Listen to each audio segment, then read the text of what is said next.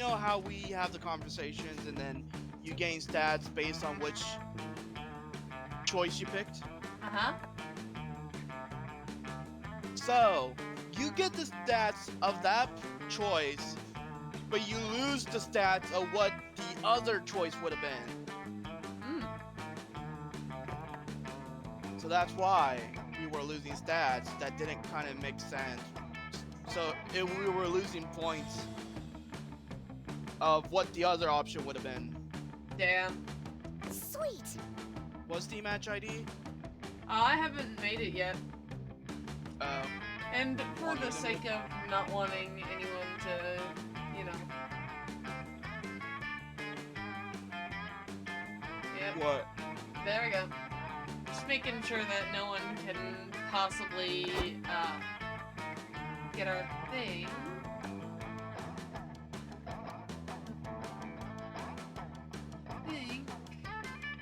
There we go.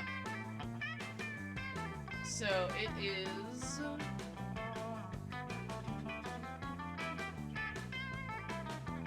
There it is.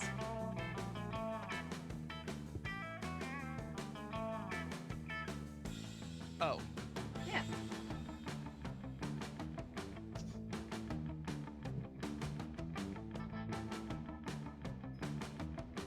Oh, wait. What game were you on? No, I typed in the wrong number. Oh, yeah, dingus. Alrighty.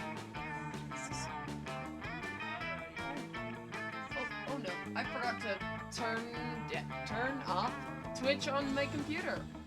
Whoops. Sorry for that minor echo. I'm gonna give that link to, you know, Ash. Wait, link to Ash? Yeah, so that they can watch us play MonsterCon. Or not, God damn it! MonsterCon is now stuck in my head. It's Monster Camp. I mean, MonsterCon is really good game, so yeah. Yeah. Monster fuckery time.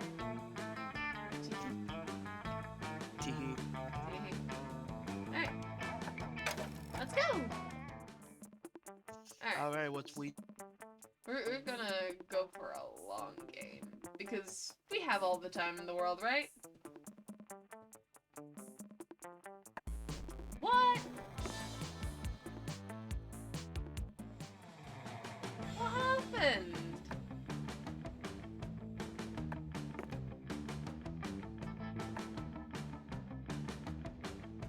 Hello? Hello? What happened? I don't know. It said the client timed out. Whatever the hell. Oh. That's because I was stalling a little too long. Was it? Maybe. Let's try it again. Yeah, I won't be doing the old self-promotion thing you would do this time again.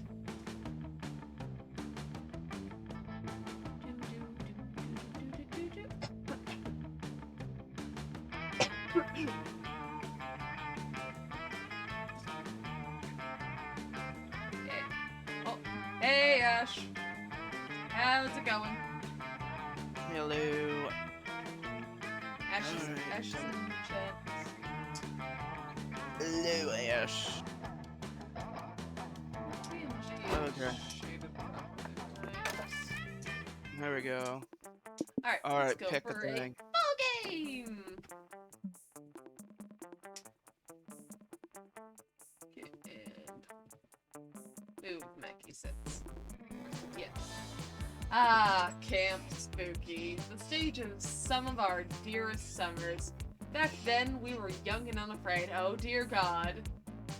With school far away, everything seemed possible as the sun embraced us on our way to camp. Why does what sound familiar, Ashy? Ash? Ashvale? Simp?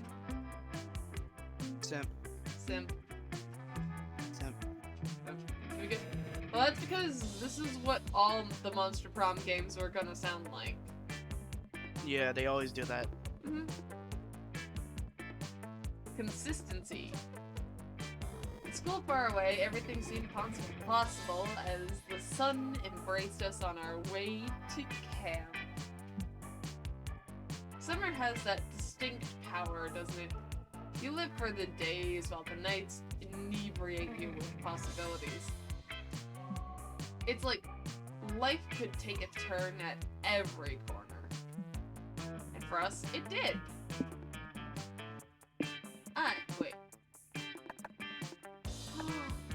I could be Zoe! You I- could be Zoe. I could be this guy. Hold on. Oh yeah. And the What? Yeah, Helltaker is in this. Why is Helltaker in this? Okay, that guy looks cool. She's adorable. Oh yeah. Oh. Zoe. Oh, I forgot that Pumpkin Girl was introduced in this game. I forgot.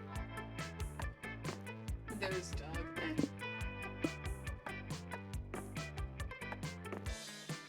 Oh, it's me! Oh, now I have two that I really. Well, actually, I have three I need to pick from. And two of them are demons. Yeah. Huh. Who are you, though? I know you're Mamimi. Sawyer. Sawyer's the they. I am the they. I am they. You are they. Oh yeah. These are your stats. Ooh. Well, obviously, I'm gonna take the Sword of Rar.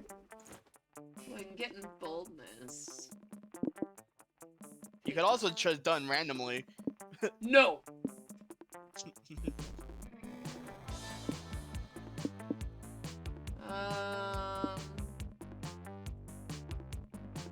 Take the flashback light. Oh, that's boldness plus creativity.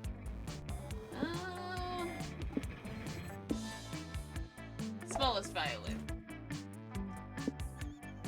Okay.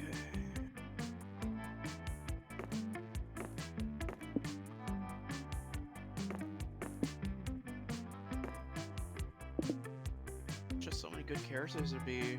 I know, right? I'll be Pumpkin Girl. Elegant. Oh yeah, Jacqueline. Yeah, Jacqueline. You remember that from the Con. Con? Wait, Let's spice things up. who's who? Ash, who's who?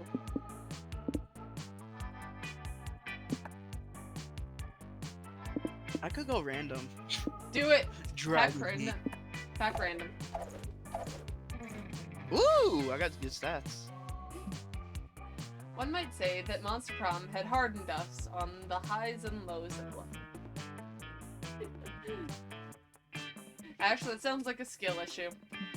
But no, in love, we're always absolute beginners. And summer camp was no different. No one talked about it, but the idea of summer love loomed over our heads. By the way, Ash, that was a joke. You don't need to take my jokes so seriously. I say skill issue to quite literally everything. Like, if Prissy here fails at one small thing, I'll call it a skill issue. In fact, that's what I'm gonna do. Now we have, 3 characters we have to voice. And we did random last time. Let's do random this time.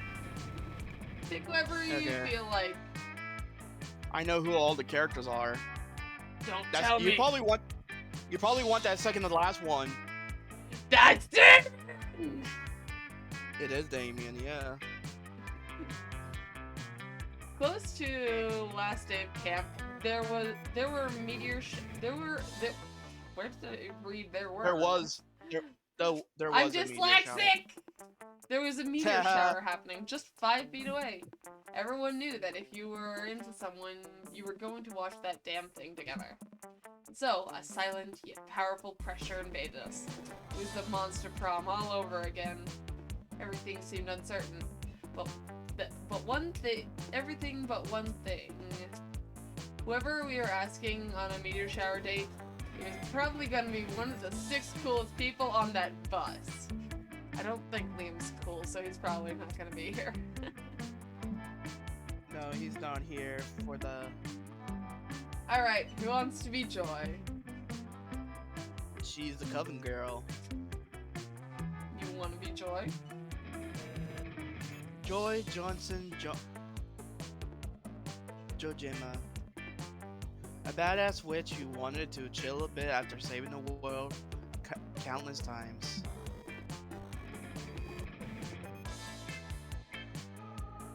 This is a Slayer. Yeah, I know, I'm just trying to figure out how to pronounce her name so I can do her Aravi. voice. Aravi? I believe that's. Aravi Mishra, 22, a hot-headed adventurer possessed by a curse, who had turned out to be the most annoying roommate ever.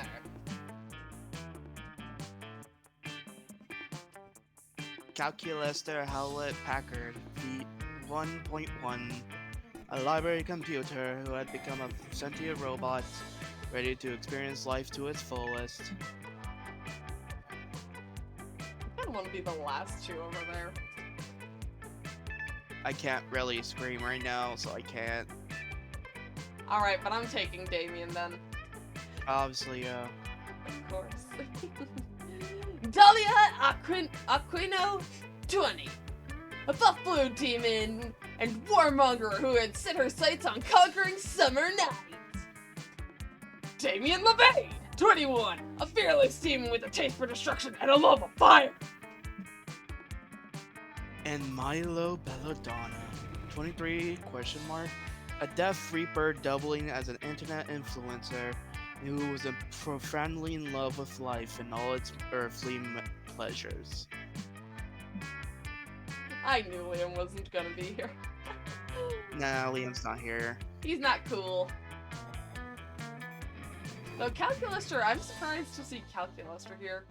Because despite him being a cool robot, he's not exactly the coolest. The bus trip was long, and all of summer could be shaped by the first step well taken. And so it was clear. It all came down to breaking the ice and causing a good impression with the right person. Davian! Time to break the ice. I want to tell you what happens, but Don't! Which of you these might would be regret your- it. Shut up! Okay. Which of these would be your favorite TV show? Fantasy adventure series, house flipping, game shows, anime, documentaries? I feel as though, based off of what we know with Damien and Drag, beauty contests.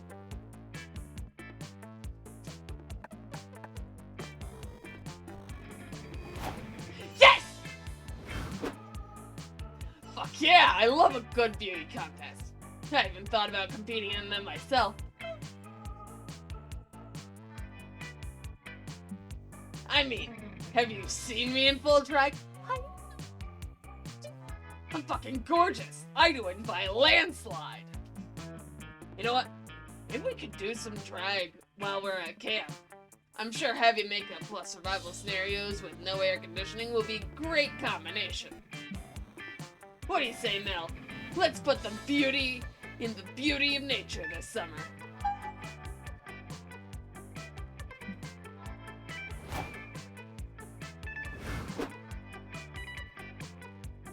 Nice, Chrissy. I love fantasy adventure shows. I didn't know you were a fan too. Have you ever watched Coven? It's an awesome program, super action-packed and turbulent. Also, I'm the star of it, so it's bound to be amazing, obviously. And hey, maybe if you hang out with me over camp, you can feature in a cameo episode. Would you be into that? We only had 5 weeks left to woo our crushes and conquer their hearts. But as I already said, we were young and unafraid, but we were ready to not.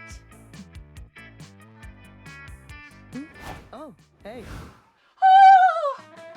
Oh my goodness, they are absolute adorable.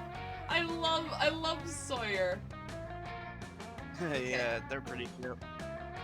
I need fun. And Oh yeah, boldness. do you want me to tell you the thing now, or?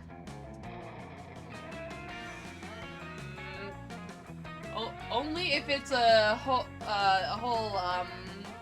the stats for your love interest is actually different Oh. than the original. No.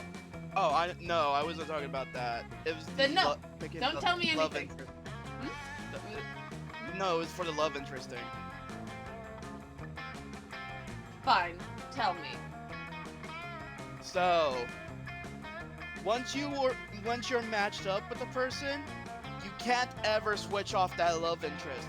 I wouldn't want to. Damien's my forever. No, but I'm just saying, if you were to pick somebody, not even during the lunch, quote unquote lunch dates, you can't switch off the love interest. Don't care, wouldn't want to.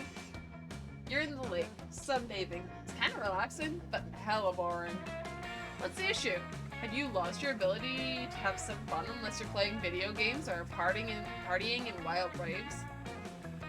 Ah, no. You see, the problem now, you didn't put on sunscreen, but fun screen, which has fun protection factor of 50. You wash the fun screen away with some water and put on some sunscreen. There you go. You prevent some sunburn and gain +2 fun. Yes! You join a game of volleyball with your 3 most violent friends, Dahlia, Damon, and Aravi. All 3 of which I have to voice. Yeah. I voice all the loud people. You voice all the quiet people. Maybe one of them will accidentally injure you with a volleyball and you'll get to act out a real-life hurt/comfort fanfic. What am I, Zoe? Maybe. And not only because I have to be quiet because my mom's working from home right now, so that's why I can't yell. Oh, sounds like fun. My mom's just being my mom. But Yeah, alas, no, she helps with the customer line. But alas, the game never gets that far. During Dahlia's first serve, she hits the ball with a tad too much ferocity, and it goes sailing up into the trees at the lake's edge. Damn you, Dahlia! Dahlia, what the fuck? No one is ready for Dahlia. Ha! I win! The ball has been defeated! Oh, that's not how it works. If you want to defeat the ball, you gotta stab it. I'll show you. But you just hit it all the way into the friggin' woods. Wait, I didn't know there was stabbing in volleyball. Let's go find that ball. On second thought, maybe playing volleyball with these people wouldn't have been the best idea. You follow them into the trees anyways because, well, you horny. Guys, over here! I found a dead body! Also the volleyball! 3 of you follow Dahlia's voice and find her standing over the body of a pirate. He's got a peg leg, a bandana, and a fatal volleyball wound to the face. God damn it, Dahlia! Lame. Aw, man. The volleyball is totally ruined. Way to go, Dahlia. Oh, so when you murder people with sporting equipment, it's cool, but when I do it, we're suddenly concerned about the sporting equipment.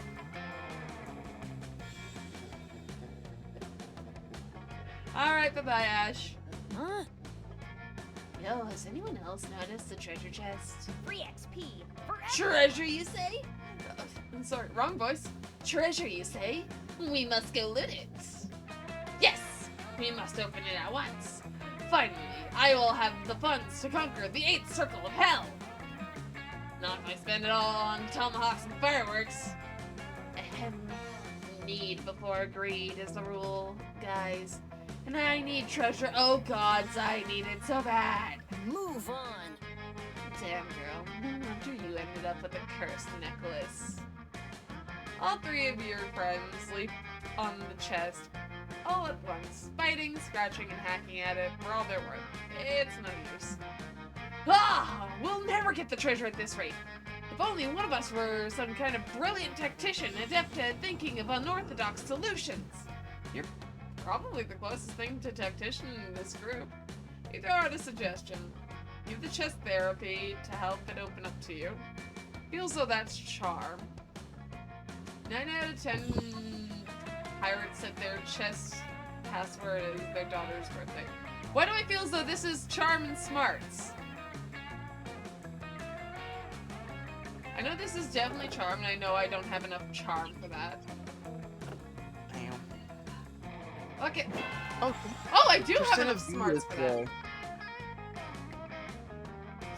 Oh. Okay, thanks, I guess. You search the pirate's pocket and find his wallet. Inside, you find a ton of pictures of his daughter.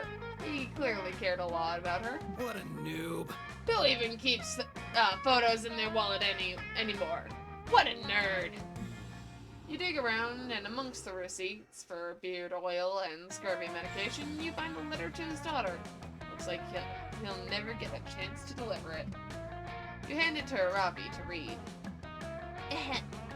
Dear Ethel, I love you so much. I'm sorry I've been off sailing the seven seas for most of your childhood. But that's all over now. I've realized that the most important thing in life isn't booty or swashbuckling, it's you. I've decided the pirate's life is not for me after all. I'm heading home to you now to be the father you've always deserved. I sure hope nothing kills me before I have a chance to see your smiling face again. I should be back in time for your birthday, which is... Loser. Let me see that. That idiot totally put his daughter's birthday in this letter. Look, haha, that idiot totally put his daughter's birthday in this letter. And it looks like she's turning 10 years old this Sunday. Children are also idiots. With the help of the newfound knowledge, you unlock the chest to reveal the bounty inside. It's... You're winning at summer! 2 volleyballs! Victory! I'd say we came ahead in this deal, wouldn't you, Mel? Hell yeah, you did. You accompany your friends back to the volleyball court. Laughing, high-fiving. Behind you, the corpse of the pirate slowly decomposes. Now totally alone, you gain +2 fun and +1 boldness. Woo! This'll be easy as pie. Pumpkin pie. Alright! Ugh, look at my horrendous stats here. Jesus Christ. They're not bad, actually. I mean, they're more in the middle, I would have to say. Yeah. They're about as okay. similar to mine as I Who mean. am I going for? Oh yeah, right. For Hope. Yeah. Kevin Lady. Oh. Who you also voice. Yeah, I know. I'm pretty sure somebody who I played with before had her. I forgot what her stats were. What was it? I'm pretty sure it might be Charm. If I remember all the fucking dialogue. Maybe Charm and Smarts. So I probably have to go with that. Bye. Today at the Camp Dome, the game is Charades Extreme. Just regular charades, but apparently they love to stick extremes onto any classic game. It's your turn, and you get third time to charm. Third is easy to convey just by using your fingers. But charm is harder to get your team to guess it right. Yeah, if you really were more charming than you really are. Imagine do that. Games lets you charm by playing that role and bring your team to victory. Hooray! Hooray. About to be impaled by a particularly sharp volleyball when Joy appears and saves you from with a shield of magical Hey. light. By Hey, the way, Chrissy, that was don't- totally me shooting it at you What? with the Oh volleyball. god. All the way from the lake. Yay! Sorry! Chrissy, don't get any horny ideas just because I saved you. Saving people from getting impaled is just what heroes do. I volunteer! I volunteer! I volunteer as tribute! Who the fuck? Do you want to do that? Yeah, sure. Did someone say something about what heroes do? Because whatever it is, I'm doing it. I'm the hero. It's me. Ugh. Who are you besides the hero? Madness is here. You mean you don't remember me? Curse the Chancellor and his vicious disinformation campaign. My name is Badness, and I'm here for the Camp Rival Camp to save you all. You're from the Camp Rival Camp. And dyslexic. Also, Batness, Katniss, obviously. I know. Okay, that was not bad. For the numerous deadly traps and lethal games in this dome, that's really thoughtful of you. Maybe we can team up and. You think these lakes of acid and constantly firing shotguns are the real danger?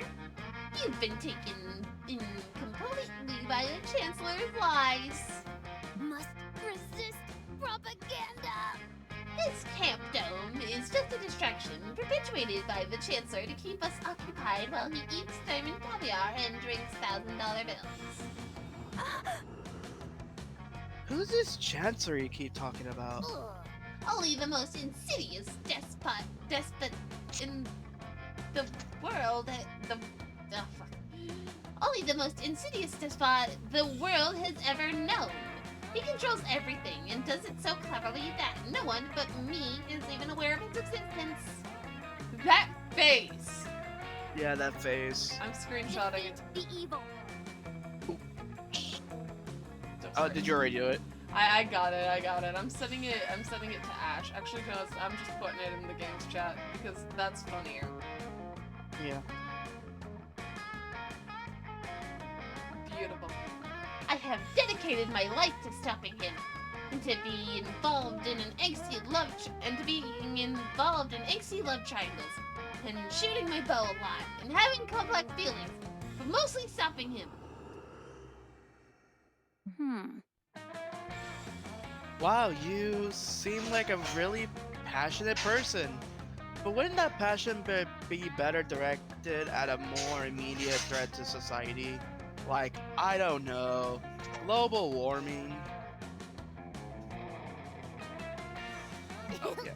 Global warming? Ha! That's just a result of all the expensive cigars the Chancellor smokes, because he's so rich and evil. Seriously? Right, okay. What about racism?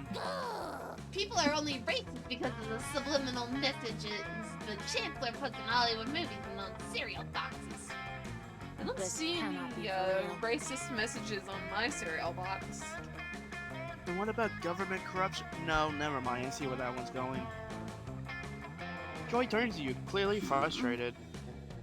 This Batwoman hybrid clearly has a lot of passion for social change.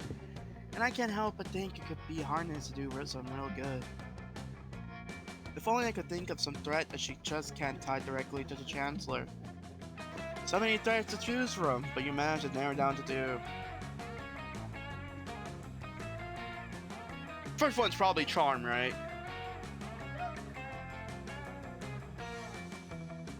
Because Summer Love. Yeah, could be. Giant Honestly, Dust ain't- opens himself in the center of the camp while swallows 5 campers every day, which no one ever talks about for some reason. I'm trying to figure out what that one is. Probably boldness Maybe or bold. creativity. Yeah. But I would go for the top one. So charming. See, charming. See, if it has love in it, it's gonna be charming. Yeah. Summer love. Missing out? I go realized until this moment. Poor kindness. Everything around the world share one thing in common. The only winner here is oppression.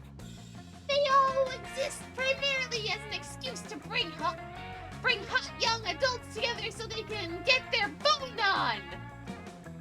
I'm so focused on overthrowing the Chancellor that I lost sight of what's really important. Speaking.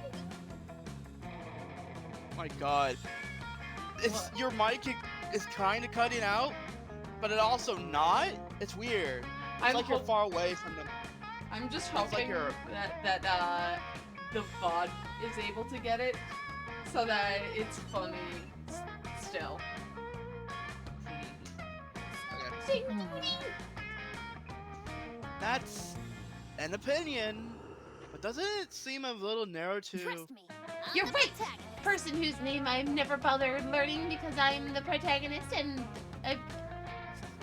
because I'm the protagonist. I've been thinking too small. Right now, my dating pool is limited to people who know about the Chancellor. Just me, plus Damon and Dahlia, who are in a love triangle with me, whether they know it or not. No, they're not! Damien's mom! Senpai, if I want to get my cream on with the cream of the crop, I'm gonna need to diversify. I need to start caring about all kinds of societal ills. Ugh. That's a pretty cynical reason And may the to. odds be ever in your favor. No time to talk. I'm off to become an environmentalist, voting rights activist, radical socialist, prison reformer. This is going to be so good. Also, that fucking voice line. Oh my gosh. May the odds be ever in your favor. You know what you're doing, don't you? Well, I can't say I exactly approve of her mode. Oh fuck. That's all on you. Not me. I know. I wish this has a history function like it does in MonsterCon. It does? In MonsterCon? Yeah, MonsterCon. Yeah, you can look back at what people said Damn. by pressing H, or going back in the pause menu. But yeah. Damn. You know what else is expanding? Your chances of romance with Joy. And you didn't even have to manufacture a water crisis. Nice, you gain +2 smarts and 1 charm. Maybe she needs smarts and charm. Let's trade places. I might choose a celebrity. You know what? I'm gonna continue going through with random. Let's keep doing random. It's my turn. Oh. I can do random. But yeah, random. I don't know any celebrities like that. Oh. The odds were ever in my favor. Ha! Week 1, evening. I want to feel the wind in my leaves. Also, you can press tab to bring stuff up. You don't have to put your mouse to the side. Oh! Pretty useful. I also learned that on MonsterCon. Yeah, that's some good information to learn. Yeah. Also, if anything, I think my character has the better shot of getting in a love triangle with Damien and Dahlia.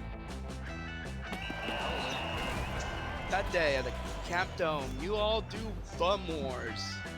That means the campers are waging war against the Dumb Warriors, the supernaturally buzz dumb monsters from Camp Thumb.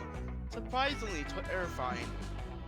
Y'all were sure to lose, but thanks to your quick thinking, you hatched a plan to fight Thumb Warriors with their greatest weakness: predators without opposable thumbs. Some may say to your team, sticking a pack of rabid mountain lions on the competition, on the competitors, cheating, but your preferred term is strategic. God! You gain +2 charm. After that, y'all enjoy a rousing game of grenade soccer. Well, not everyone is enjoying it, I suppose.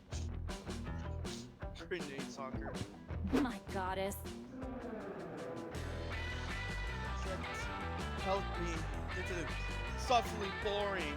Can we just win the game already? We've been up like 20 points for the last half hour. I would also love to move on from this. Happiness is just such a fleeting creature, always giving us chase. But in order to chase it, Damien must first stop kicking the grenade into the wrong goal. Shut up! Oh! What whole time I think I was safe from talking! Oh yeah, it's bugging out every time you try to scream or do a high pitch. I mean, I do have my face full of cereal right now, which is the same dilemma and problem that we had earlier with MonsterCon. I got too hungry, got snacky, and would you look at it, I have a character to voice. Just give me a minute. Feel free to talk about whatever.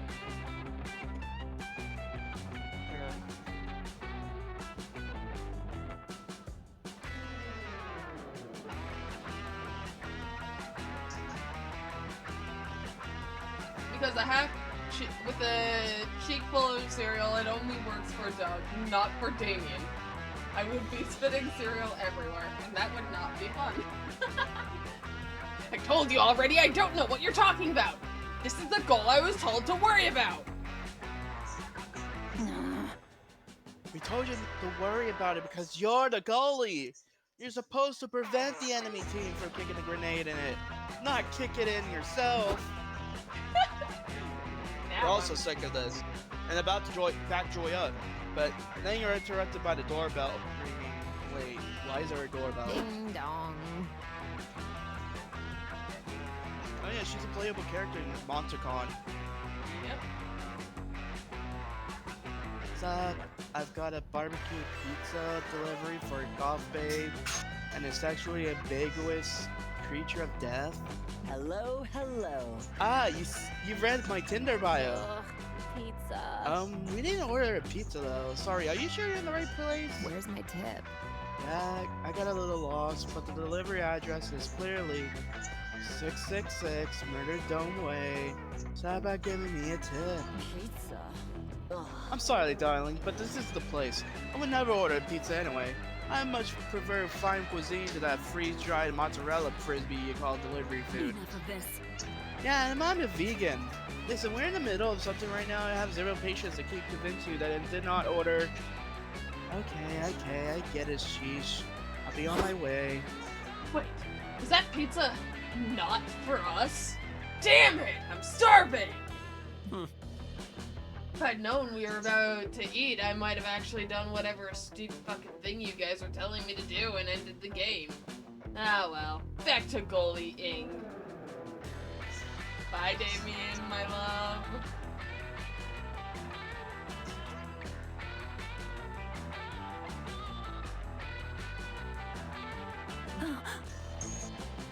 Wait, seriously? Hey, wait, that is our pizza!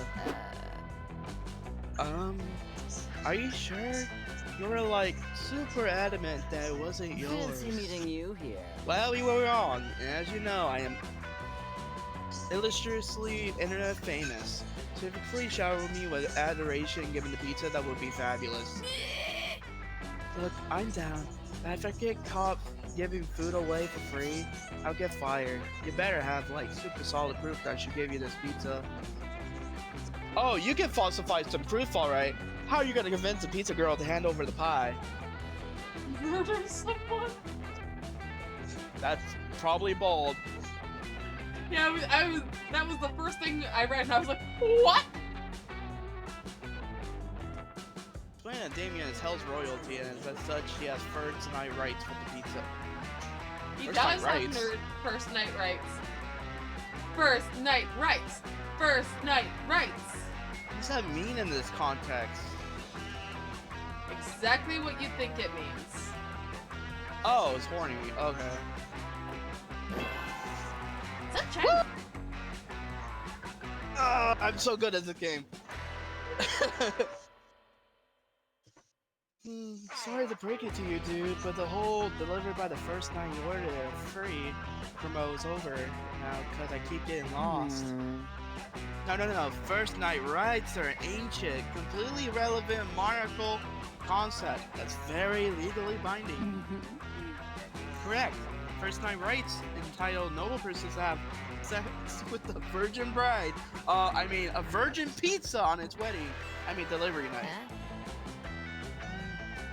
Well, this pizza was made with extra virgin olive oil. Exactly, this concept was developed centuries ago to allow noblemen to flex their extra large privileges and influence on common peasants. Dope. Yeah, and this is an extra large pizza, so that makes sense.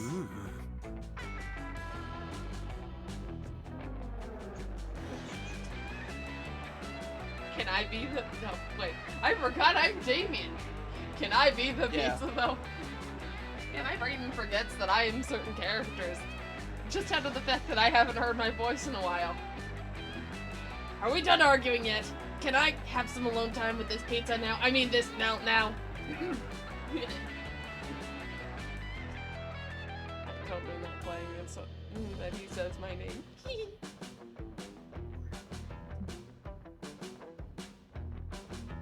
Well, I guess, however, first night rights only entitle you to have sex with the pizza, not eat it.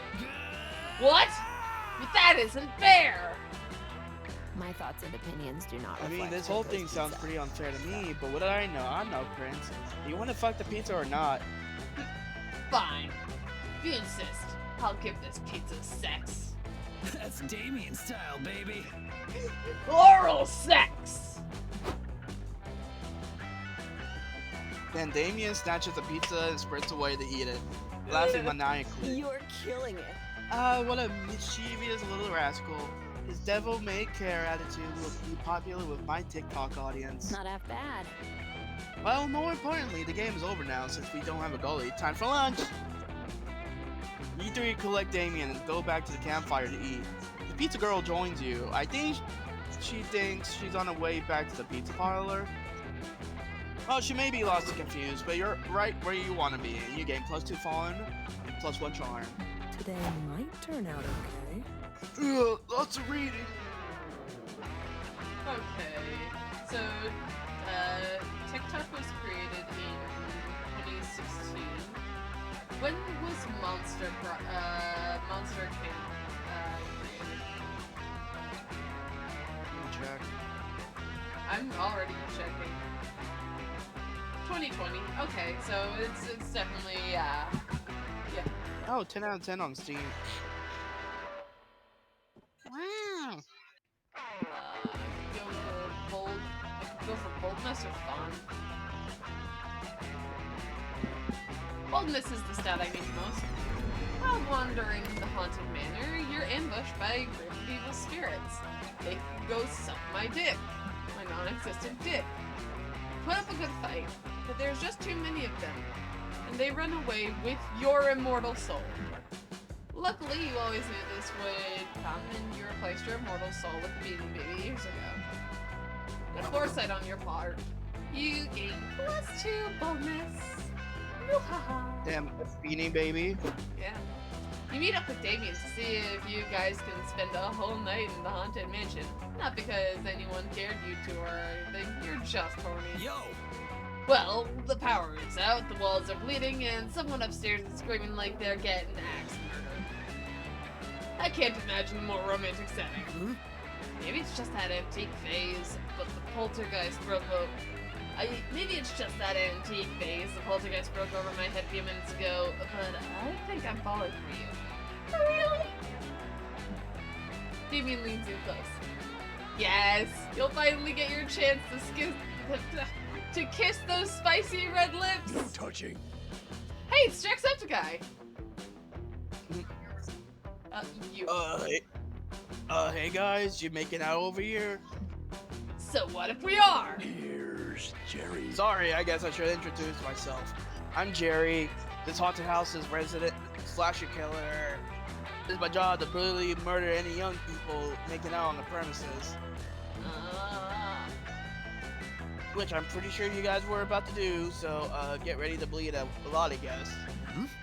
So wait, you only kill people who are making out? I mean, I'll kill anyone who's in the process of hooking up, really. Some of the older slasher killers target minorities, too, but personally, I think that's super problematic. Well, Good I on mean, you. we're gay. We're gay and about to make out. So like, can you not? Because No, I'm he not. said he does. He doesn't target minorities. Yeah, that's what I'm saying. We're gay and making us minorities that are about to make out. So like, fuck off. Oh, I forgot. I'm still in charge of this. Well, hell yeah. Let's get into it. What? Getting knifed is my second favorite kind of foreplay, right between big fire and other. Stabby, stabby. You're making this weird, man. I'm still gonna stab you. But I just want to make it clear that I'm not doing it for sex reasons. Maybe you aren't, but I totally am. Come over here and penetrate me, you psychopathic stud. Oh no. Damien, you're supposed to be making out with me!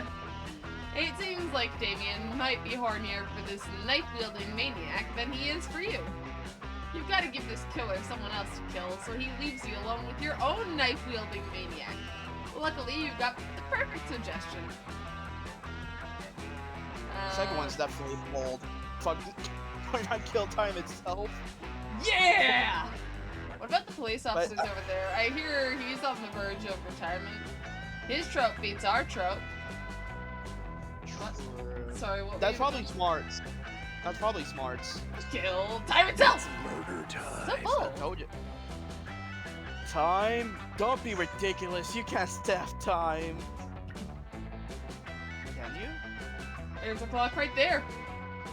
Try it. You explained that you're not talking about literally murdering time. You're talking about killing time by cultivating a new stimulating new hobby. A hobby? You mean like dwelling on the horrific past events that made me who I am? Or making jackets out of people's stitched together faces? Sure.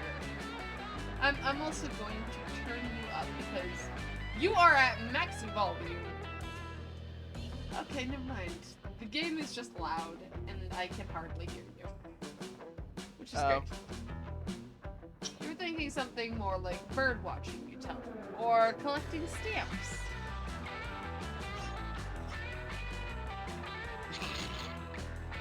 Yeah? What the fuck? No, somebody said the funny... What? No, somebody said... In another server. Ah, I can send it to you. sure. I'm excited. It's nothing. See what? Oh. Aww. Aww. Hurry up and read your lines. Okay, sorry. Stamp collecting does sound interesting. I like the ones with pictures of antique bicycles on them. It's not sexual. What else do you think is best for stabbing the stamps before I collect them? The ability doesn't need to stab the stamps at all. In fact, stabbing them significantly reduces their value. Stab. Yeah, okay, of course. So I collect the stamps, and then I use them to stab people. Exactly. Come on, dude. I love stabbing as much as the next guy. But even I know you can't stab anyone with a postage stamp. You use the postage stamps to send your victim's severed body parts back to their loved ones after you stab them. Whoa, that's way better than dragging the bodies all the way over to the loved one's house, like I usually do. Hobbies are great. Now, if you'll excuse me, I'm going to go murder some prominent stamp collectors and take their collection. Later, guys. Thanks for the advice. Alright, good enough. Now you're free to totally get your freak on with Damien. Unfortunately, two creepy little girls show up and kill the mood by silently staring at you. But at least you almost made out. The game +2 fun and +1 charm. Woo! I get that reference. I do too. It's the fucking creepy twins. Everybody choose a celebrity. Do you also have that, or is that another bug? I also have that, but why the fuck did it... What? Random! Dang. I was hoping for first. No. I think it's just going to always be, There's still some room. Like any night around a camp, spooky, campfire, the air is filled with the smell of smoke and the sound of bickering. Enough of this. Wait, hold on. What did they say? Hold on, I saw something mention my name. What? Huh? Hold on. Is it in the game or what? Oh, Ginger! Ginger! It's all the back rooms. And it said, at first I thought this said bathrooms. And it was like, first Chrissy sets the hotel on fire twice. Then she locks April in the bathroom for 3 days. Ginger. Oh my god. Oh my god. Oh, what a fucking that's good. But the last time that you freaking took my Yes. Suck it. No! How dare you? I already lost in MonsterCon. I'm not losing in Monster Camp. Ginger! Hi, Ginger! Ginger. For the last time, Damien, you simply don't have what it takes. What? How can you say that? How can I not have what it takes to be your next bad guy? I'm the baddest dude I know! You're not a big bad, but you're still very Be bad that as it at may, this. you are not the baddest dude that I know.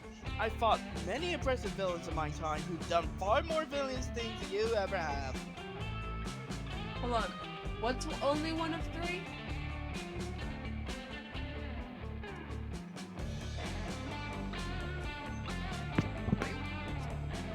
Hold on. Ginger's asking what's one of the three Oh! Yeah. This thick lady right here is the, this is Joy.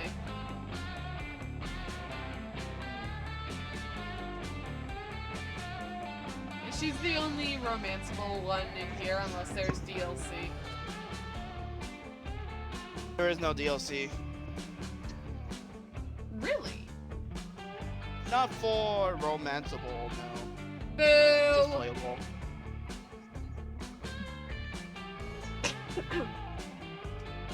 I can get there. I can be more villainous. My whole thing is trying to save the world. Why would I ever encourage you to be more villainous? I'm a pro! Well, if you don't want to encourage me to get more villainous, then I think you need to admit that I'm already a villain. Ugh. Ugh. I have real bad guys to fight, Damien. Some of them are already plotting unspeakable crimes right this second. Give it a rest. Of course, the most unspeakable crime of all would be missing out on the golden opportunity to impress one of your classmates or campmates. I'm so used to saying classmates. Campmates. You leap into action to avert that potential crisis. There is no villain more dangerous than Damien is. To his own well-being, be the hero Joy and stop him from causing himself too much harm. No! It doesn't matter how villainous Damien is or isn't, because he just doesn't fit the most important description for a common villain. Wanting to fuck Joy. Wait, is this the Damien one or is this the Damien one? I don't know. This one! Yes! This sounds like one of Mel's semantic loopholes designed to carry favor with their crush. But I'm willing to hear you out. So Damien, what have you been doing to make you a danger to yourself? Oh boy, let me tell you. I arm wrestled the crocodile for a piece of gum, but it was my arm versus the crocodile's mouth. I used a beehive as a punching bag and wore a bear trap as a bracelet. For breakfast, I had hot sauce and nothing but hot sauce. And also the hot sauce bottle. And I went sledding down a mountain at a 90-degree angle, straight down, and the sled was my own ass sitting on nothing but the ice. And then I did laundry without fabric softener. Okay, stop. Are those really things? Are these really all things you've done in your lifetime? That's Damien's style, Lifetime. baby. Joy, these are all the things I've done in the past 48 hours. Okay, I may be able to work with that. I can think it's clear the first precaution we need to take. Huh? Epic laser sword showdown at the edge of the cliff. No, the first thing I'm gonna do is wrap you up and wrap you in bubble wrap. I could pop him. Rad. Yes! First real villain fight! Joy wraps Damien tightly in a bubble wrap as he celebrates his defeat. And this is good for you. This is good for you for 3 reasons. 1, Damien is thrilled, so mission accomplished. 2, Damien is at least 26.7% or 0.4% safer from his own shenanigans. And 3, Damien actually looks really hot wrapped in bubble wrap. Is this your kink now? Apparently this is your kink now. You keep secretly stash away some bubble wrap just in case you need to battle Damien yourself one day. Very Wow. important, Ginger. I brought roasted veggies. Who are you gonna sit Gosh, with now? You took my spot. I wasn't gonna let you have it. I'm going to the Mothman. Hey, Chrissy! Today we gather I was just in around the middle of this a day fire. with this sexy campfire. But I could put it on standby if we're here to share some juicy gossip. You're not. You just want to chill by the campfire. That wasn't a question or suggestion. Give me some gossip. Prepare to join the campfire. What? Is he pointing a gun at you? Gosh, this dude is in dire need of gossip. Well, you have some appreciation for your life. So let's concoct some lies and gossip for this cycle to spread. Uh-oh.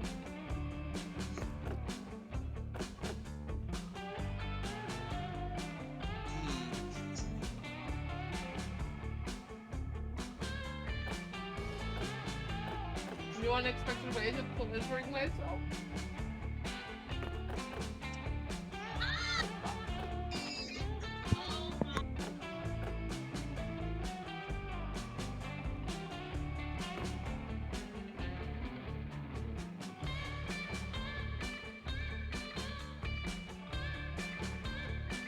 Fucking.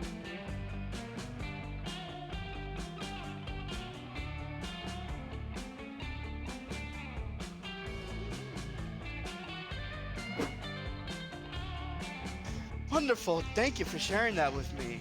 My murderous desire for gossip has been satiated for now. Well, my fellow Now, if you'll gossiper. excuse me, I'm off to repeat the process while I'm spreading a rumor around camp. You there, I have a question. Would you like this amazing rumor, or do you want your life to end right here and now? Spread your rumor like butter spreads on toast, and its warm, delicious goodness is eventually spread back to you. Hey, do you remember when Mel disappeared for like the entire month of February and no one knew why? I've been told the whole story. Come closer and I'll tell you all about it. Okay, this may sound weird, but Mel spent all of February hiding in their basement, and you might ask, how did that happen? Well, apparently, there was this one big reason for Mel, following the mysterious precept of a very wise monk. During that month, and until they finally got out, Mel avoided going insane by vibrating.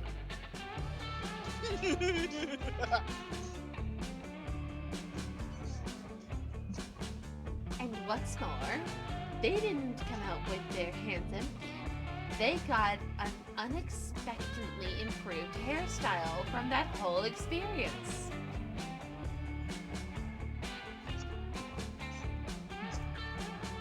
Wait until I tell everyone.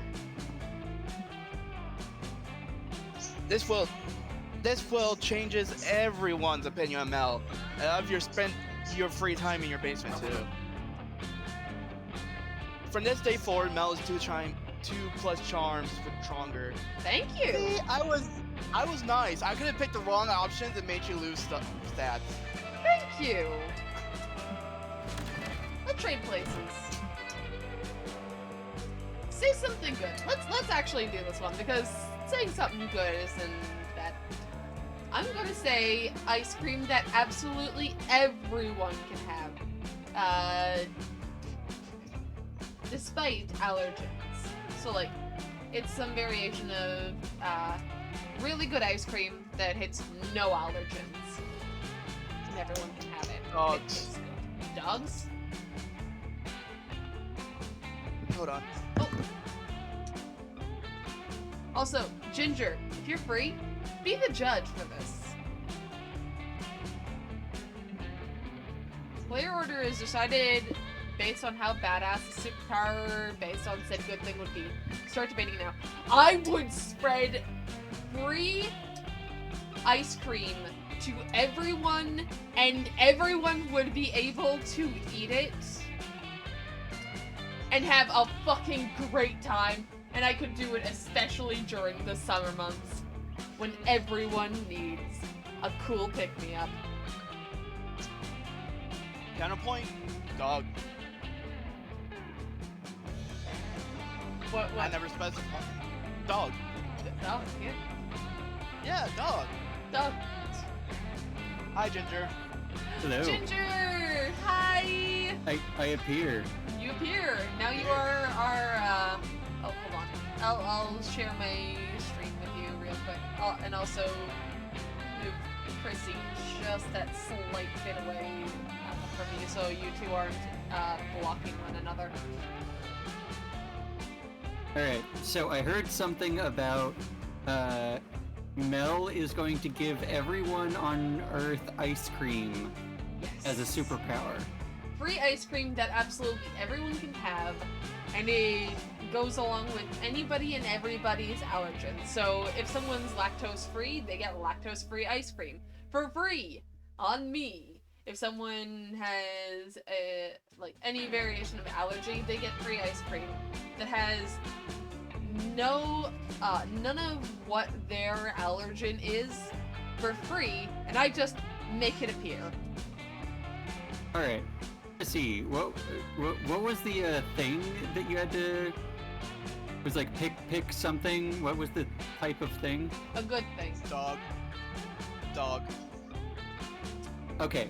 So it was just a good thing, and Mel picked ice cream, and Chrissy picked dog. Yes. Yes. All right. Go ahead, Chrissy. Oh wait. Oh, I had to explain my thing, or what? What did you say? Yeah.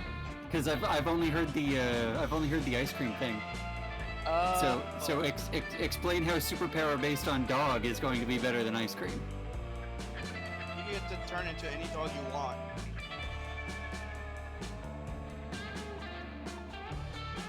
I get to turn into any dog I want? Yeah, any type of dog. I never specified what kind of dog. So one assumes that you could be any dog. Or into any canine.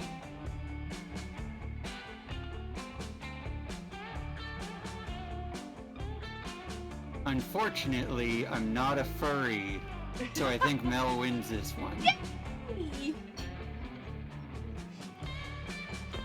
Also, unfortunately, I was really hoping that you would pull the same kind of thing that Mel did and say that everyone gets that you just get to like summon infinite dogs and you can give a dog to everybody, because that would have instantly won over Mel's. Exactly. But I'm sorry. Like, if my superpower was dog, it'd be summon dog. Give dog to people who need dog. Boom. Dog. It would be summon cuter dog. Yeah. I mean, you could be the annoying dog, Toby Fox. Summons Toby Fox. Okay, I'm getting more boldness. That day, in the haunted manor, you accidentally stumble on a cult meeting in the hallway. By the way, I know this is going to be a very long game, but after this, if you want, Ginger, would you like to join us for some Monster Prom? Or not Monster Prom, Monster Camp? Possibly, depending on how long it is. I still need to go and pick up groceries. That's fair. You can technically do it while we're doing this, because if you'd like to take a look at just the top there, we're only just starting. And it's already been You are, in fact, only just starting. an hour. Then again, I Alright. do believe you can go pick up groceries and we'll probably be done by the time you get back. Oh, no you won't. No? Me going to pick up groceries is like a half-hour thing. If you've been on this for an hour, then, like, you may be, like, 2 steps farther in when I get back. Yeah, maybe. I'll go and pick up groceries, and then I'll return and voice a character or two. Or Awesome. just serve as judge. Awesome. Or just Or just interrupt you a whole bunch. Yeah, that's fine. Stay Alright. safe out there. I'm gonna dip. Be back soon. Bye. Stay safe. Don't get mugged. Yeah, don't get mugged.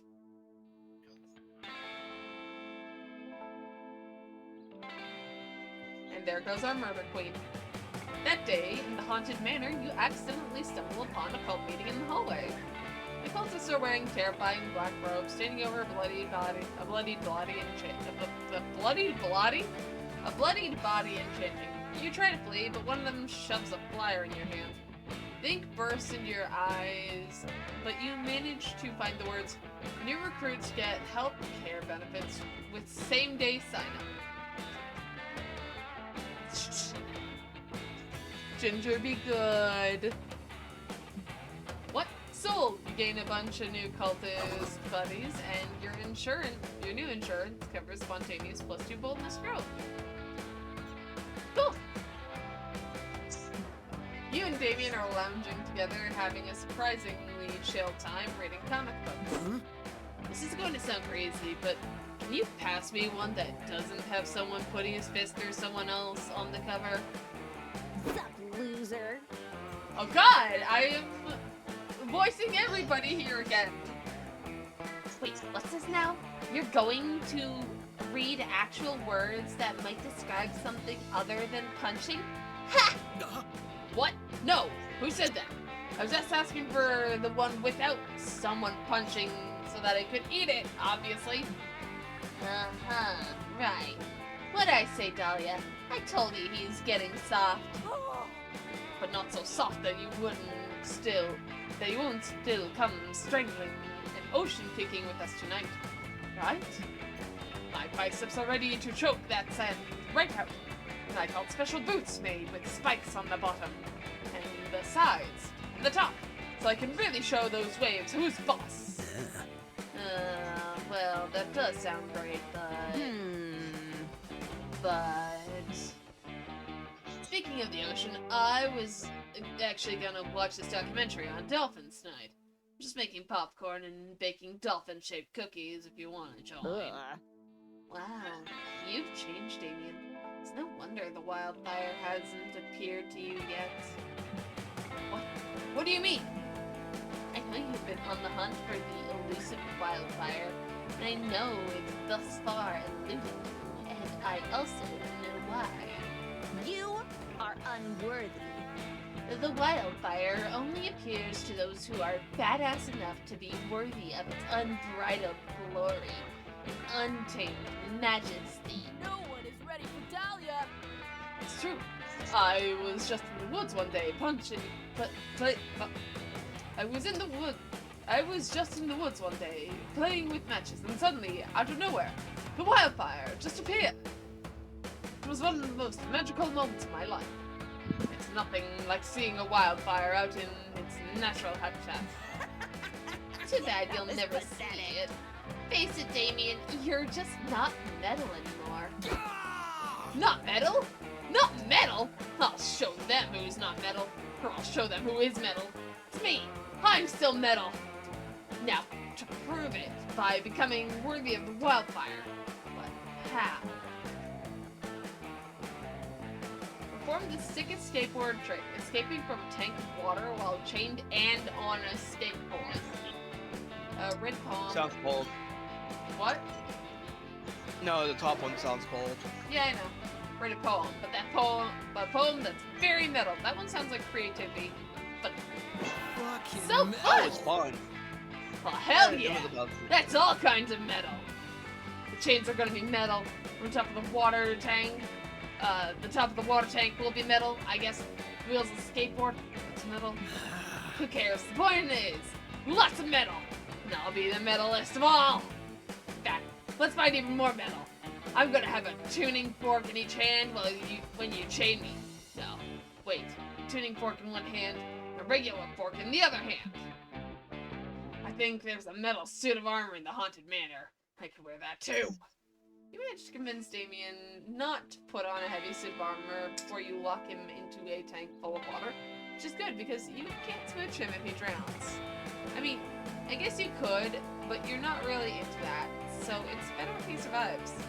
That's called mouth to mouth. CPR, you know it?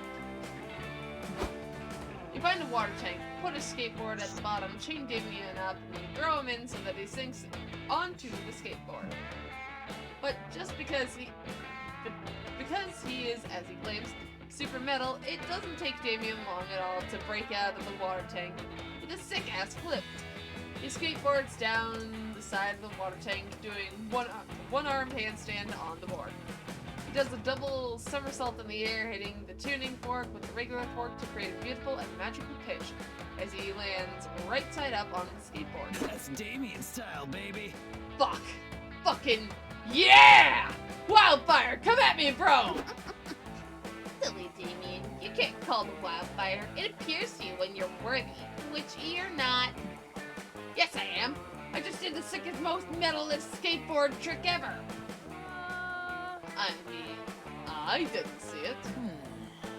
If a demon does a sick-ass flip in the woods, but nobody's there to see it, was it still metalist fun?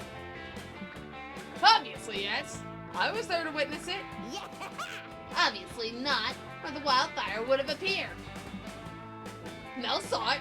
Ask them. Oh, Damien, we all know Mel is a thirsty bitch who would say anything to get attention from you. I don't know why I've turned her Russian, but that's her voice now. Dahlia's right. You are a thirsty bitch now. I'm Judith like that. But you're a thirsty bitch who helped me out today, and I appreciate it. We're like masters of survival. Let's try again sometime. Soon. I know next time we can get that wildfire to show itself for real. Oh yes, Ginger. I am very thirsty.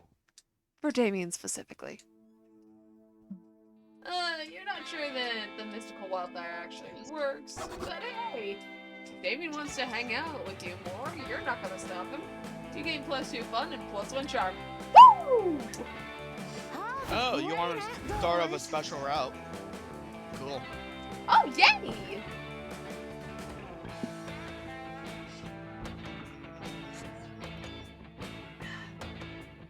Thirst has been quenched, but only to a degree. That day, while you're hacking through the woods, an angry gnome steps in your path. Skill issue. Up, Johnny Beast, he cries. If it is passage you seek, you must answer my riddles 3. Riddle number 1. How is a raven like a writing desk? That's a tough call. You gave your answer. You punt the gnome into the sky. Continue on your merry way.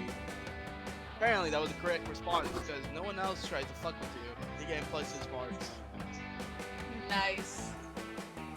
Later, when you're wandering around trying to tell if you have mercury poisoning from all the tuna you ate for breakfast, you see Joy and Scott. Scott's here. Hold on, before we do this, I just want to try something. Just a quick, awesome. There, I can probably hear you a bit better. Anyways, you're Scott, because I already have too many harsh voices. Yo, Chrissy, check it out. Joy and me are doing photography. It's basically the art version of sports. Yes, we're taking a photography class together. This week we're supposed to capture the majesty of nature. What would you say is more majestic, a small bush or a small shrub? You have a desperate need to be included in basically everything your friends do, so you whip out your phone and start snapping pics with Joy and Scott and Joy. Yay, friendship. By the way, Suddenly Scott pauses. By the way, there is definitely a sex joke involving a small bush. I just don't know how to make it. But if you know, you know. Back to you, Cheryl. Continue.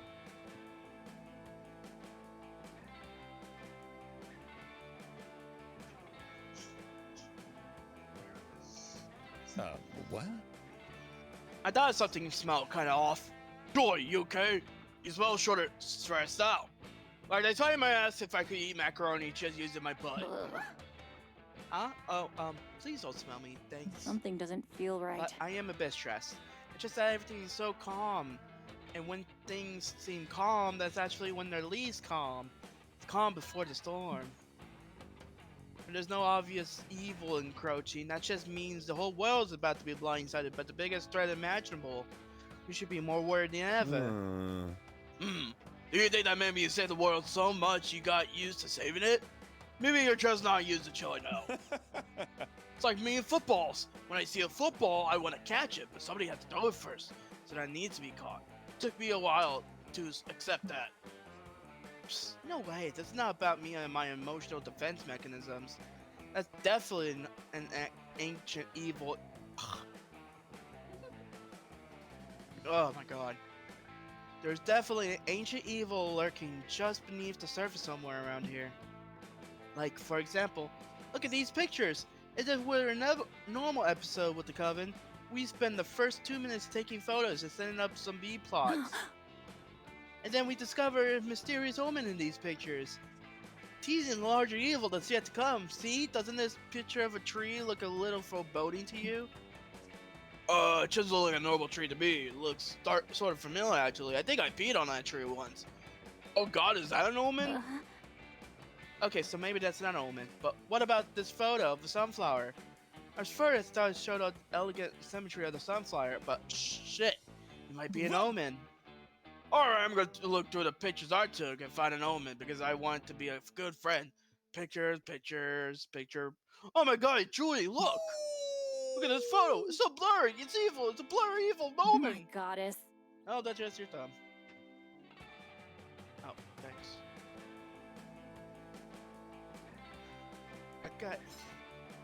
I got to help me. Maybe this was a bad idea. Uh-oh. Looks like Joy's coming up short on omens. It's about to be exposed as a total workaholic. Look through your pictures and find something ominous to help her out. This picture has a flock of birds, which are classic bad omens. If we connect the birds, like we connect the dots, I'm sure we find an ominous warning. I think that's smarts. The resolution is too high in all these pictures. It's a clear omen that technology has gone too far.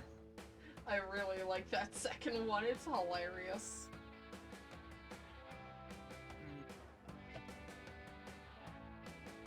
Don't know.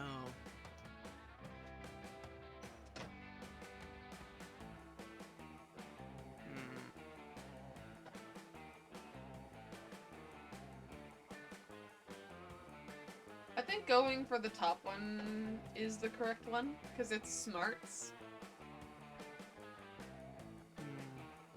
Like, I would bet on it. If not, it's creativity, and I'm pretty sure we have high enough creativity for it. Oh yeah, what is my creativity? Your creativity is 6, and I got a skill check pass with creativity 4, so if anything, it's from... Ah, it was fun! Damn it.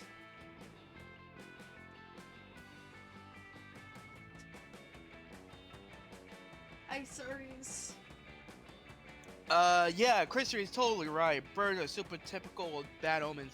I mean, usually it's crows or vultures or maybe ravens, but even that's a stretch. And this is definitely a picture of a bunch of pigeons, but fuck it, this is officially an omen. I knew this whole thing wasn't just me struggling to relax. Wait, so this is an omen? So that means we get to connect the dots? Yes, I love connecting the dots. I even keep a marker on me at all times, just in case I need to do a prank, or in case I need to connect some dots. Come here, you crazy dots.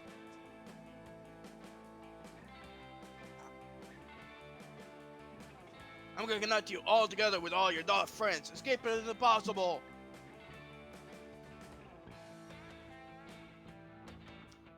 You, Scott, and Joy spend 2 hours carefully connecting all the pictures in the photo together. Turns out there was a message in the dots. It reads, "Beware, Chrissy is too hot and sexy. Smooch at your own risk." Smile quietly to yourself. Everything is going exactly according to your plan. You're a genius for bribing those birds to fly in that very specific pattern for this photo. Oh my god, you guys! I thought we were actually connecting the dots for fun, but actually really scary how they spelled out a message about someone we know. Yes, you're finally getting it. Omens are terrifying and we should take them very seriously. They're only warning us of the terrible earth-ending evil that has yet to come.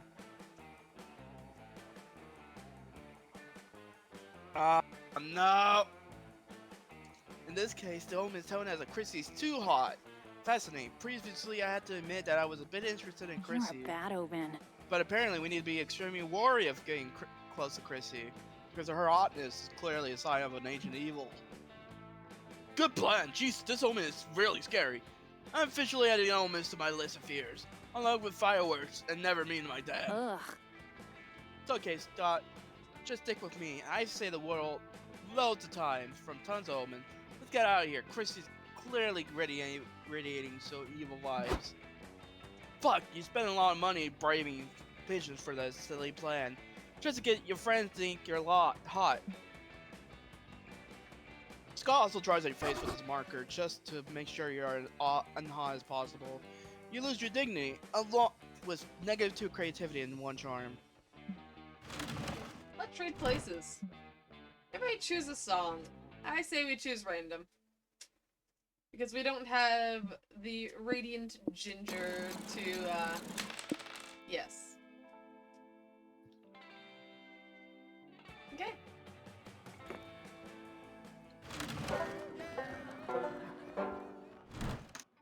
Ah, the great outdoors. Handy home the bacon. Ooh! Okay, that's a cute picture of your character. That day, you ventured into the haunted manor. Everything is going fine, and you're reassured on how brave you are. But suddenly, a ghost, or is it just someone wearing a blanket with 2 holes? So hard to tell the difference. Appears and whispers in your ear. Remember, one day you will be long gone, and no one will remember you. All the struggle you endured to become a better yourself, both personally and professionally, will eventually mean nothing. The ghost leaves while you take all that in, gaining +2 boldness in the process. Afterwards, you're hanging out with your #1 summer crush, Joy. It's National Fondly Reminisce upon the past day, so she's flipping through the pics of her phone with you. Hell yeah. Oh, that was back from season 3, right after we beat that mutant spider.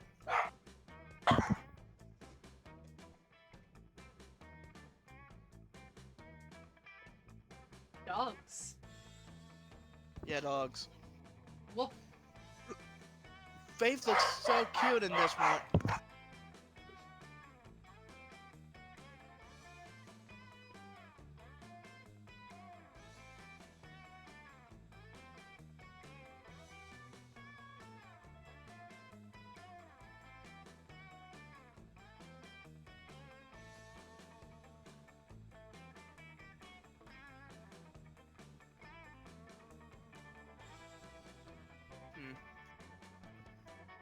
Faith looks so cute in this one. And look at that awesome Fleetwood Mac's t-shirt I'm wearing. That t-shirt was so cool. It was vintage from the 78 tour. Stephen Nicks blessed it herself. Whatever happened to that shirt? Did I sacrifice it to the goddess or something? Oh wait! I remember exactly where I left it. Fuck! Joy makes a mysterious phone call. She's asking about the Fleetwood Mac t-shirt, but the person on the other end of the line is also not being chill about it. Listen, Axarax, I know things ended badly between us, but can you please just give me back my Fleetwood Mac t-shirt? I specifically remember leaving it in your evil lair. I know you know which t-shirt I'm talking about. I did leave multiple t-shirts in your lair. No, there's definitely no need to discuss it in person. Do not have a portal here. Suddenly a magical portal appears, and an objectively sexy centipede person emerges, and they are giving off palpably villainous vibes. Joy, baby, I've come to speak with you in person. Just like you wanted me to. You look as lovely as the day I wrapped you in my bug silk. Enough of this. No, Axarax, I specifically said I did not want to talk to you in person. You're doing that thing again when you gaslight me into spending time with you, which is bullshit. Chrissy, make my Axarax. Their magical evil is said to be a person I defeated back in season 3. I know they look hot, but don't look down. Don't let your guard down. Ugh. You good? Yeah, I'm good. They mind controlled everyone in Philadelphia and tried to make all the citizens jump into a pit of centipede venom. Oh, you make me sound so evil, Joy.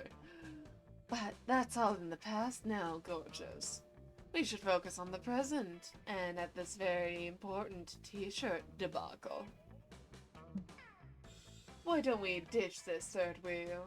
You and I can go out for coffee and talk it over. Or perhaps we can enjoy a romantic dinner.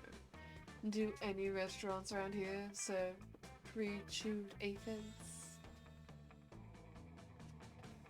Ugh. I'm screenshotting Ugh, this. Axorax. If I go get one coffee with you, do you promise to immediately hand over the shirt? Show me the shirt right now before I waste my time.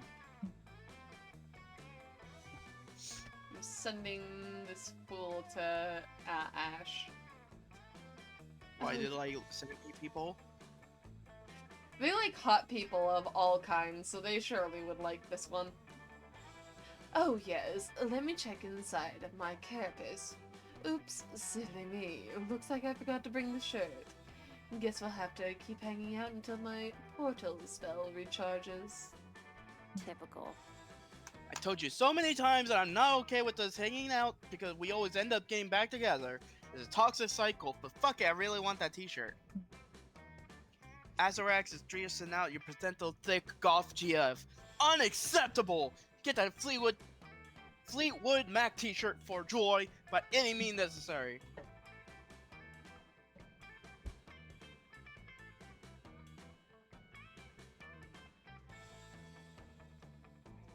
My God, I can't tell which is which.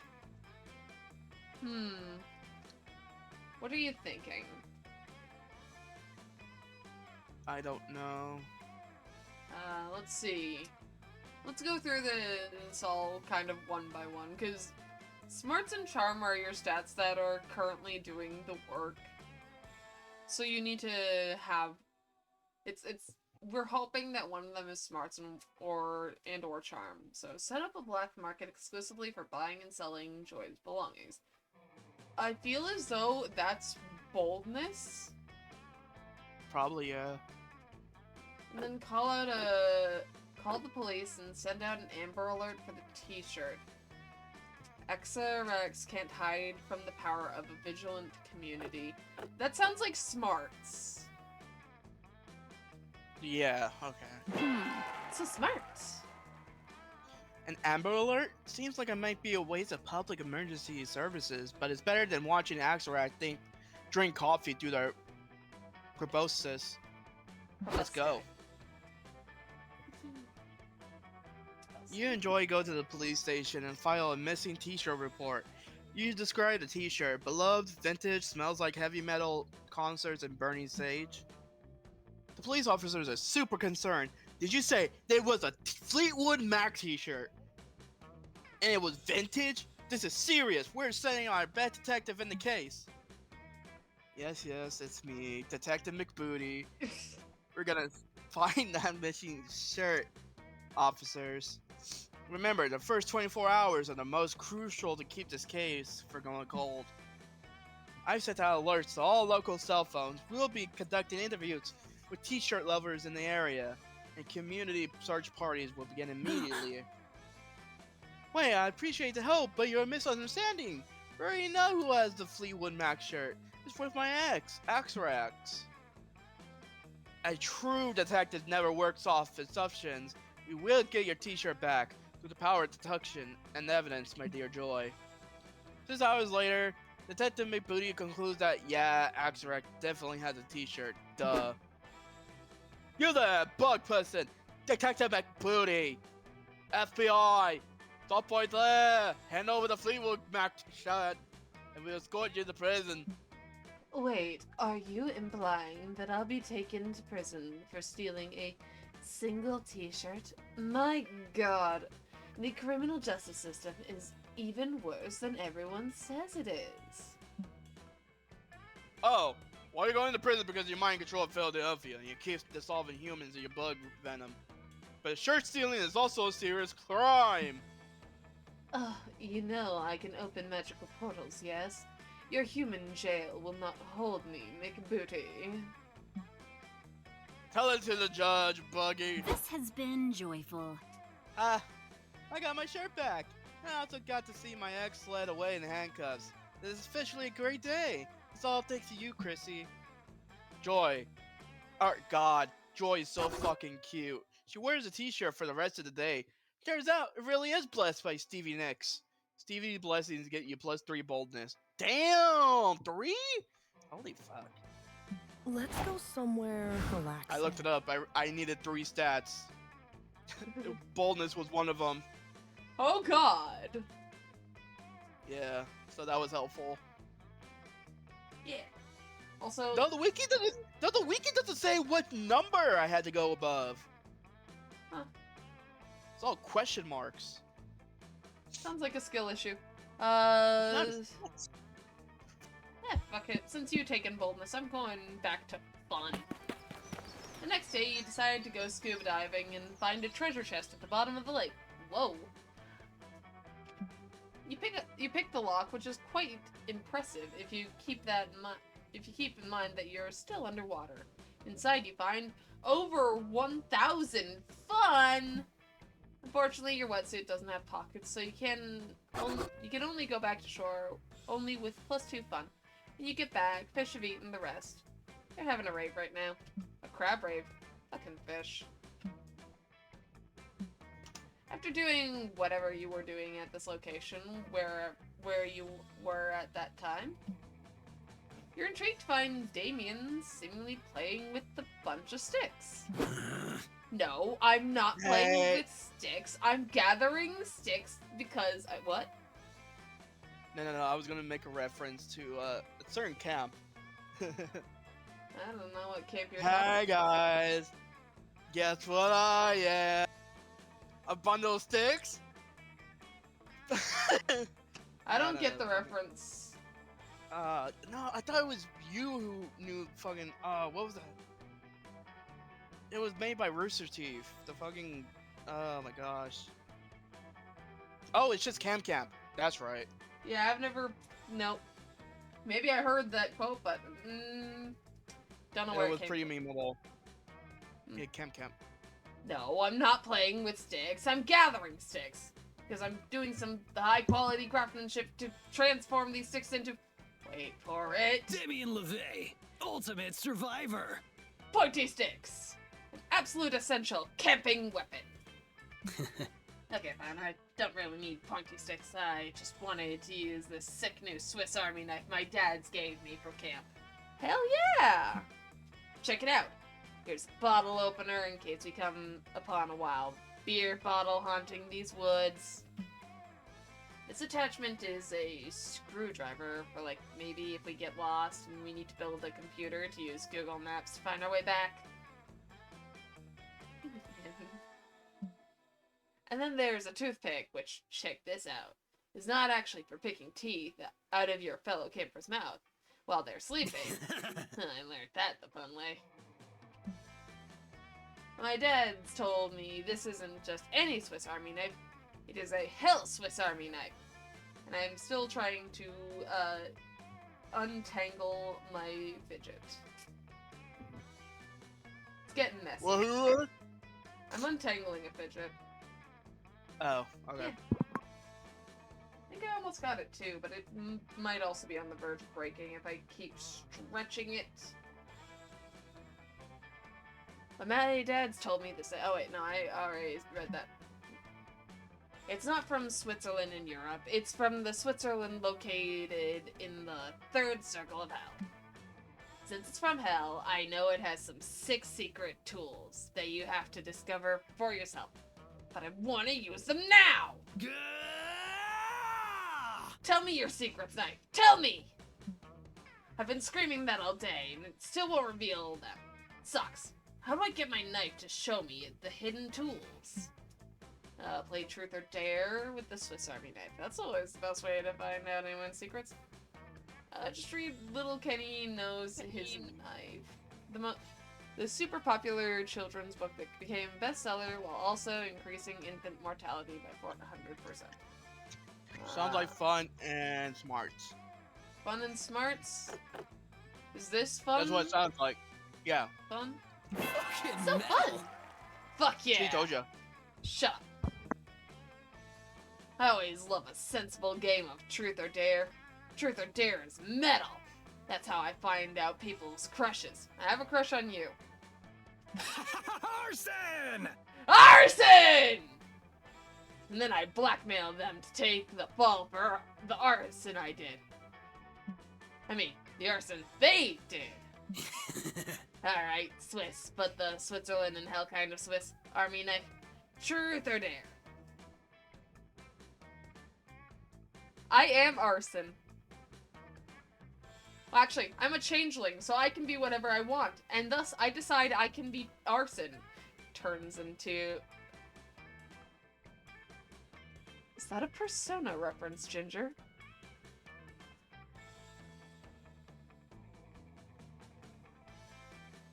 Alright, Swiss, but the Switzerland in hell kind of Swiss army knife. Truth or dare?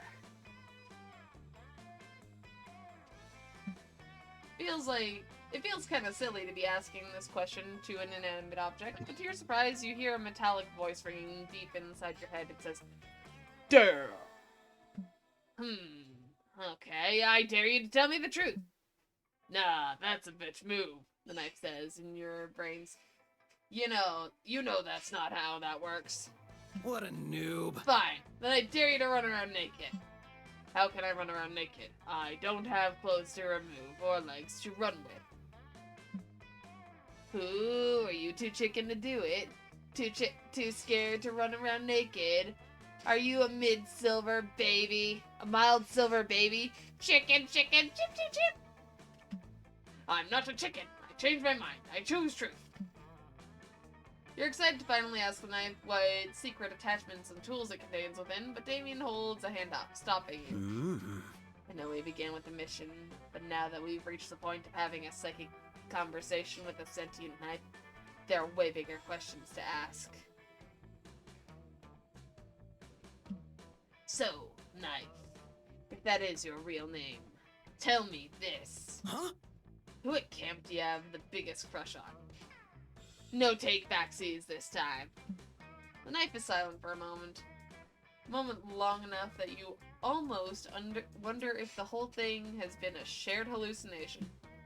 Then a voice sheepishly whispers, Calculaster. He's a sexy piece of metal.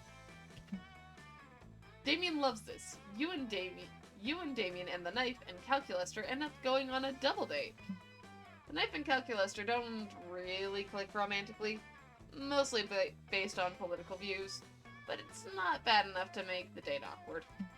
It's a nice evening overall, and when the knife gets tipsy, it starts humble bragging about some secret tools, so Damien got the knowledge he wanted after all. He's so grateful that he promises that when he uses the knife's fire starter tool, he'll burn down everyone's bed, but yours. This knowledge immediately gives you +2 boldness and +1 smarts. Let's trade places. Everybody choose a color. Fuck colors. You said that as soon as Ginger came back on. Oh. Fuck it. Just look away from the screen. I didn't read the prompt. I'm gonna choose the most metal color of all. Red. Because Damien's your answer was not go with it. Shut up. Purple. Player order is decided based on which color would be the most concerning color for your tongue to suddenly be. Start debating now. My tongue was red, that means I'm bleeding, and I need to figure out where I'm bleeding from. I mean, having a purple tongue would also be extremely concerning, wouldn't it? They would both be very concerning. Yeah, I think I'm going with purple first.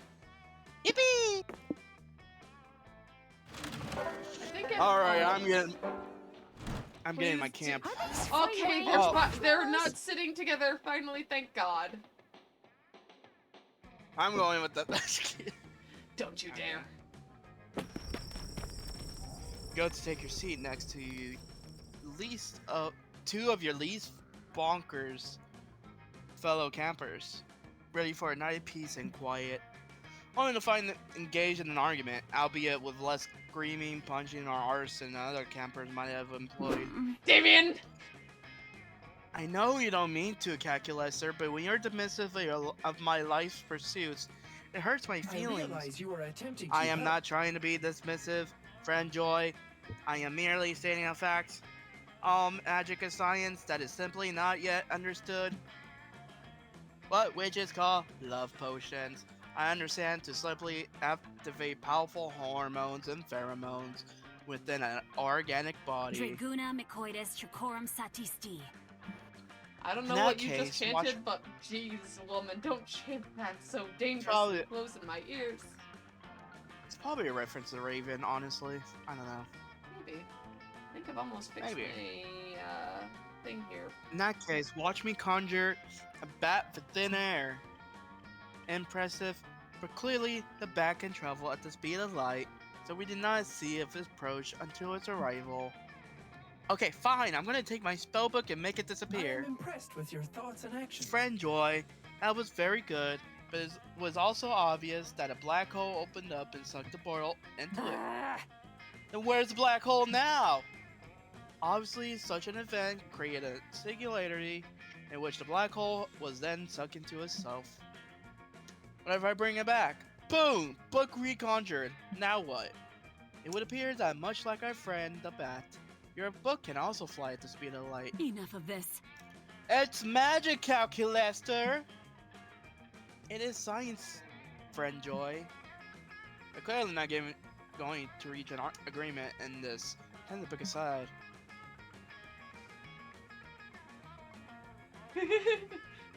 That last one.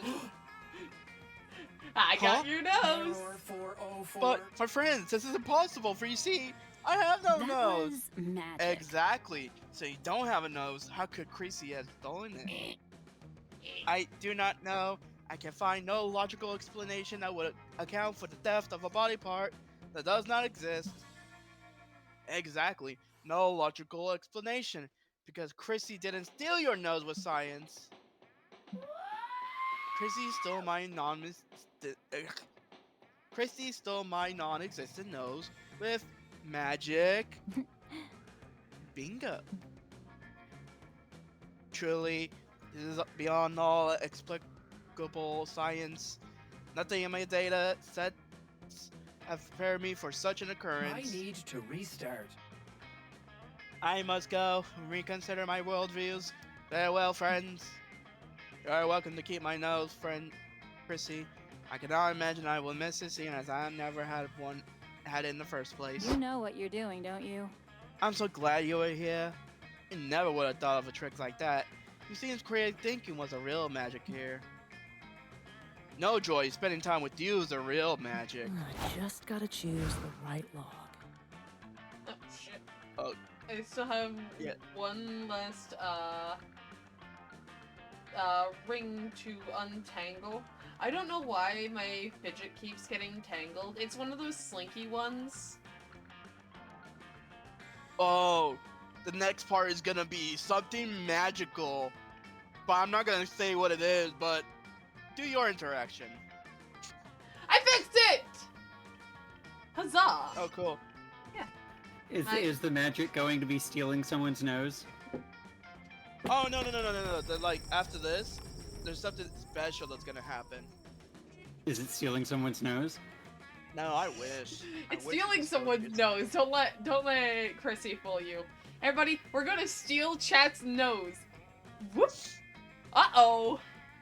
You look across the campfire and see Damien Milo playing backgammon. Backgammon? Backgammon? As secret backgammon champion yourself, you just have to play winner. But as soon as you arrive, I don't need to read what he voices.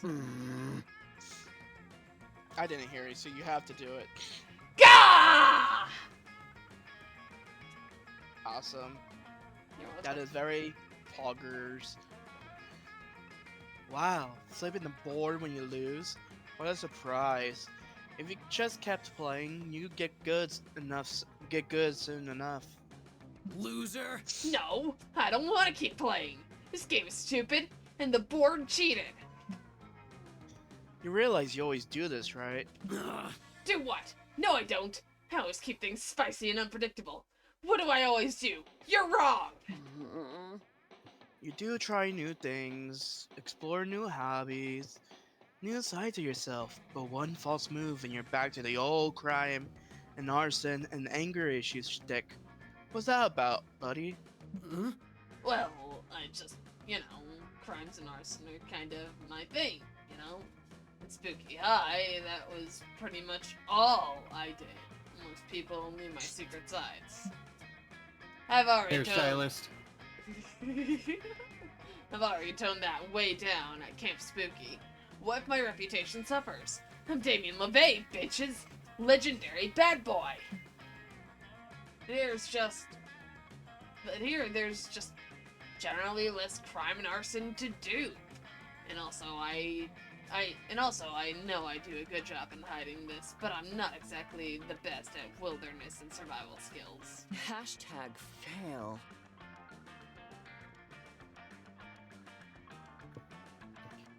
You do not do a good job at hiding it. I know that. We all know that. You try to set up a tent using a katana. And that's exactly why he's good at it. Exactly! And I didn't even stab anyone with it. What if I'm losing my edge? What if people stop liking me? I'm sure they won't. Don't you think people will love you even more when they find out about your secret passion for makeup? Or your adorable relationship with your dads? I like Even this if guy. it- Who cares? Life is about finding what makes you happy, not what you think will make other people happy. In fact, if Camp Spooky Damien already had more dimension than Spooky High Damien, imagine what after Camp Spooky Damien would be like. We need to brainstorm your next evolution. Love how he's calling out the player right now. Ooh, you love brainstorming and interfering in other people's lives. You know Damien's next move, for show. Crimes, arson, makeup. We're rocking an exciting new facial hairstyle. New beard, new you.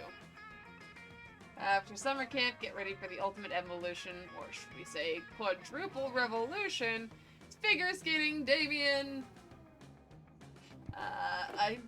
I don't think I can see Damien with a new beard, but I feel as though this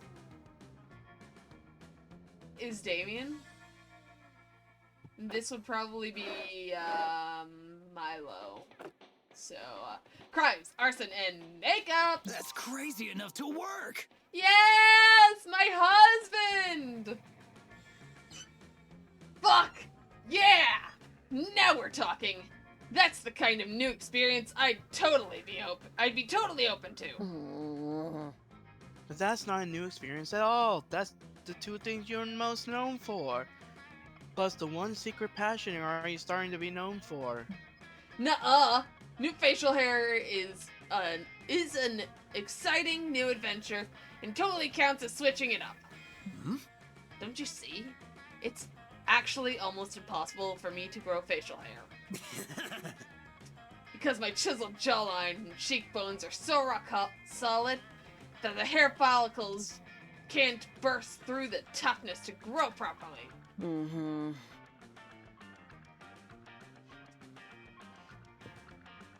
As an aspiring hairstylist, you must know that's not how that works. No, that's exactly how that works. Arson! All I know I is wish that was how it worked. All I know is that nothing's better than arson! Except for arson while rocking a sweet Rasputin beard! Or I can rock some mutton chops while mutton chopping up a safe during a bank heist. I'm a pro! Or a sporty handlebar mustache while unsportingly removing the handlebars from a bike. thus sabotaging a race and winning millions of dollars. I can't be seen with you. And I'm no longer comfortable having my brain associated with yours. Goodbye, everybody. Don't forget to like and subscribe. They just don't understand your brilliance, Mel. Your vision of my facial hair is far beyond its time. Whoa, you're a pro! You're a goatee Nostradamus. Also, what kind of facial hair do we think Nostradamus had? Because I could wear that to predict my next arsons. You're pretty sure that predicting your own actions just means planning, but why bother correcting Damien at this point? Instead, the two of you debate what facial hair would be the most flattering, which gives you one opportunity to stare intently at his face all night without coming across as creepy. Living the dream, the goateed, mutton-chopped, handlebar and stash, crime and arson, and makeup, but with a mustache doing dream. Bring out your flasks. Take a gamble. Wait, not available when playing online? What? Apparently, you can only do it when playing, like, in person, I guess? Boo. Probably. Or, like, the way that we normally play? Yeah. Alright, we can only take a gamble, and apparently I can't move my mouse. So this is you, Chris. Yeah, because it's me. Yeah. Oh yeah, this is Wanda's small magical Latino cat. Also known as Sayu in the next game. Ginger, do you want to voice? Do you want to voice? I mean, he's still... I think he is still this voice. I think he's just also the next one, too. Because all the voice actors still voice actor thing except for Liam, but that's because of it. Ginger, voice the character. Welcome! Welcome! You new here? Don't fret. Let me explain how this works.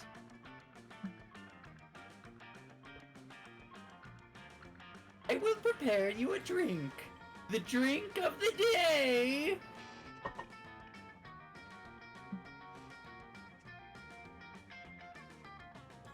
You may choose to drink that one.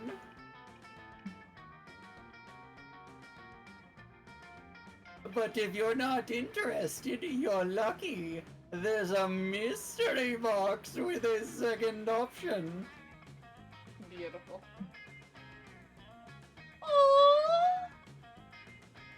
It could be better, it could be worse, but one thing is for sure, it will be mysterious.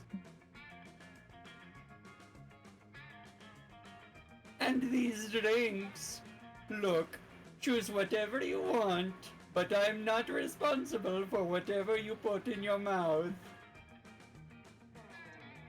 That is a dick joke, my friends. My god. I'm a wizard in training. For you to test my concoctions is somewhere between kind and reckless.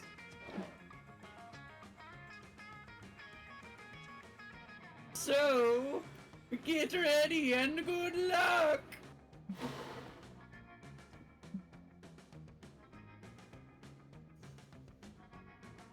Quite appealing, right? Don't know if I drink that, but the real question is, will you?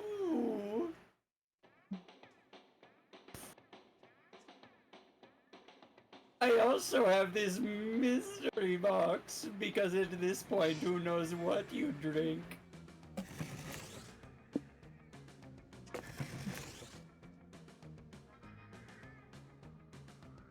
Yeah, no, totally. I was testing your common sense. And you passed. Your prize is the drink you chose.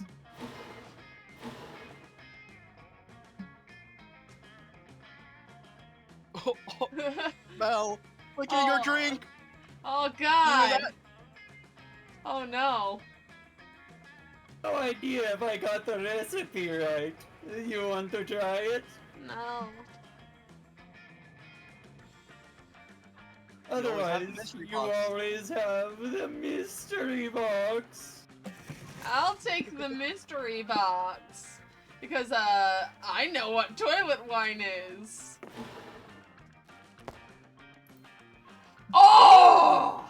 The mystery box is so bold of you. Hope you're happy with it. No refunds. Honestly, I'm very happy with a fantasy brew. Oh, you're lucky, Mel. If you went with the fucking toilet wine, all your stats would have been depleted by 2 points. Yeah. Alright, let me drink my hand. A Manhattan. Yeah, I turned an actual location into a drink. It's so fucking concentrated that everyone has the opportunity to gain +1 extra stat point at every location. You're welcome, Mel. Thank you. You'll be one with locations. Toast to hard work. Oh, Alright, you have to control it now. I always thought focusing on stuff like fun or creativity was a bit frivolous. So I concocted this. It makes you focus on much more important stats. Welcome. It changes your stats to fantasy stats, D&D stats. woo, wisdom, strength, dexterity, charisma, and mana. I just have to look at your stats to make sure I know what stats I'm looking for. Let's trade places. Everyone choose a celebrity. God, not the celebrity again. Why do you keep asking us that? Because we keep skipping it. I guess, but I don't. Jacksepticeye! Jack Black. Alright. Player order is decided based on how many scout badges you think your celebrity would have. Order goes from most badges to least badges. Start debating now. Okay, so Jacksepticeye would have a voice acting badge. Oh god. How many badges would Jacksepticeye actually have? Because he's a jack of many trades. Is acting a scout badge? I don't know. Somehow I don't think it is. Come on, look up badges. I feel Well, with Jack being the jack of all trades, he would probably have a lot of badges. I feel like you made that up. I was making a pun based off of his name. I know you were making a pun.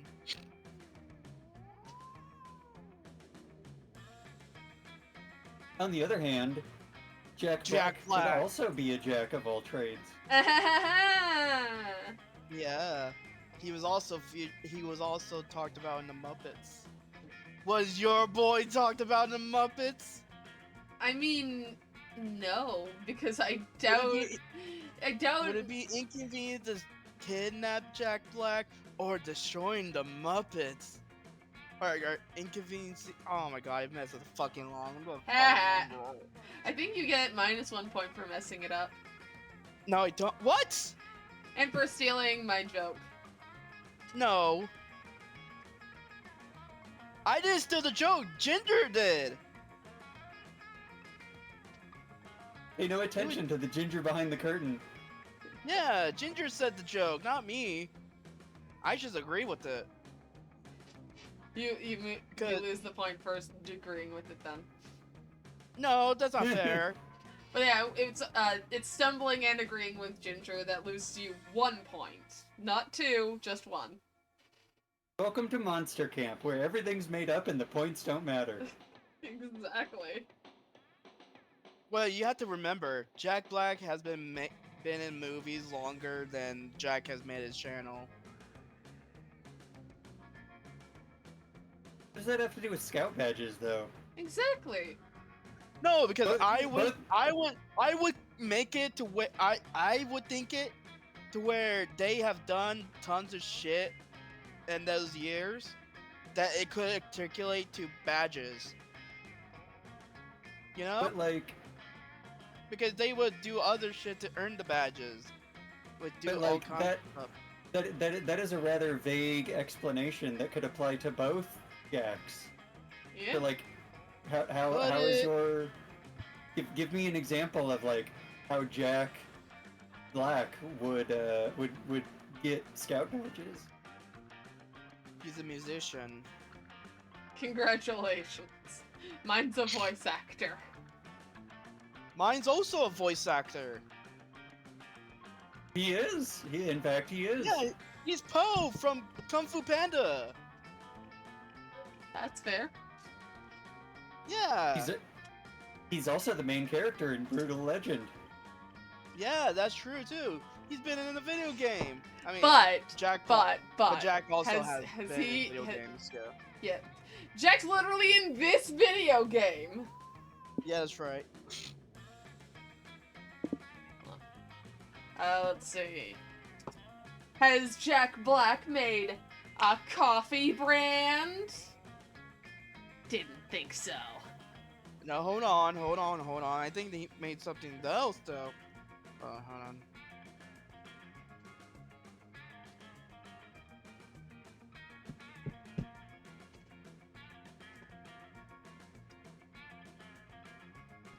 But he does have his own line of alcohol. Okay, so Jack Black has a beverage. Does Jack Black have a clothing line? Hold on. Actually, all YouTubers have clothing lines, but I was more thinking about cloak. I'm still confused about what any of these things have to do with scout badges. We're just comparing achievements at this point.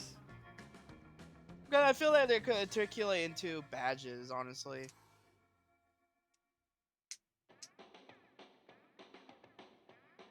Did we just hit random? I think we hit Yeah, dude. random. Because Yeah, we hit random. So The game agreed. My Jack The- Black argument would have been he was Steve in Minecraft. By Oh. definition, he probably has all of the scout badges. perhaps. Right. Or all of the Minecraft achievements. Anyways. True. But the game agreed with me anyways. This'll be easy as pie. I'm gonna turn you Yeah, into see, pumpkin now pie. Now all the locations have +1. Hell yeah! Hell yeah, brother! Oh, hold on. Actually, you do that. I'll Hi. Hello. What's your name? I won't hurt you much. What the hell you talking about? Bot be gone! I just banned a bot. Oh, While for a you're second I thought you were talking about a bug. No, it's a bot. While you're hiking through the woods, you find a little clearing with a beautiful blue pond.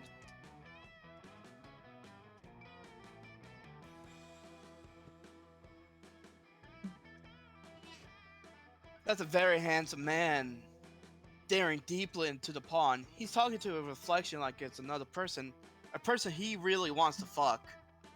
He swipes his wallet while he's not looking, and find out his name is Narcissus. He is not an organ donor, asshole, and he's one punch away from getting a free smart water at 7-Eleven. Well, he's definitely not going to be using that anytime soon. You have to head to the gas station and gain +3 smarts for your smart water. Nice. You're enjoying a romantic afternoon picnic with Joy. You made sure that everything here was vegan, including the picnic basket and the blanket. Impressive. Gotta say, Chrissy, this is pretty impressive. I didn't know you could weave a blanket out of tofu fibers. But wait, fuck, did it start raining? It's an inexplicable lane? Impossible! Oh, Roker promised it would be sunny today. But despite L's prediction, a menacing storm rolls in. And a, oh god, not Ginger, another you X. can voice this. And Very a sexy. bolt of lightning strikes 2 feet in front of you. It's pretty scary, but the sexy, villainous, magical warlockess that steps out of the lightning is even scarier. Joy, my old flame, my most powerful nemesis. Just seeing you fills me with lust and with blinding rage. My goddess. Oh, goddess. Chrissy, this is Salome, my ex-girlfriend. Salome, what are you doing here? We broke up ages ago, and I already defeated you in the season 5 finale. Ha! That's all lube under the bridge. I was stalking your bikini pics on Insta yesterday, and I saw a post on Axorax's feed. You were hanging out with that bug-faced buffoon.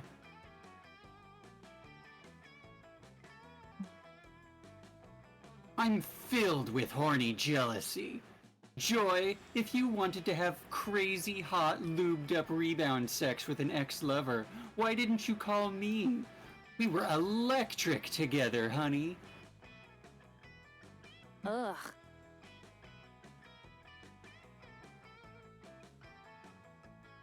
Holy shit, it's none of your business. But I was not having rebound sex with Axorax. As usual, you're completely blinded by your own thirstiness.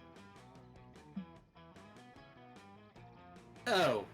Well, if you're not in the mood for rebound sex, we can have any kind of sex you want. Makeup sex, hate sex, break from doing your taxes sex. Anything you want as long as it's sex. Enough of this.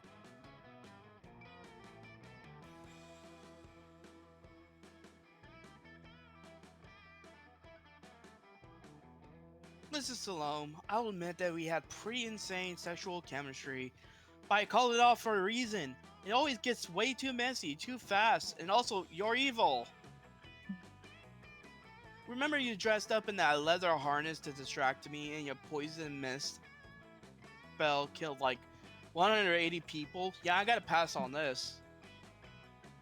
What a disappointment. I didn't want to do this, but if I have no choice, I'm forced to use my secret weapon of seduction. Prepare yourself for...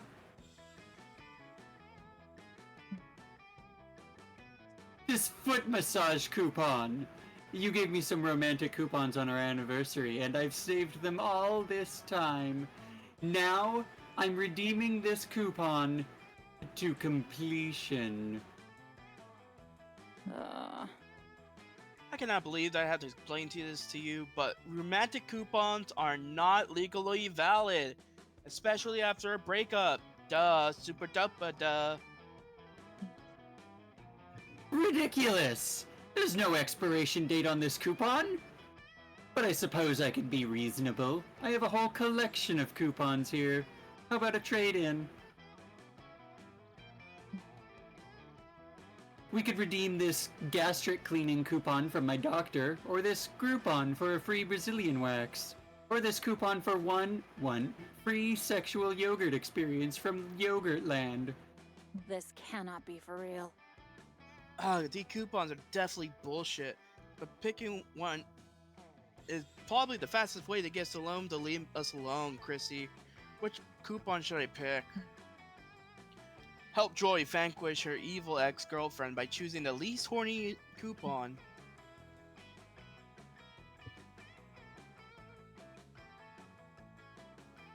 Okay.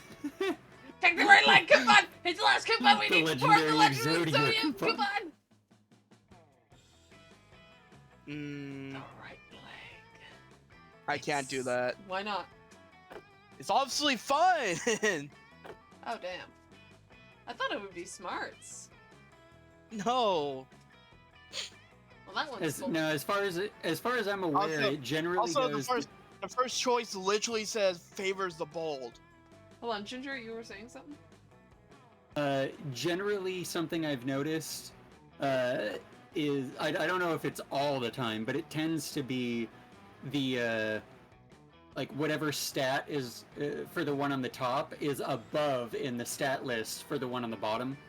So like if the top one is charm, then the bottom one is more likely to be fun than it is to be anything else. Oh.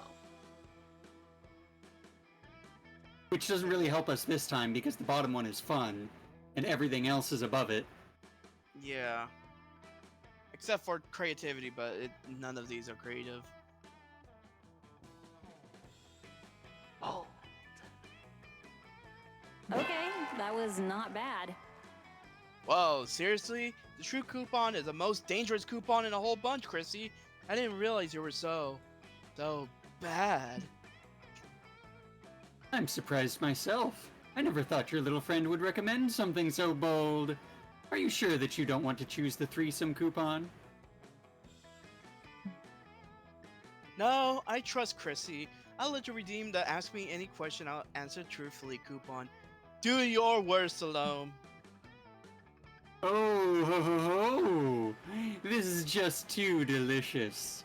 Joy, do you really swear that you'll answer my question truthfully? I'll get blue walls if you'd lie to me. Hell yeah. Yes, I will answer your question truthfully. It's a witch's promise. Yes, yes, yes! The possibilities here are endless. Nothing is more sensual than an ex-lover admitting their still burning lust. Perhaps I could ask which position, or no, which body part, but then I could inquire about the flavor of my, or perhaps Axarax's proboscis, or the Kylo Ren roleplay. Ha! I've got it! Joy, tell me this. Have you ever had another lover equal my sexual prowess?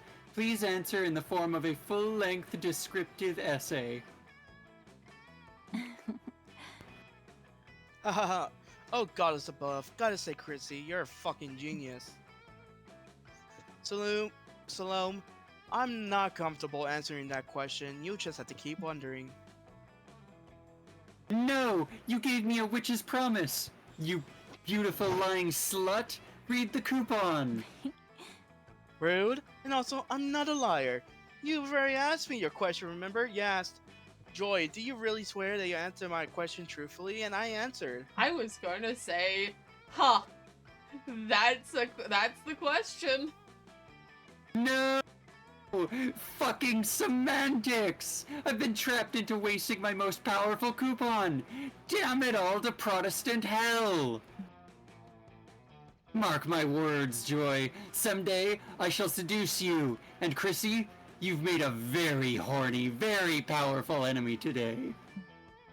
Honestly, I'm Salome very horny disappears and very into powerful another- for you too, Salome.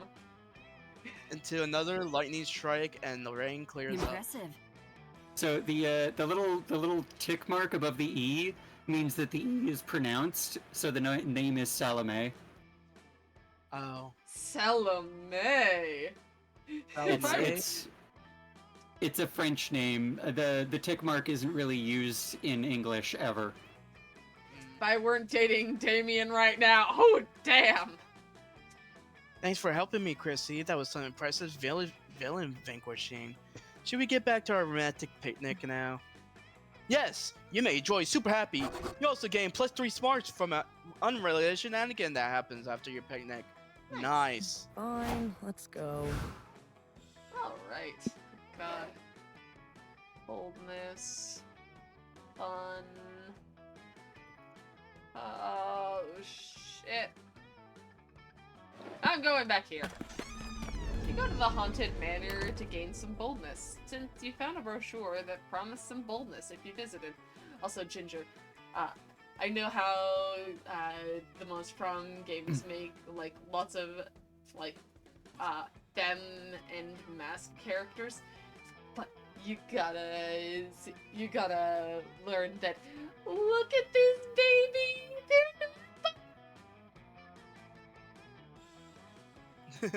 The first non-binary character I've seen in this game, and I'm very happy that they're like demon-esque. Did you find? I love it. You know they look so much like your changeling. If only my changeling had red hair, paler skin, and wore a flannel. The horns and the heart-shaped end of the tail definitely work. I love this character. They're now my new go-to. Instead, you find a mischievous demon, who is all a ruse to lure you here. The demon will take 9 years of your life. You take the demon to court for misleading advertising. The jury isn't fond of mischievous demons who fool people into giving years of their life up. So you win, and the demon has to give you +3 strength. Fuck yes! You're resorting your collection of Pokemon cards, thinking wistfully of the Terry the Taxman you once traded for an Arctic colonialist, Ernest Shackleton. When you're interrupted... There you are, Mel! I've been looking everywhere for you! Those words warm your heart more than any fire ever could. Even more, the wildfire for which Damien is presumably searching desperately once more. I'm searching desperately for the wildfire once more. And there it is. Since you were such a big help last time, I thought you might want to try again. I mean, you weren't such a big help to actually bring the wildfire. But I did appreciate your support and enthusiasm, and mostly, if I do find the wildfire, I'm gonna need a witness to prove it. I realized our approach last time was all wrong. Yes, we pulled off something radical and metal! As only I could, and with you watching, I guess. But fire is most known for being radical and metal? But is fire most known for being radical and metal? Ugh. Yes, of course it is. But it's also known for being dangerous and reckless, obeying no laws, and fearing nothing. The wildfire will not appear simply to those who are radical and metal, or it totally would have already come to me. Rad! I needed to do something truly unmistakably dangerous and reckless to lure that sneaky wildfire out. Any thoughts?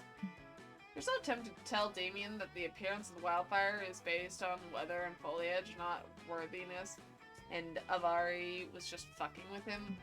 But doing that would be against your own interests, since it would cut short this valuable bonding time. So you make up some reckless, dangerous, stupid bullshit, because apparently putting your crush in danger is worth it for you as long as you can do shenanigans with him. You should really do some introspection about this later. Via your priorities and ethics, but for now, you pitch Damien the best idea you got. Enroll in expensive university and declare a reckless major that has no job security. So reckless. Someone truly reckless would travel at 150 meters in a Ferrari being driven by cats. Cats don't give a fuck. Okay. I have no idea what either of these do. Okay. First one is probably smarts. Second one is bold. Bold. That would be my guess. God, I'm seeing D&D stats and I'm not liking it. So bold. Fucking metal! Yes, I'm into it. I'm into it. I can always scare up a Ferrari at a moment's notice because that's how badass I am. Where the fuck are we gonna get a cat? I know where we could get a cat. Greetings, fellow organic life forms. Hey, Calculester! Hey, look, a cat! Oh, hello, friend Damien. Hello, friend Mel. Hello, friend Calculester. Can we borrow your cat? This cat is a good cat. I found this cat in the woods. I have been searching for the rightful owner. Yeah, I've been missing this little fluff ball. Well, you found it. That's me, the rightful owner of this cat. Also, if you're wondering why I'm fake sneezing, it's because I have a severe cat allergy.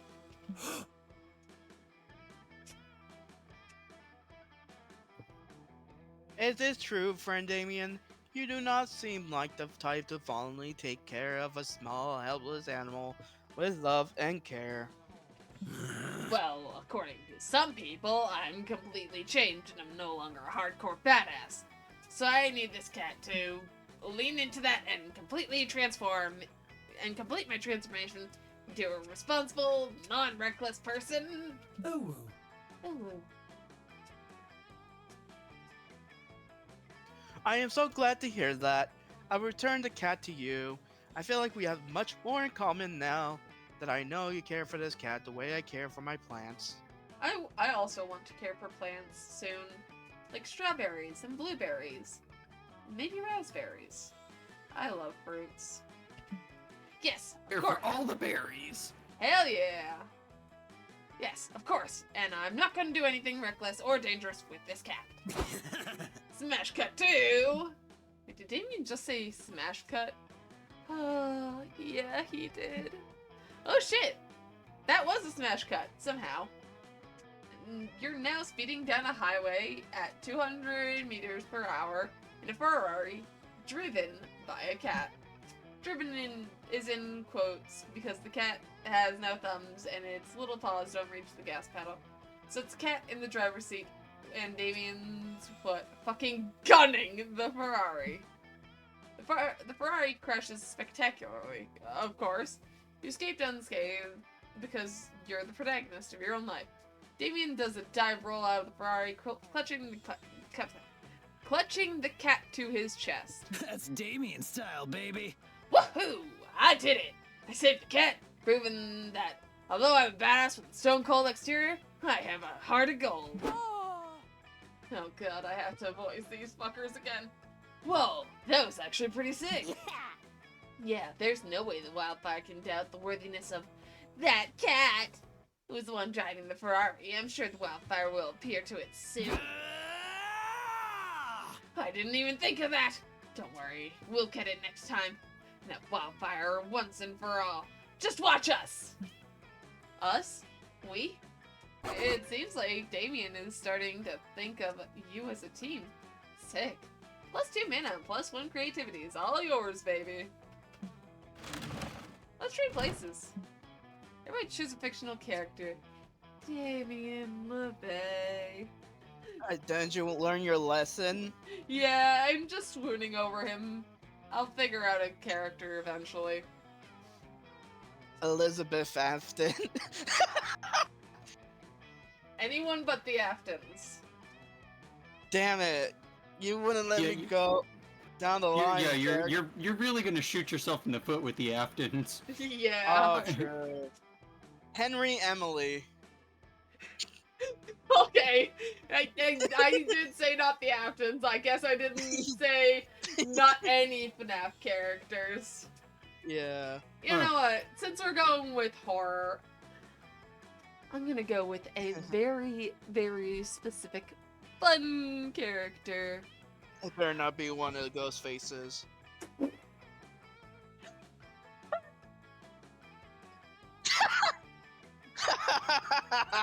I'm going to be specific and say it's gonna be Danny from Dead by Daylight because I can't remember the last names of the original two.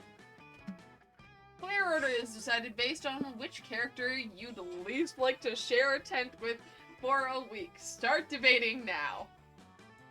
Yeah, I'm shooting myself in the foot here because, well... I'm also shooting myself in the foot here. Well, the sex would be absolutely great. I mean, I guess he is still a serial killer at the end of the day, but I have also been thirsting after that man for, like, who knows how long.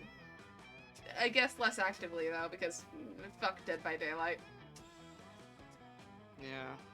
Also, he'd still... The sex would be particularly, stab, so... And I'm not... I mean, actually... No, it'd be the same as Damien. I'd be stabbed either way. I never mentioned which Henry I'm talking about. You said Henry Emily. Oh yes, but did I mean book one or the fucking game one? Doesn't matter. Because the book, no, it does matter. Because the book one made a freaking robot that stabbed him to death. Because he was too depressed. You think I want to be with a man who made a fucking animatronic to specifically kill him? Well, since you didn't specify, you could have also been talking about the game one who didn't do that. And But he that's why also you burned need to. down That's the- why he you need burned- to specify. But he also burned down a fucking building. He's also not a serial killer. But he did let things slide. He's still not a serial killer. He's not a good guy either, though. He's not a serial killer. He didn't Still. He didn't actively kill people. Mm, Ghostface did. yeah, but doesn't he specifically target people? The Ghostface I'm talking about, which is from Dead by Daylight, no. Kills absolutely anybody and everyone just because he feels like it. Like, it's fun for him. I don't As far know. as I'm aware, that is how that game works. Yeah. That is how the game works. You could be but- gay, straight, black, white, Caucasian, Asian. You could be anything. You could be non-binary, and he'll still kill you, like, without hesitation. Counterpoint. The entity makes you fucking kill people regardless, even if they had to manipulate what you see to do it. Hey, fun fact.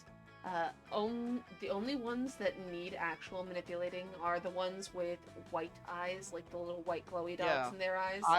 Ghostface No, I'm just doesn't saying- have that, and it is I stated know. in his lore that he does it without the entity's, like, beck and call. He does it for fun, without being told to. He's like, ooh, yay, murder. Anyways, Mm, point stands. Ginger.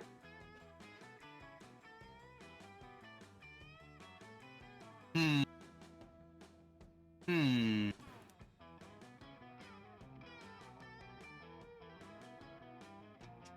Is this Henry person? Is he the one who made all the animatronics? I To my knowledge, It's hard to say. He made the classic 2. His friend William Afton made the rest. no, William did not make the rest. Someone made the rest. No, technically, we know the only animatronics that William made was the Fun Time these- animatronics. yeah, the Fun Times. We can actually know that he made those ones for sure, but we don't know if he made any other ones. Especially when he was trying to hide his intentions His victims. in the restaurant. The children. Yeah, the children. Yeah, we don't know if he made those. I think Henry mostly made all of them. I mean, actually, in the lore, kind of. Well, No, they I don't know. apparently No, the they lore- co-created the With majority of the FNAF Yeah. animatronics. So it Yeah, was no. a team effort. it was a team effort with the guy who made the mimic. Yeah, that's lore. Hmm. It's confusing, but it makes sense. You were deep in all of it as it went. Yeah. Yeah. I'm It's confusing, but he definitely made the originals, the Fredbear and Spring Bonnie. Yeah. okay. So I'm gonna say that you probably want to share a tent with somebody who is a single serial killer. You'd probably want to spend more time with that person than with somebody who can make a shit ton of robots who are all going to kill individually. Because at least you only have to worry about one murderer. I mean, to be fair, the person who created the robots didn't create them as killer robots.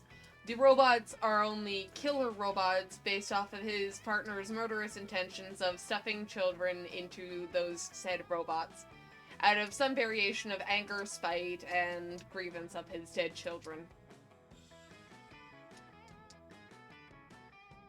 Or he was just purely experimenting until it happened to him. Yeah, one or the other. Yeah, we don't know for sure. Does that change anything, Ginger? I'm so confused. No, it is confusing. Yeah, that's why I say you gotta go. You had to be going along with the lore as it came out. Yeah. Or else I'm gonna request that we no longer do anything with FNAF because I'm not gonna follow any of it. Yeah. Oh, we haven't even discussed about the Mimic. But let's Please no. But let's spare Ginger the game theory rants for another time. Oh God, no! It's a theory. A game theory. God, I fucking hate MatPat. I hate MatPat so fucking much. Why? Why? Because what I just said. It's just a theory. I'm gonna spend an hour talking about this shit and say it as if it's like the law, and then I'm gonna spend like 5 seconds at the end going, haha, it's only a theory. Damn. Jackass. Okay. Okay. I hate that guy. I hate everybody who talks about something as if it's utter and complete fact and then just goes, oh yeah, by the way, I'm gonna hide behind this thing in case I'm wrong. Be bold. At least fucking own your whatever your wrongness is. Actually, he does do that, but for the sake Really of does. not actually getting into an entire different conversation and making this game already longer than it already is, I'll save that. Yeah, it's been quite a while. After it's been an hour since you went to go get groceries. So yeah, Just so random. all right, random. The game Also, agrees the with me. point. Also, another point I was gonna make. By this time, canonically, Henry would be an fucking old man. Ew. Extremely old. So I'm Can we pretty go sure that would have somewhere won me the thing. quiet for once? Cause yeah, you're Benny with the serial killer, but at least he's a young serial killer. That means he has even more speed and capability to murder you as fast as possible. Yeah, but would you spend an attempt with an old man who has really crippling mental health? Are you saying that it's not good to spend time with old people that have crippling mental health issues? That's barely. Don't twist my words. That's really Do ableist not of you. twist my That's really words. ableist of you. Everybody, No, the fuck it's shame not. Chrissy. Boo! I like how I like how you're basically just insulting me with that right there. I'm old and I have mental health issues. You're How not old are you? old. I'm 36. You need to be in your 60s to be considered old. You're still young and spry. Yeah, you're still young. Not as young You're as us, but you're almost still old. You're still young. Wait, I'm how almost twice your age. I could be either of your parents. You already are as old as my mom. Oh! There you go. Yeah, I have a teen mom. But that's because she had me when she was a teenager. Alright, moving onwards. You go into the Haunted Manor with the group only to immediately split up once you get inside. As is customary. Why are you not focusing on any other stat? I would like to inform you that the last time I went to any other stat, I didn't get anything involving the storyline with Damien, so I'm just sitting here now. You quickly get lost and have no cell service, but in a stroke of genius, you follow the signs to the Haunted Manor's Lost and Found to wait for your friends to pick you up. You find all sorts of cool knickknacks while you wait. Some bloody gloves, a haunted iPad. It only says Thriller by Michael Jackson. Totally normal Furby that still manages to be the creepiest thing in there. At the bottom of the box, you find +3 strength. Yoink! Who in their right mind would throw that away? I Wait a want minute, you liar! Hold on, you were at fun and you still activated that storyline. What do you mean? I was not at fun when I activated that storyline. Yes, you did. Yes, you were. You literally said, "Oh, since you took bold, I'm gonna go over here." Yeah, to fun, because that was one of the skills I needed. Oh wait. But that was the previous round. I just realized that now. Sorry. Not the last round. I was here. Yeah. But By seriously, the be way- any understand? Be even. Maybe. You spend the last 5 minutes following Damien around, hearing tales of his exciting exploits, but staring at his butt more than you're actually listening. Come on, at least listen! You can be horny, but listen! His butt is fine! His ass is beautiful! Pay attention to what he's saying! And that's why I never go back to Rome. And that's why I have beef with all the village people except for the cop, which is weird because in real life I often punch cops. Rad! Oh, I should show you the badge he sent me after I sent him the video of me singing YMCA while burning down a series of YMCAs. I can never find anything Was it a like scout that. badge? Yep, it's a scout badge. I can never find anything in my camp bag. My dad sent me with so much extra stuff that I can't imagine I'd ever need while camping. I mean, a tent, a sleeping bag, a compass. When would I ever use any of that? Wait, what's this? Looks like a flashlight. But instead of a light bulb, there's just a fleshy looking open mouth. My dad must have put this in here for me. But why? Oh no. Oh dear. I think that maybe, while the LeVays were packing Damien's equipment, they dropped some equipment of their own by complete accident. Oh! Oh! Accident. Sure. That's what we're calling it. I mean, he doesn't need another hole. He has me. Huh. I'm a changeling. I can do whatever I fucking want. I might need to add the changeling mod into our next attempt at Baldur's Gate 3. I'm a pro camper. 'Cause I genuinely want to be a changeling now because, you know. Is it a utensil? It has mouth. Maybe I'm supposed to use it to pre-chew my food before pouring it into my mouth? Nope! You can't traumatize Damien by telling him he found his dad's sex toy, but you need to think of a valid non-eating usage, and fast. It isn't a mouth for eating, it's for issuing words of comfort and encouragement. It's an emergency pocket friend. It's definitely a flashlight, just a very weird flashlight and nothing else. Listen, Damien, put that thing back right now. You don't need it. I'm right here. I'm going to traumatize you. That is a sex toy. Think back where it came from, or so help me! Let's see. Mouth for eating. So, I feel like the first one is going to be creativity, which for you is dexterity. Okay. Just a weird flashlight and nothing else. I don't know what the other one is. It's definitely not creativity. Yeah, but it could also be wisdom, which I don't have. Bold. That just might work. Oh, it was smart. I was fucked either way. Right, of course. The flashlight is a flashlight.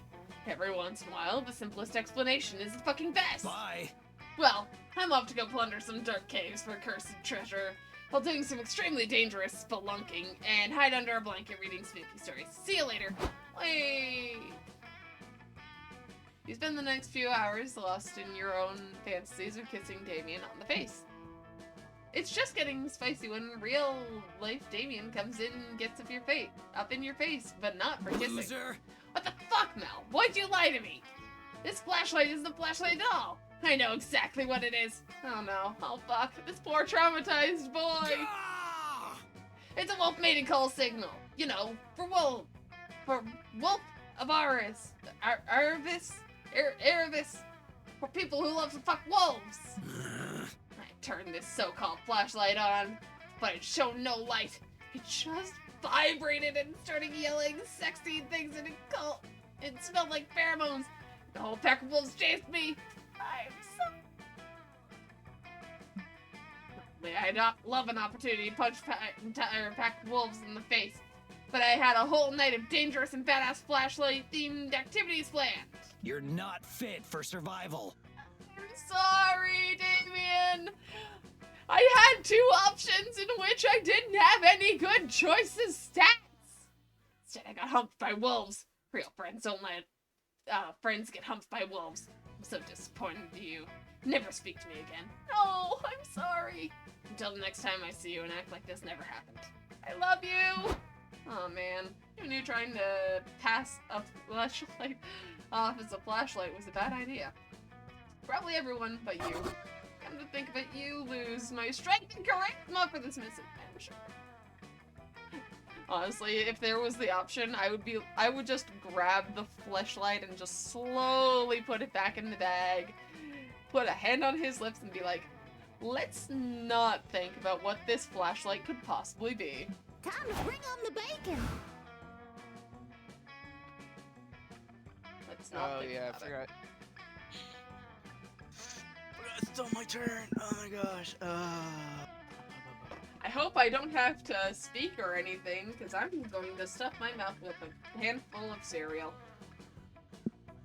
Because that's always a good thing to do. You know what? Let's get that charm out. That day at the Camp Dome, you play Never Have I Ever Extreme. Every time somebody mentions something you've done, you have to cut a finger off. But besides the finger part, this is finally a great time to brag about all the cool illegal things you've done. You're the first out, and while they're sewing your digits back on, you get to regale your friends with stories of how you robbed a bank while wearing your grandfather's skull as a hat. You're so cool. Also, they sew you +3 charm to your left hand by your mistake. Afterwards, you get drafted into a game of Mr. Freeze Tag, where eventually everyone wants for one player who shoots you all with a freeze ray.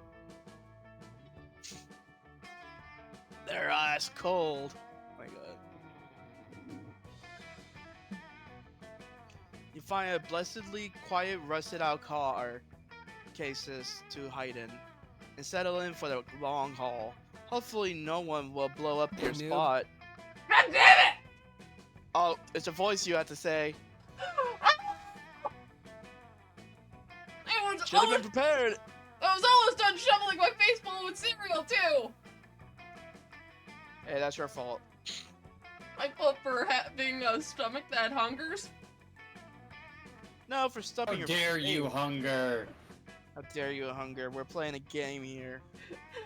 I have very little food to eat because poor life choices or something. Oh, hey, Chrissy. Hope you don't mind if we blow up your spot real quick.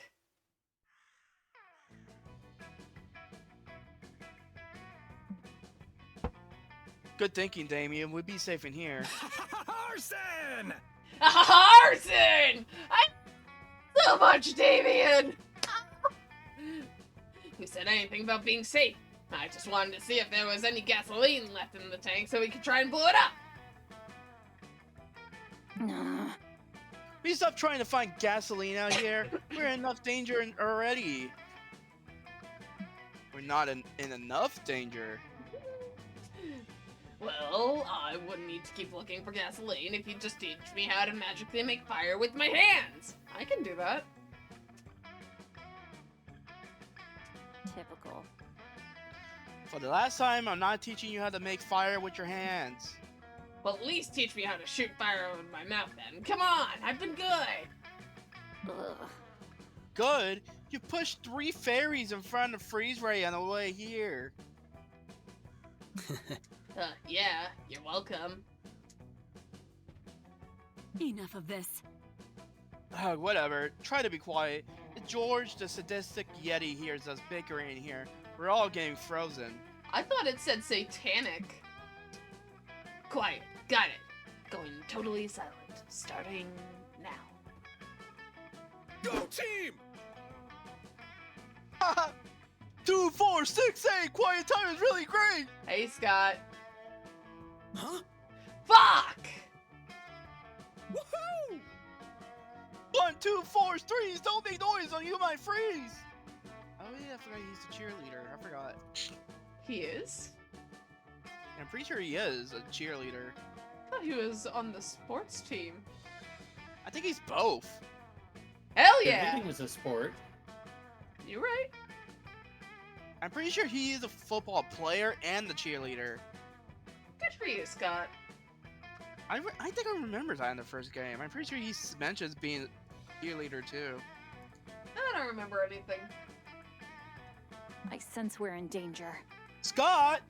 Scott, hey, can you stop wildly giving away our position to the guy with the freeze ray? Please? I'm cheering.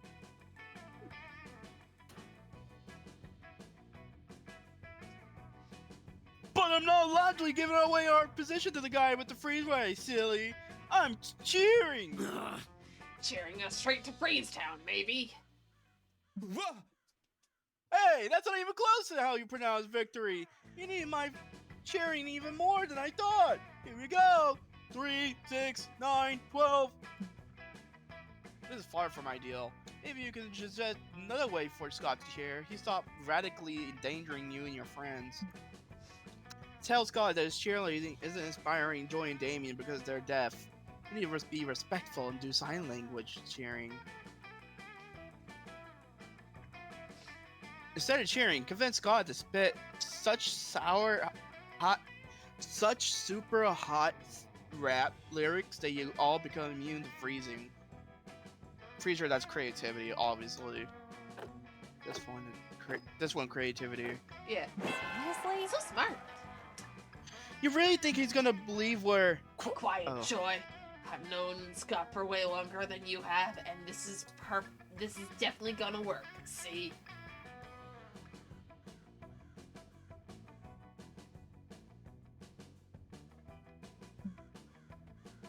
God has indeed stopped speaking and has begun gesturing wildly.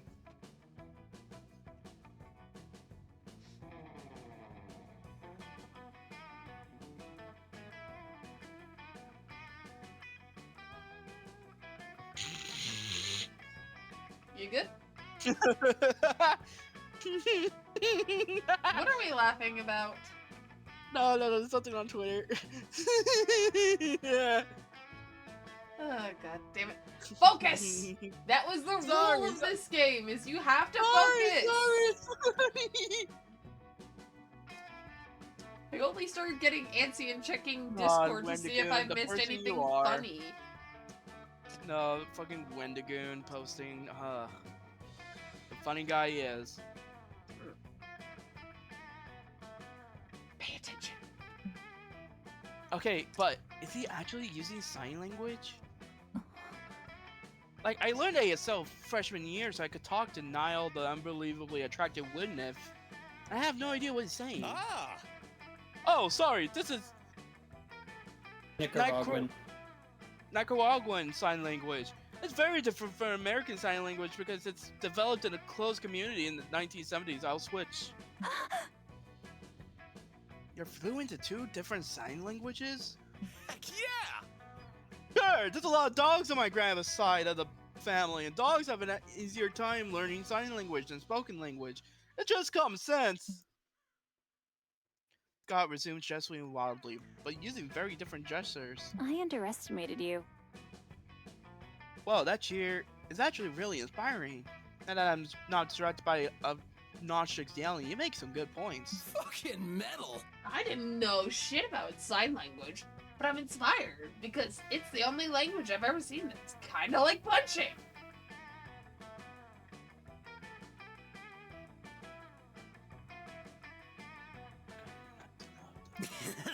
Speaking of punching, does anyone else want to suddenly go out there and punch George the Sadistic Yeti?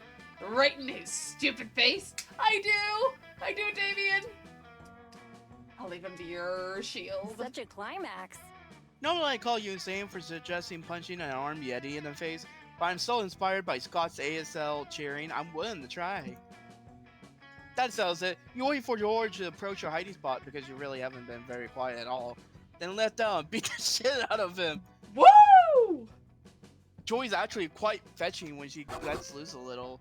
I mean, so's Damien, but he's never not letting loose. You have a great time doing violence and gaining +2 boldness and 1 fun. I'm there in spirit. If I choose a color.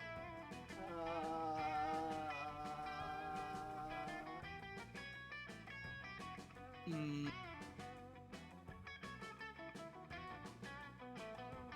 I'm gonna go with pink gold. Dandelion. Alright. You have to click.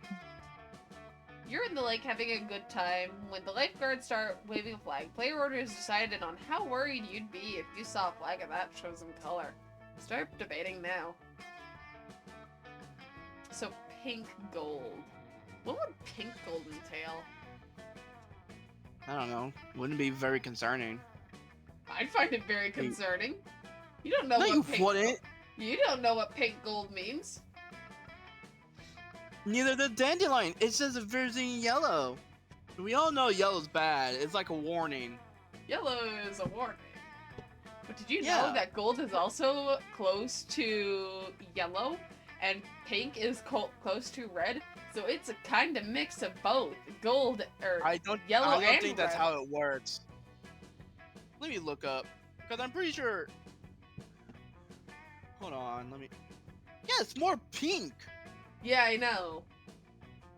Yeah, no, that's not how it works. No, that's an invalid argument. What the hell? Well, actually, no, it's a very valid argument. It's just not the argument I'm going to be making. Now I have to come up with some variation of reason of why I'd be worried to see a pink gold flag. Because essentially dandelion, aka yellow, is a warning of some sort.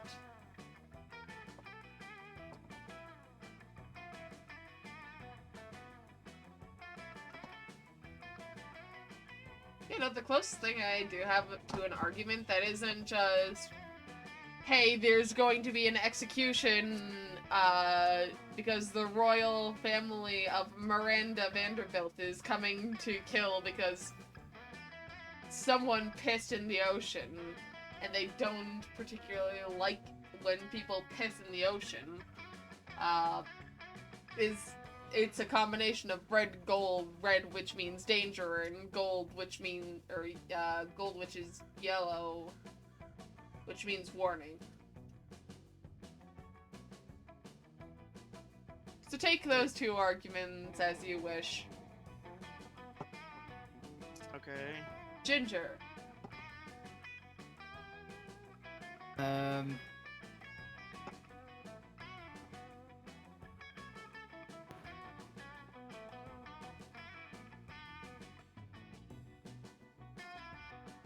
Yeah, none of that made sense. I'm going with...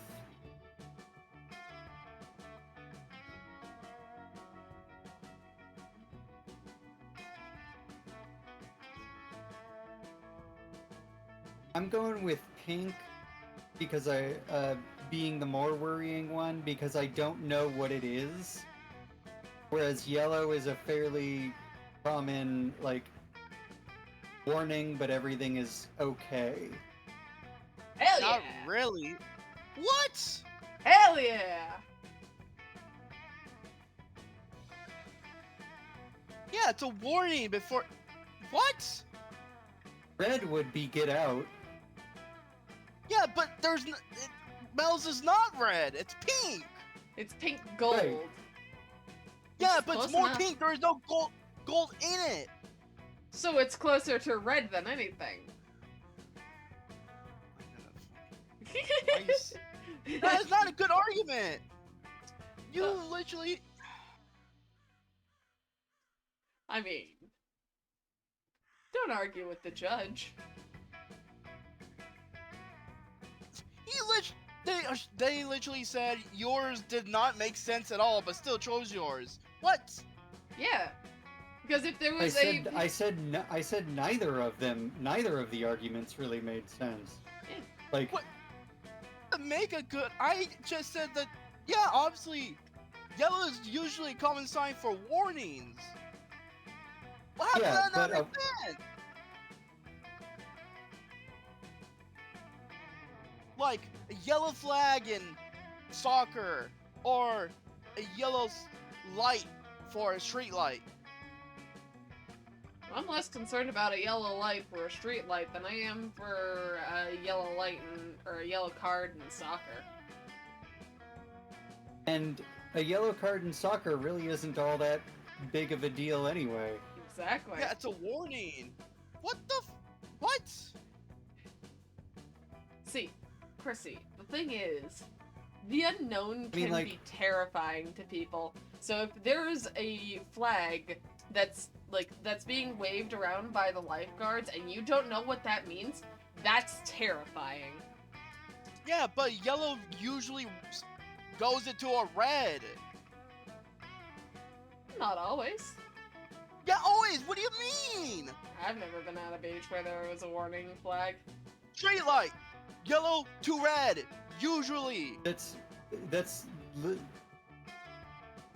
literally the only time Soccer, I can think usually, no, soccer, Like- usually yellow to red. of. No, most of the time in Yes. soccer you go yellow and then you stop fucking around so that you don't get the red. Exactly. But doesn't it? No, but it count. What? Don't It's argue The with number the of judge.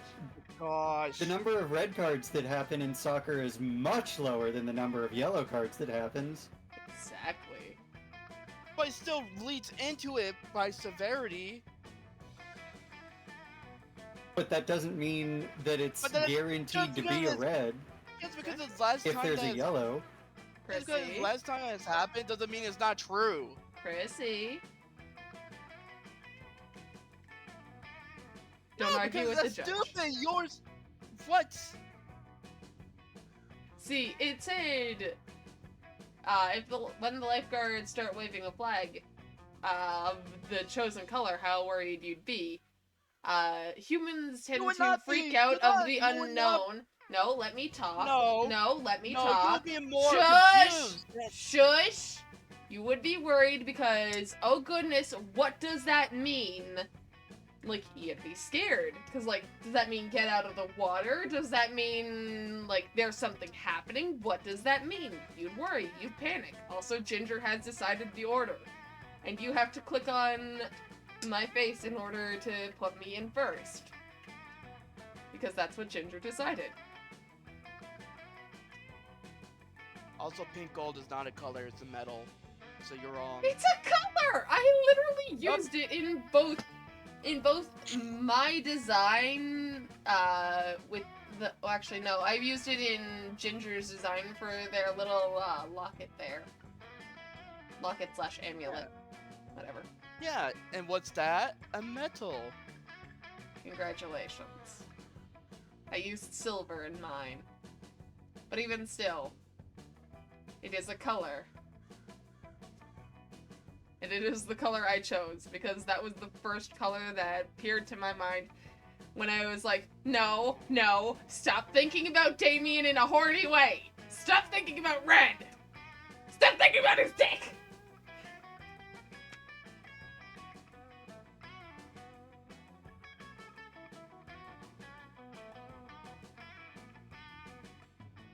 Okay. See, you're the one with control of the mouse right now. Yeah, I know. I don't think she's gonna let us go until we say, oh, is Chrissy first and Mel second, blah blah blah. Like a poor sport. I'm not. No, I'm messing with my phone. Stop messing with your phone! This is a game! No, I meant. What I mean by phone is Hope by there's still taking some it out of the room. case and putting it back in. You really need to pay attention more to the game. Anyways, woo! Gold star stickers catch the fire's gleam. It's not often that someone does a fireside presentation, so you head over to investigate this beautiful chart.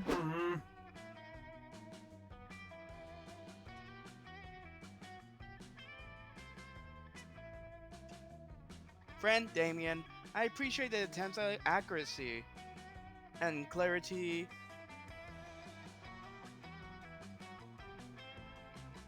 Hold on. No. The friend texted me something. Friend Damien, I appreciate the attempts at accuracy and clarity of our Circle of Life chart, but isn't drawing predator prey lines and actual blood sort of overkill? No, Calculaster. It's the right amount of kill. But your current plan involves tracking down and killing every single animal featured on this chart. So? That seems needlessly cruel. You need to learn from the pros. But don't you see, Calculaster? Nature herself is needlessly cruel. Think about praying mantises. The female bites the head off of the male when they're done mating. That's not very nice at all. It prevents cheating. My point exactly. But should we not, as a more evolved species, and machine created by a more evolved species respectively, attempt to be better than that? Nah, we should be exactly the same as that. I mean, they aren't causing global warming. Exactly the same? Interesting question they're posing. You always have the hot takes regardless of your level of knowledge, so why not take a stab at analyzing the nature of nature itself? There are no other species who murder their mates too, so when Damien kills, it's not an expression of evilness, just... Or there are other species who murder their mates too, so when Damien kills, it's not an expression of evilness, just horniness.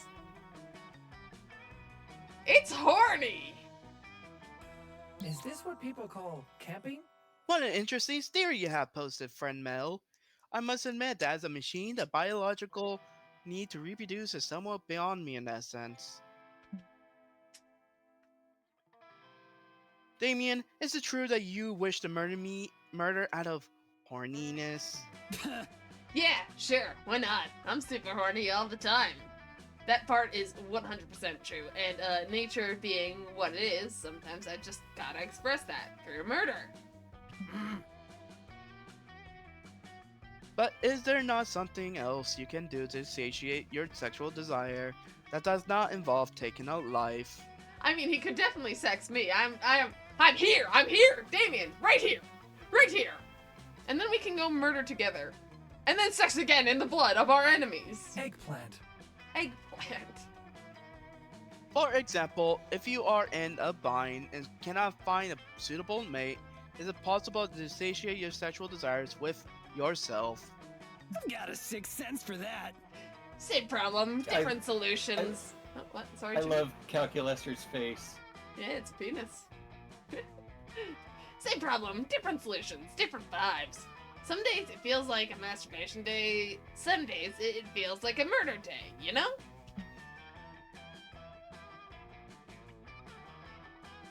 I do not, but I also do not understand other biological creatures' imperatives either. And my research confirms that many species of insects and arachnids kill their mates. I thought perhaps it was more of Franz Mel wacky shenanigans, but shenanigans backed by science.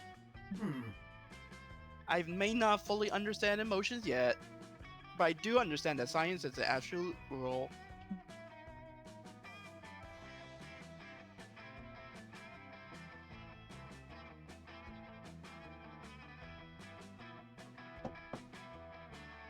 And if science says horny animals commit murder, and you want to commit murder, then you must be horny, which is a natural state.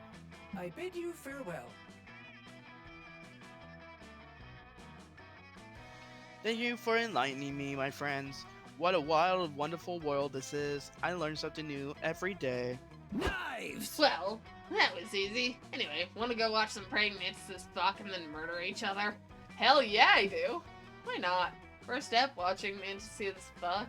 Next step, watching you guys fuck each other. She can't really fuck. Watch. I mean, you could get a mirror or film it. the point is, yes, you'll go watch Mantis's fuck. Why the hell not? It's Camp Spooky. Time to put my feet up.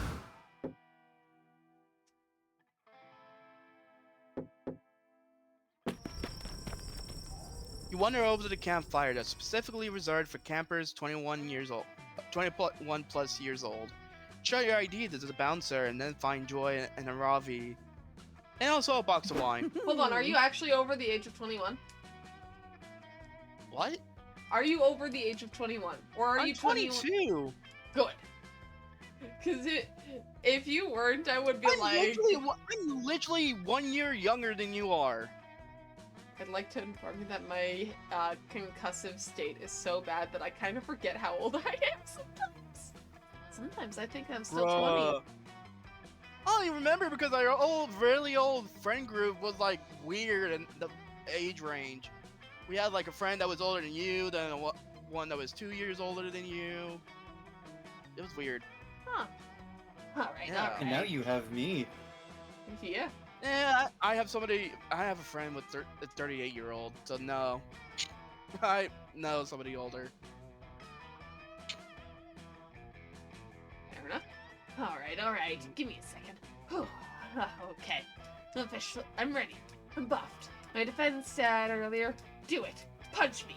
In the face! I don't know. I don't think I can do this. You're moving around too much. Stay still, you frickin' babe. Ooh, yeah. Do it, Joy. Be the change you want to see in this world. Alright, Ravi, here it comes. This one is for the coven. Joy punches a Ravi in the face, and they both immediately explode into laughter. That was so fucking cool!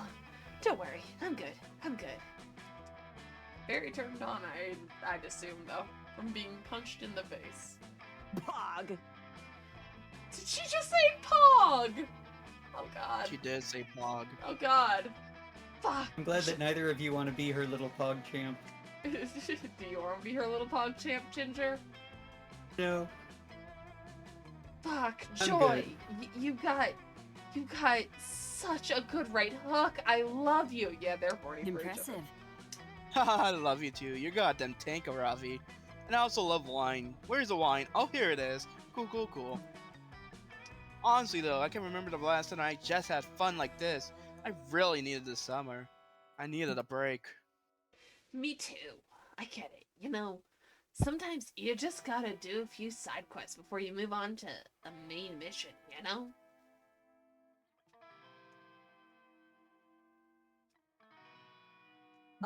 Snacks though? Side quests? Like getting all the chickens in Lon Lon Ranch? Those digital chickens, they always look so juicy and delicious. Fuck, I want KFC. But like, from a video game.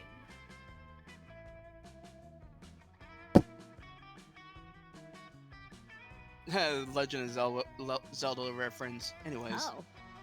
Well, I just realized something. Life is like a video game. Just think about it for a second.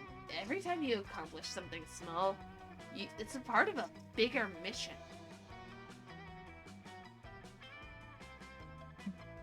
Like, you can get an A in class or something, right? And that's all building towards, like, getting your degree. Small missions build up to big missions, and that's life. What a plot twist. No. You got it all wrong. Life is like a TV show for sure. And here, I'll give you a perfect argument to support my point with rationality and wits. Life is a TV show because first off, it happens in 30-minute episodes. Sometimes an hour, but mostly happens 30 minutes at a time. Okay, well, that's obviously true. But that's not all. Life has the thing you're doing right now, that's the episode plot. But it also has a bigger underlying thing going on. That's a season arc. You two are both biased. The only person here we can trust to sell this is Chrissy. What do you think, Chrissy? Is life like a video game or a TV show? It's a simulation, and God's controlling all of us. Which God? Who gives a damn? There's too many to count. It's every god. Yeah. Any and every god. Chrissy, that's the smartest thing you ever said. Like, really, that's fucking genius. Psh, no way. I mean, like, if TV seasons are like life seasons, then each season would need to have a big finale. Like, think about it. What's the big finale to autumn? Winter. And what's the big finale to winter? Spring. And what's the big finale to spring? Summer. But then what's the big finale to summer? Fall. It can't... I see what you did there. Thanksgiving. Thanksgiving is the fucking autumn season finale. No season finale is complete without mashed potatoes. Oh my gods, it is. And literally every Thanksgiving finale, I have to battle against the scariest enemy of all. Super traditional, opinionated family members. Ugh.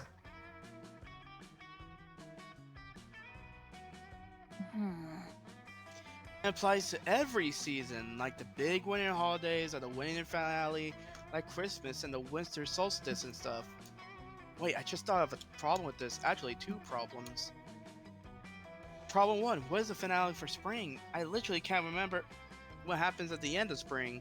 It is just one day of summer, right? Not suited for TV. Problem two, we're just repeating the same 4 seasons over and over, right? Which is bad TV. You can't just give your audience the same thing.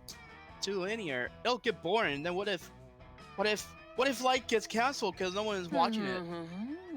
You guys, there's a clear solution to this. We just gotta think of a 5th season to add to Light. That way, it'll be new and interesting and we won't all get canceled.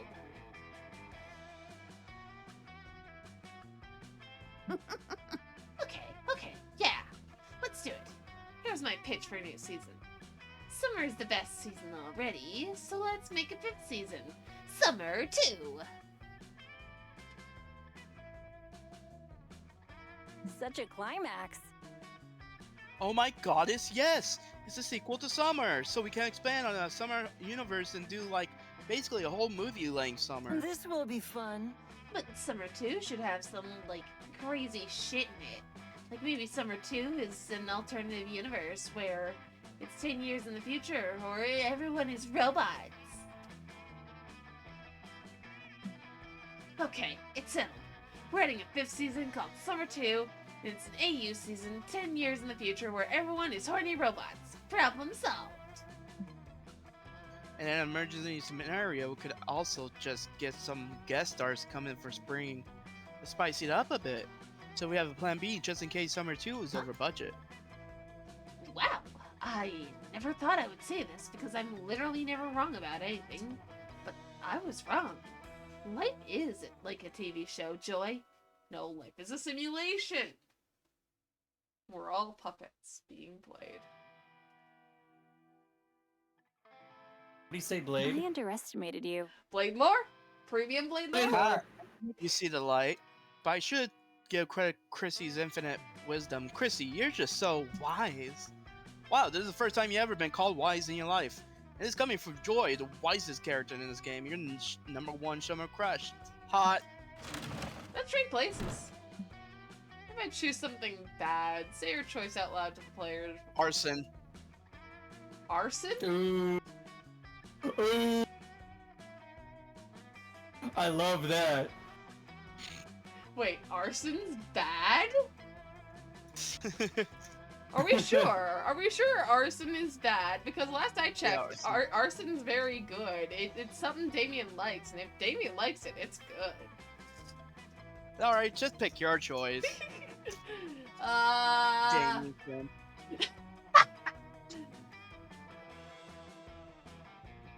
Look,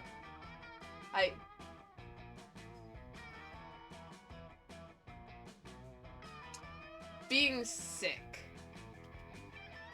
Actually, no. That's very subjective.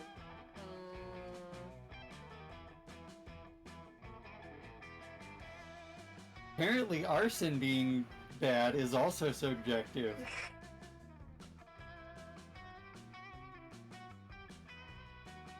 The Black Plague. There. All right. I chose the We Black have Plague. arson and the Black Plague. Got it. You rebuilt society on a desert island, and you can totally ban the bad thing from this new society of yours. Player order is based on what you'd prefer to ban. We want to ban the Black Plague! Why do we need to ban something that has already been eradicated? What if it comes back? Actually, fun fact, the Black Plague has not been eradicated. But we can treat it. Yep. But like, it's also on a deserted island. But also, it's not something you can just ban. While arson you can ban quite easily.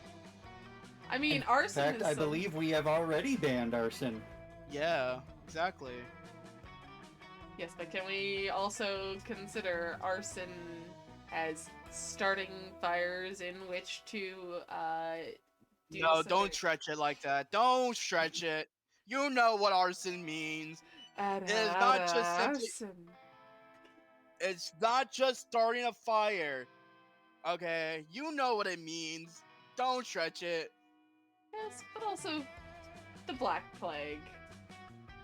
You can't ban something that's a disease. It's a disease. You can't ban a disease. Here's how you ban it. If someone catches it, they die and get tossed That's in the not- ocean. That's how you ban But it. then you have to ban everybody who's sick. That's not a good banning. I mean, Okay, That's not. I think this is I think this is the argument. This is where it's going to devolve. But one thing that I want to say before I say what my choice was is that the order is based on not what is possible to ban. It's based on what you'd prefer to ban. exactly. That being said, I would still prefer to ban arson because I don't think that banning the Black Plague would be all that effective. Yeah. So you'd prefer the Black Plague run rampant in your new desert island? But no, if you ban people who quote unquote might have the Black Plague, then you have to ban anybody who's sick. Just for suspecting they might have it. I mean, not necessarily. The Black Plague has a very specific set of symptoms. I mean, true, but still, the paranoia would have increased a lot. That being said, you are still the winner. I know. I'm just saying. Hey, at least I'm not being a sore loser and pausing the entire game to check through. I was Twitter. not. I want to feel the wind in No, my I was legs. checking through Twitter when we were doing when it was your turn for the dialogue or whatever. No, you were checking. You were doing something that was keeping up the. I said I was taking my phone out of my case and putting it back in as like a. And you were also ADHD checking thing. Twitter. That was before, not when I was doing the thing.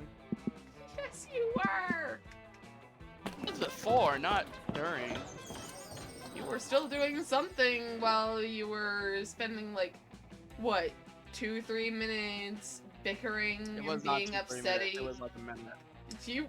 No, it was actually quite long when you were bickering about the fact that Ginger chose my thing over yours. I can't remember what the thing in specific was, but you did do that.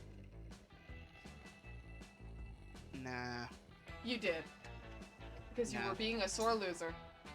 I was not You being spend a all sore- day trying to learn how to use the North Star to know your location and never get lost. Thank you. I Ginger. was gonna do my thing, but you kept talking, Mel. I did. It's a fierce challenge, and everyone gets like super lost. You say fuck it and try to text the North Star to ask for directions. Maybe no one ever asked. Of Of course it achieves nothing. It's a star, and you should stop trying to resort to sheer absurdity to solve your problems. Get no badge. No one does. It was all a trick test, and it wasn't even nighttime. But coach awards you with +3 creativity for your lateral thinking. You get roped into another of coach's dumb wilderness survival lectures. Hello, When my will you learn? beloved scouts. Oh look, Damien's here. I'm so glad I didn't start shoveling fistfuls of cereal into my face and just How drop much cereal do you fucking have? the whole box.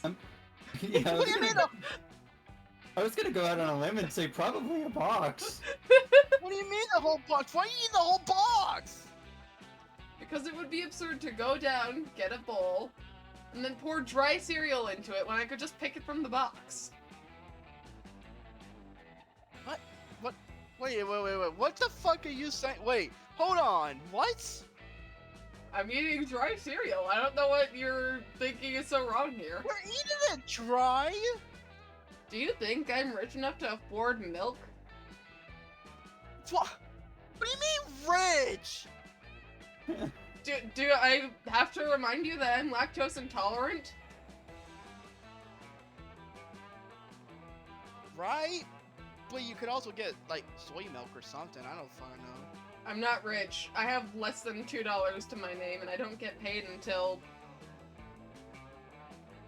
say, 2.5 more Someday? hours, maybe? Maybe 3.5? Anyways, Ginger can be coach. The creature we'll be learning to trap today is more awful than anything you have encountered so far. It's indestructible by non-magical means. It has a creepy fixation on strangers' sexual histories.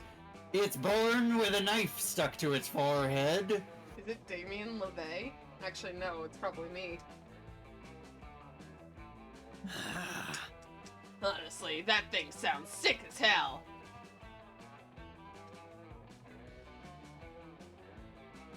I'm guessing that it's one of Joy's exes. It is not sick as hell, Damien. Unicorns are an invasive species. We have to kill them. Damn.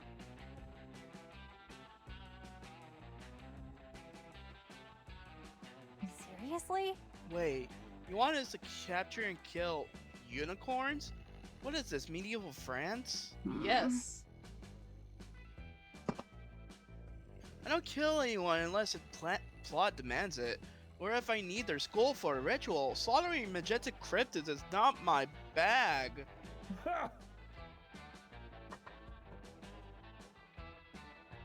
What about you, Damien? You don't have the same outdated hang-ups about killing unicorns, do you?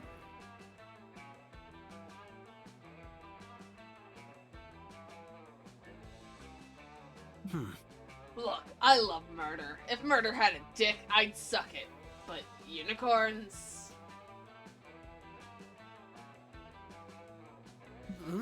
They're just so pretty. That's not a very scout thing to do. This is exactly the problem. No one wants to kill unicorns, but they're a horrible environmental menace. But they're pretty. Ever since some irresponsible princess introduced unicorns to these woods several centuries ago, the forest has been overrun with these dancy-prancy pests. Miranda, was that you? Other animals spend so much time singing and frolicking with the unicorns that they forget to eat and die of starvation. Oh. Why is he a pirate now? I have no idea. I tried to do the I've been trying to base his voice around the the Tony the Tiger. They're great. Yeah, But, no, I'm pretty it sure his keeps on- father is. Pretty sure his father is Tony the Tiger. It keeps like sliding into pirate territory, and I'm not sure how to stop that. Go, embrace the pirate. Go full pirate! He's a pirate now. The dramatic uptick in rainbows has severely disrupted natural patterns of precipitation. The entire ecosystem is in shambles. They must be stopped.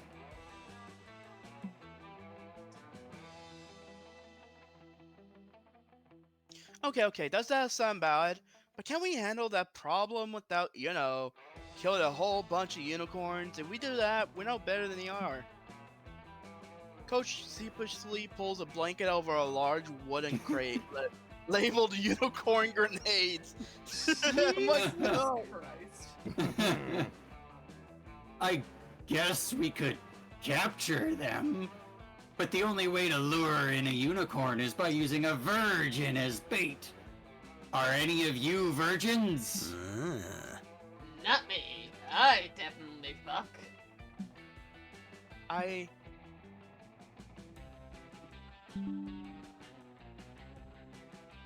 Damien interrupted. Joy's not a virgin either. Also, sorry, I was taking a picture of Damien's outfit just because, goddamn, that man's handsome. Fair. What about you, Chrissy? Whether you're a virgin or not, you're not about to say so in front of two of your hottest friends. What's another cruelty-free way to catch a unicorn?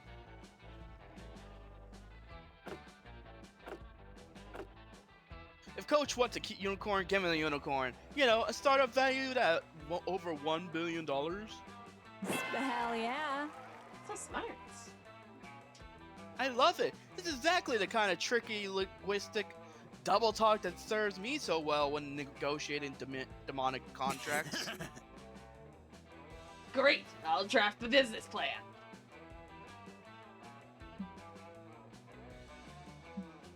What? I'm a demon, damn it. I'm the asshole of the other end of those business contracts, making them impossible to read. Wait, what's this about starting a business? I thought we were trying to catch a unicorn.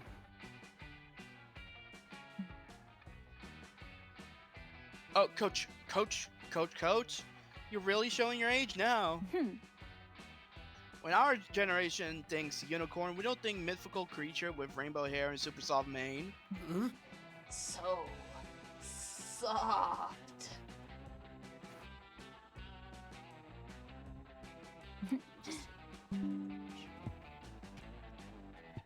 We think of a privately held startup valued at over $1 billion. They're called unicorns because of their relatively statistically rarity. The unicorns in the woods are disrupting the ecosystem? Tell me, Coach, what's more disrupted than a successful startup? So you're saying the world is saved once again. If we can catch a unicorn startup, it would do more for the environment than catching a million boring old world unicorns. But you're the one starting the company. No time for details, Coach. Damien, hit me up with that business plan. I propose an app that shows you the constant video feed of people who are shittier than you, so you never have to feel guilty about anything ever again. I underestimated you. You're shockingly good at this. I expected you to propose an app that turns your phone into a big fire or something. Is it too late to change our business plan? Yes, let the hunt commence! Found your company and immediately attracted many high-profile investors. You use all your big tricks, saying, we'll disrupt the app ecosystem 100 times in your pitch, as if it was a bro mantra. Selling your business as the Airbnb for existential guilt, and ensuring the app will cater to a generation so fresh they will start saying, they will one day say, okay, Zoomer. For all that, you easily rocket past the $1 million mark, no problem. Then at your first board meeting, just as you're about to address your investors, all of them, as well as the boardroom, your programmers, and your entire office building, transform it to a single majestic unicorn. Damien catches it into a net. Your brilliant strategy nets you. Two charm and one boldness. Can we go somewhere quiet? for Okay. once? Tab.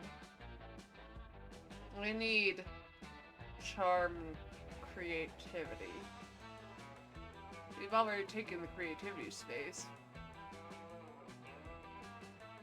Could also go for smarts. Fuck it, I'm going into the dangerous woods where I'm going to go get mauled by a bear or something. While you're hiking through the woods, you accidentally step on a pile of leaves covering a massive hole. Hey look, a unicorn! My character's so adorable too. It was a trap. Even an evil goblin hunter. Is it a goblin who hunts someone or someone who hunts goblins? You'll never know. Appears. They were the one who put the trap there. This is it. You're done. You get ready to embrace death. But then the goblin hunter only sets the trap to get someone to help them to do their math homework. They'll only let you leave if you help them. You don't have any other option here. It's a bit boring, but you actually learn some useful calculus. You gain 3 plus 3 wisdom. Fuck me. Later, you're busy making binocles. Binocles? Bionicles. Bionicles! Bionicles smooch each other until Calculaster grabs you, Damien, and Dahlia and leads you deep into the woods. Oh dear. Oh gosh. Oh no. Friends, thank you for responding to my behavior. I was trying my best to simulate severe distress. First off, greetings. Have no fear. I bestow my greetings. Psh, hey. I have assembled you here because, as you can see,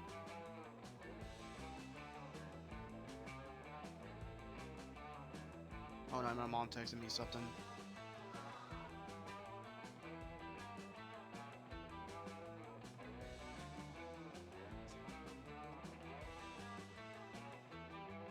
No, fuck.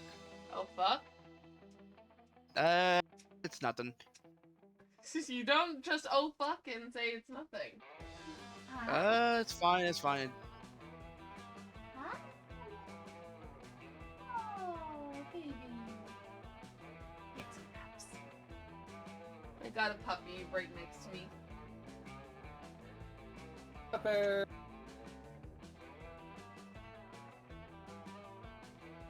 By the way, Chrissy, you still have to, you know, finish. I know. I have assembled you here because, as you can see, there is a critical plant emergency in the forest. These plants are failing to pollinate. The situation is dire. There is a 99.98% likelihood that this will negatively affect the plant population of the woods. Are you saying what I think you're saying? Are we in the middle of a Are we in the middle of a plant apocalypse? Daria, that is completely accurate. Also, I admire your word choice. Please, I need you three to help me save these botanical organisms. Fucking metal! Plants are actually pretty fucking metal. Did you know there are plants that can eat a whole car if you dare them to? I'm down to help. I am not certain that's accurate, but I also am excited that you have agreed to help me. Have no fear. I will Dahlia also is help. here. Hail Dahlia, savior of plants. Bahaha! Oh, and before I forget, I just have one question. What is pollination and why does it matter even at all? Oh, that's an excellent question. Plant biology is one of my favorite internet search terms, so I'd be happy to give an explanation. Simply put, pollination is the act of transferring pollen grains from the male anther of a flower to the female stigma. Wait, is pollination the reason the trees smell like jizz in the spring? I was getting the weirdest boners from that smell last year. Pollen travels from one flower to another via animals or insects. We call animals or insects that transfer pollen from plant to plant pollinators. I am making that same face Calculaster is making to Damien. Hmm? Damn, those pollinators just roll around from one flower to another, getting all covered in those pollen grains, soaking everyone in that filthy, filthy pollen. Oh, that filthy pollen. Eggplant. Eggplant. Once pollen is transferred between flowers, the flower can produce a seed. Seeds contain the genetic information to produce a new plant. Holy shit! Pollination gets plants pregnant? Are you telling me that pollination is just plant fucking? This is a takeover! I am mildly aroused by pollination. We should help these plants immediately. Time to take that mild arousal to a full-blown plant boner. Try saying that 5 times fast. I dare you. Get these plants in the mood to pollinate, baby. Full-blown plant bloner. Bloner! I failed on the first try. Hell yeah! Turn down the lights, play some smooth music, install a TV that only plays B-movie. These plants will be wet with pollen in no time. Foreplay is key. Look for the nearest tree and start correct. One of these is charm. Pretty sure it's the second one. What is the first one then? Creativity.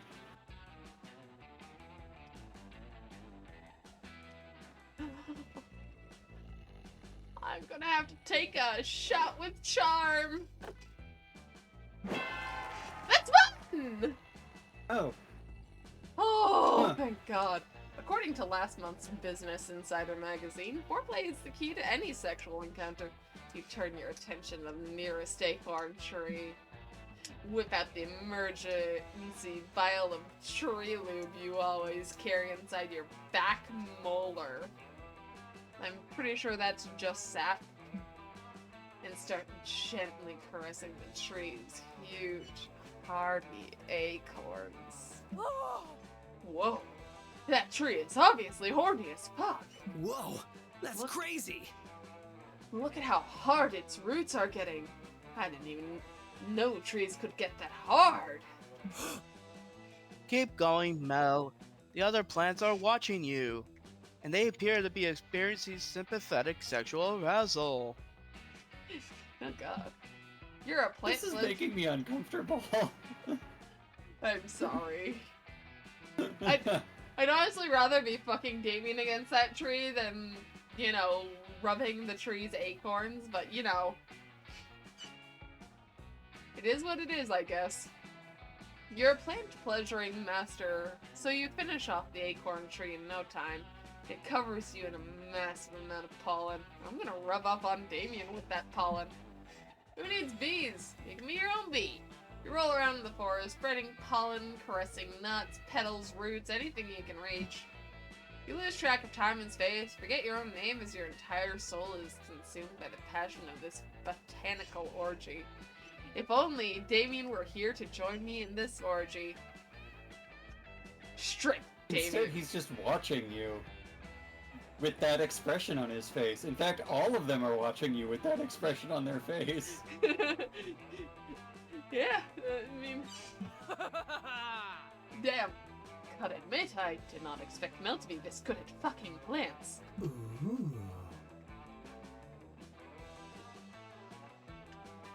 I wonder if Mel is as sexually talented with other species, like robots.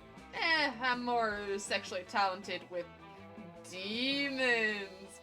Damien, take off your pants. I will show you exactly what I mean. Or demons. I am very, very talented with demons. Finally, you collapse on the ground, panting. Every plant in the forest has been successfully and consensually pollinated. It's not weird. Initializing love.exe.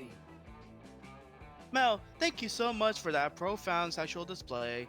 You saved the plants. I have run the numbers, and I'm happy to report that the world is now 7% safer from the impending climate crisis. Oh, you really fucked your way out of that problem. You gain a reputation as a lovemaking genius along with +2 mana and +1 charisma. And just to confirm, that is charisma is my charm. And I knew mana was my charm because fun and boldness, aka mana and strength, are the stats I need for Damien. Let's trade places. I'm gonna choose a food. I'm gonna choose specifically, oh, what are you? Your name's in French, hold on. Chimpkin sandwich. Cinnamon apple cinnamon Cheerios. Naturally flavored. Player order is decided based on which food would kill you the fastest if you ate that food forever. Start debating now. I would definitely die faster from malnutrition and or choking on apple cinnamon Cheerios than you would on a chicken sandwich. Actually, hold on. Holding on. Read the like nutrition the nutrition facts on the side of the box. Nutrition facts. Per 1 cup is 39 grams. Calories 150. God, it's so dark in here because it's like 1 in the morning or something. Ow! Oh, it's almost 2. We have 2 point... Carbs and protein are the two things I'm looking for. Carbohydrates are 32 grams, and we only have 3 grams of protein.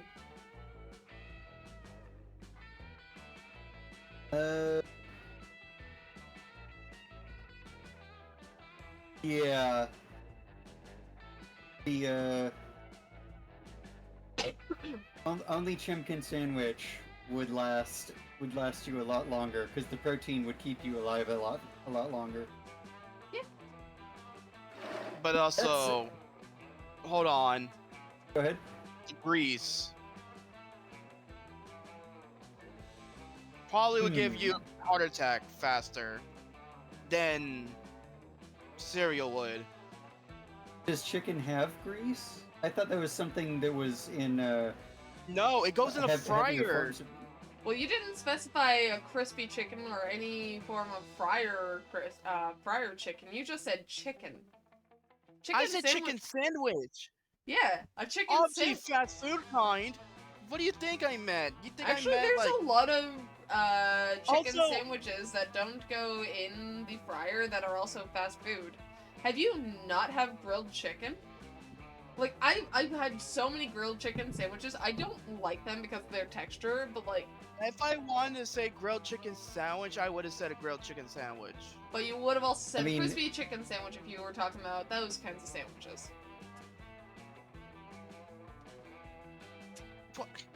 No, don't spin my shit like that, okay? Don't you dare do that. You know I meant the fast food kind. No, I didn't, actually. No, No, don't. I didn't either. I was thinking about like just No, I taking a meant the chicken fast breast and food. making a sandwich out of it. No, Slapping it between 2 pieces of breaded bread at chicken home. sandwich. Well, you Breaded. didn't specify, and it's a little too late to start debating specifics What the now. fuck is it? I never even debated my thing. Because I let you talk. Yeah, I let you talk the whole time. Because I was didn't even actually debate my shit. No, I mean- I didn't even make my point yet. You just, I mean, you you're only talked and correct made in that the- you didn't. You're correct in that you didn't make your point, but you're still changing it after you know what the thing you're trying to argue is. What are you talking about? I said the grease would kill you and give you a heart attack first. Yeah, but And you're like, talking about wait, a what? specifically No, hold on. crispy chicken sandwich. I said chicken sandwich, so There so are it could 3 be different any of kinds them. of chicken sandwiches. There is the crispy chicken sandwich. There is the just chicken sandwiches, just chicken I didn't know what to be. I didn't know what to be super fucking specific. I was super fucking specific when I said apple cinnamon natural flavor Cheerios. Okay, but that's because you're eating it right now. Yeah, it is. and I'm gonna keep eating it throughout the rest of the That's stream. that's not being specific. That's just reading out what you have in front of you. Well, it's actually I being mean- very specific. Yeah, Mel has also been specific in other Categories. ones too. I'm trying to recall specific things that Mel was specific about. I The just Dead by remember Daylight that, Ghostface. right, the Dead by Daylight Ghostface. That was one of them. Yeah. I've been pretty specific if it asked me to be, like, if it wasn't, like, something very, like, simplistic, like color or celebrity, I would be very specific about it. Because there's no other Jacksepticeye or no other pink gold color, even though it's technically a metal, but I can still see it as a color, and yes, it's beautiful. But yeah, if it requires some variation of specification, I don't leave anything open to interpretation for this exact reason of a counter debate.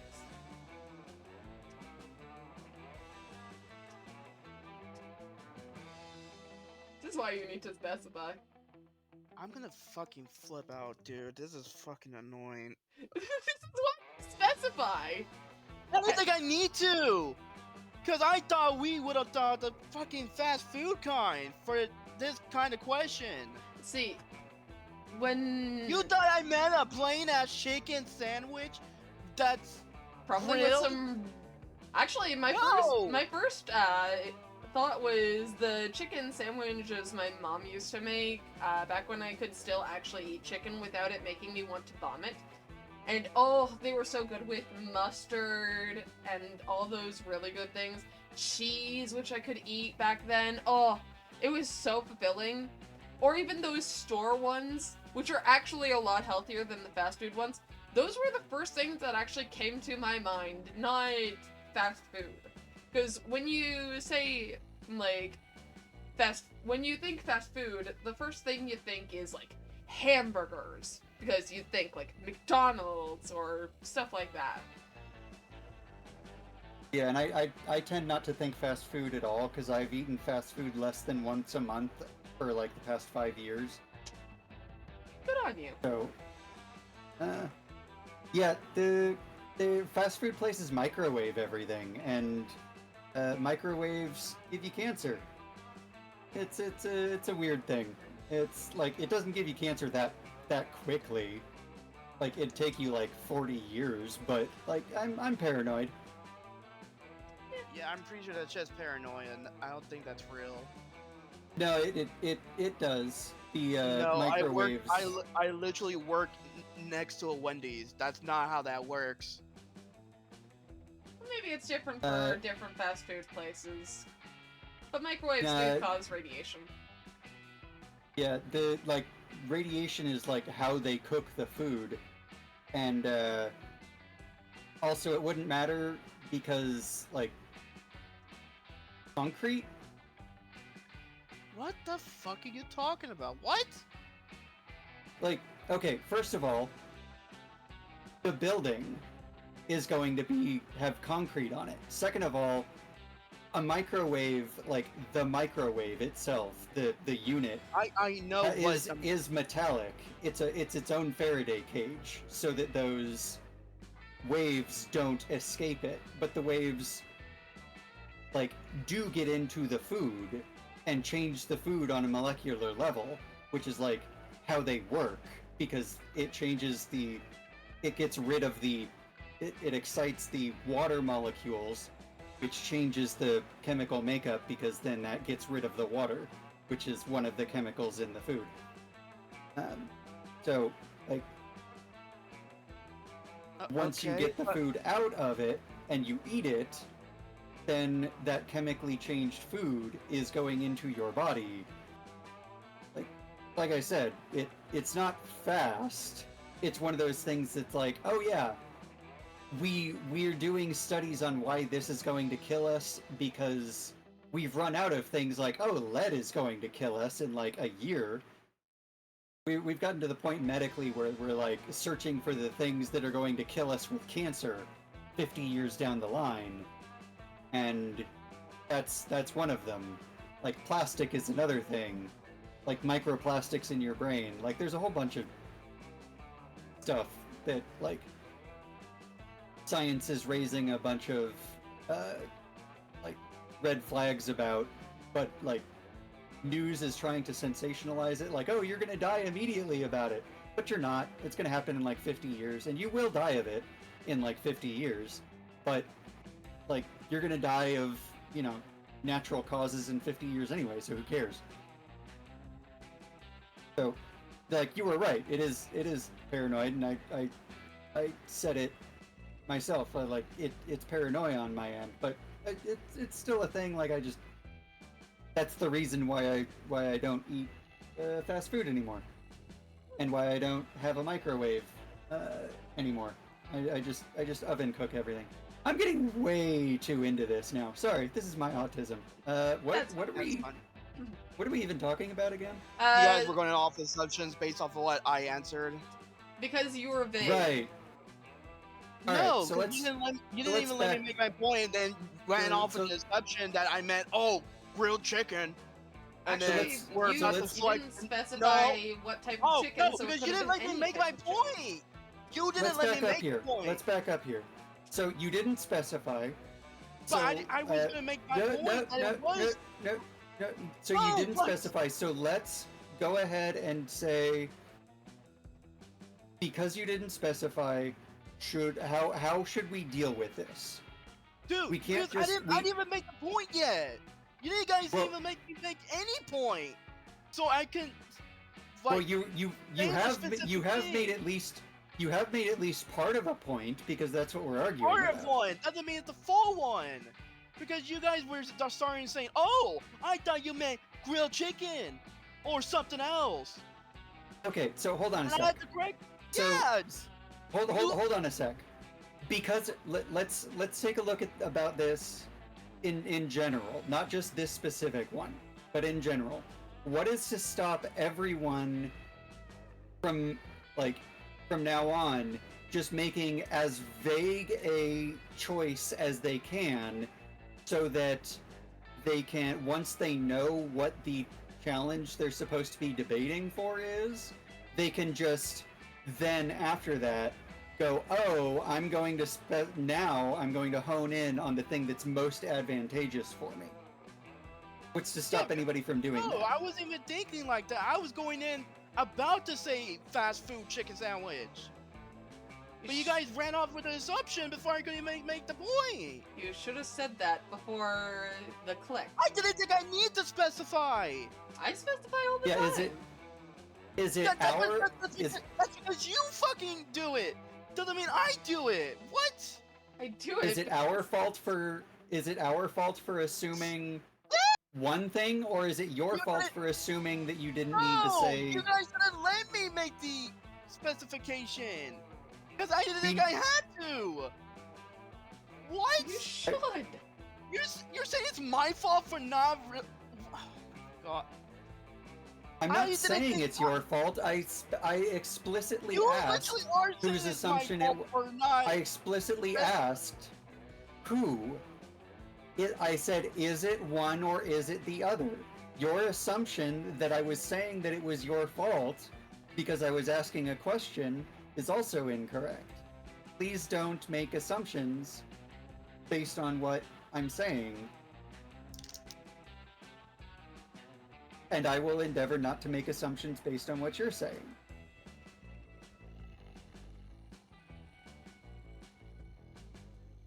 Okay. With that being said, All right. I think we should make a rule of if it requires a specification, such like food or whatnot, we should specify.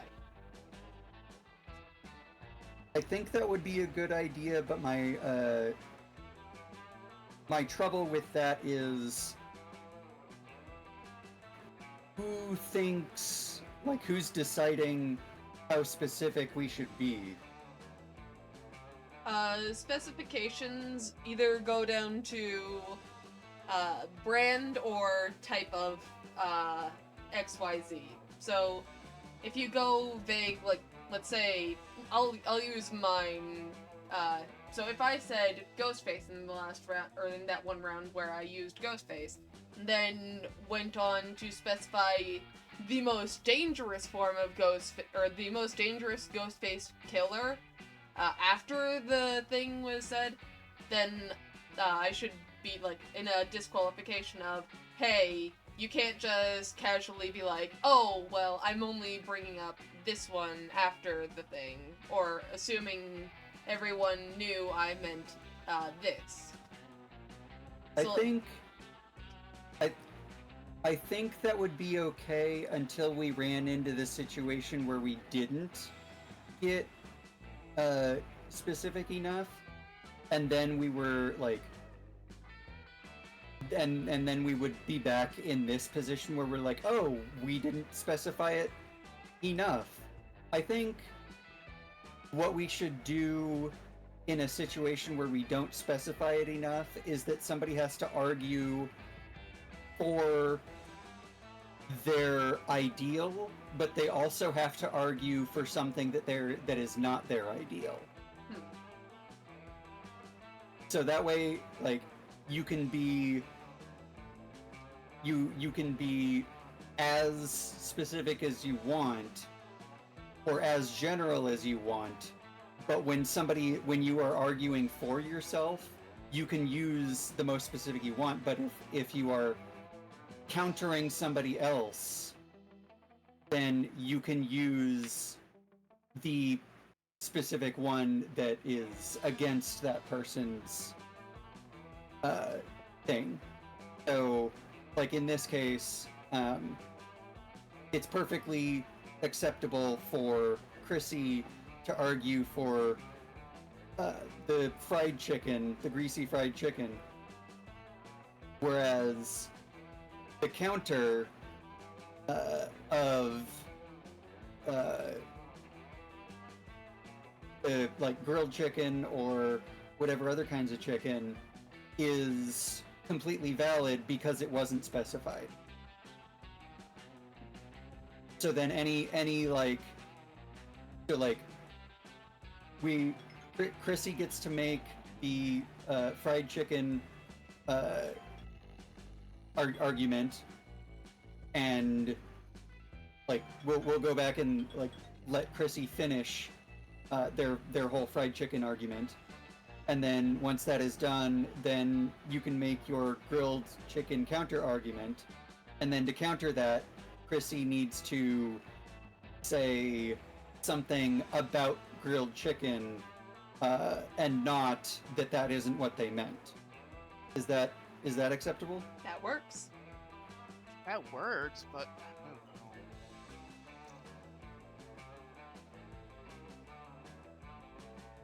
All right. Well, let's try it out. So, Chrissy, what was your fried chicken argument? Is that it was fried chicken? It would lower up or high up your fucking cholesterol to the point where you might just have a stroke or a heart attack, and it would just kill you by the time, I don't know. Okay. Yeah. Mel, do you know if other types of chicken like have lower cholesterol? I can quickly Google, actually. And he did specify that it was a chicken sandwich, so we'll go continuously off of the chicken sandwich. So I'm going to look up grilled not grilled children. We don't want grilled children. Not children. Stop saying children. Grilled versus Mel, I gotta interrupt this for a moment here to ask you, with some feeling of trepidation, why does Google keep thinking you want to grill children? It is my dyslexia. I pressed the L button instead of the C button.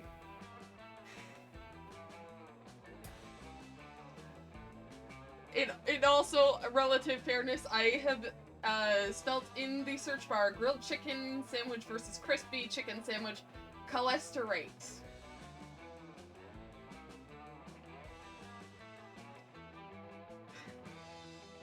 Okay, so Google says that a grilled chicken sandwich is much healthier, has lower cholesterol options than crispy chicken sandwiches. Okay. So, meaning a grilled chicken is the healthier alternative to a crispy chicken sandwich and would be a better alternative in the play of chicken sandwiches. All right. I'm going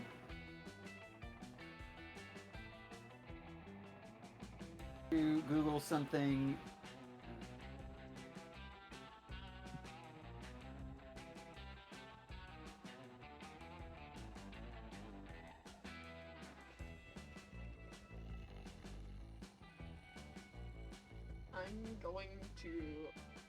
I'm going to Google. I'm Googling how easy it is to survive on a high carbohydrate diet. And the answer is it is incredibly easy and possible to survive on a carbohydrate only diet.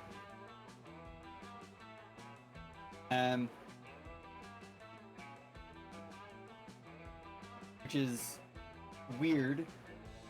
Most of the things that I'm finding are getting rid of carbs, but the few things that I can find on only having carbs is says that it is very possible to do that. So it is, in fact, probably more likely that you would die by eating chicken sandwiches quicker than you would die by eating Cheerios. Really? Which means that Chrissy goes first. Huh. I think that a box of What's Cheerios next on my wouldn't to-do list? actually keep you sustained for that long. Yeah, I wouldn't have either. That was why I was looking specifically for the proteins when I had you read up on the nutritional facts. But then Google told me that I was wrong. Huh.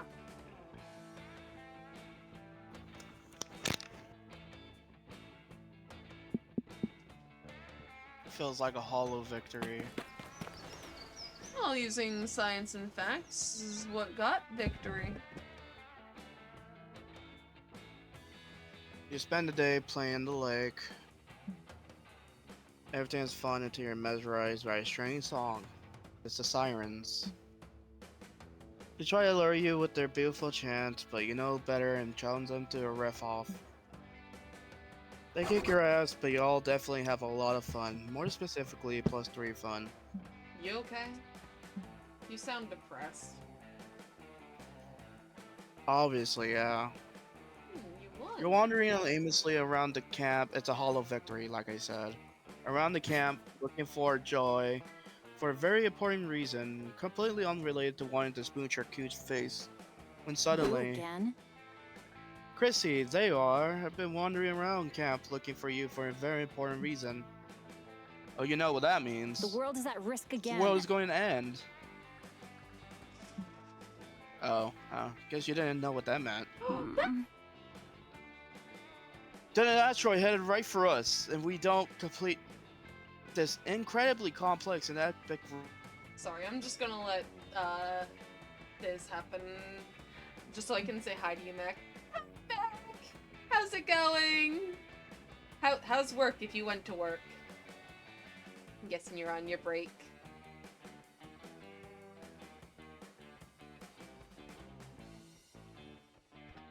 At least I muted. Well, you had to get the entire kit to run around in circles, shrieking and wailing, which they do with great enthusiasm. It seemed like nothing could get in your way. Oh, goody. It's another one of the X's. What is all this unsanctioned running and screaming? There is a strict sanction. Sorry, that was by accident. It's No for problem. the. Okay. There's yeah, I was gonna say if there was a log, I could go back and read the rest of it, but there's no log, so. Yeah, not in this game. But camp Principal- director Miss Weaving. What? What? Oh, I can rewind your stream a little bit. Actually, can I? It doesn't look like I can. Oh, that's a good point.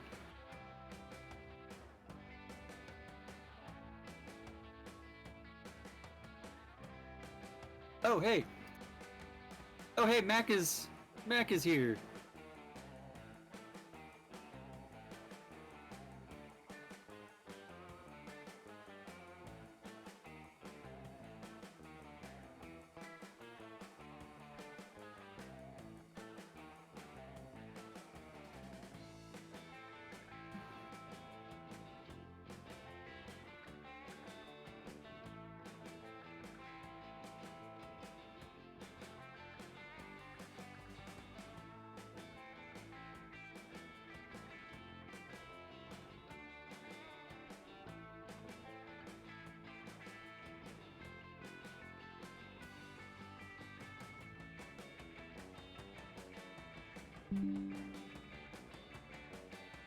Oh, Mac. How is Mac doing today?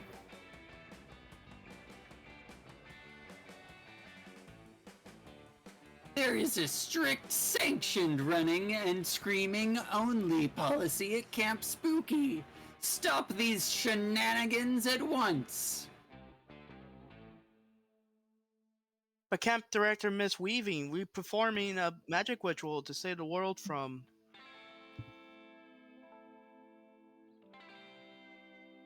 If you wanted to do magic to save the world, you should have done that earlier in the day when I gave everyone a do magic to save the world break. Seriously? I didn't need to do magic to save the world then. I need to do magic to save the world now. I love how much that's basically just like a I didn't need to go to the bathroom. Yeah. Young lady, I am so sick and tired of your generation using magic to solve all your problems. In fact, I'm going to confiscate your magic so you learn how to cope with it.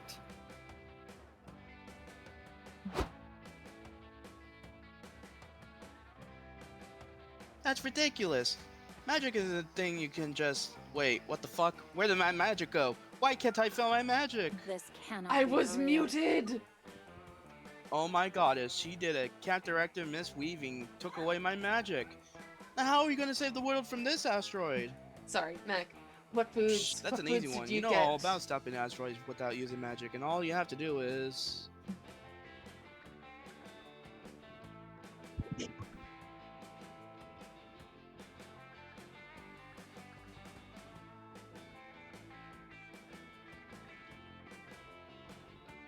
Okay, I think I'm done coughing now.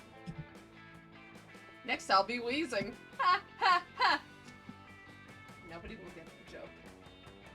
Oh, I absolutely got it. I was just trying to think of whatever like wheezing eventually was decided it would evolve into in like So smart. Generation 10 or whatever the fuck it was. On the one hand, I hate that kind of narrow Earth first thinking, but on the other hand, in this case, we actually do need to save the Earth. Ugh. Fine, let's do it.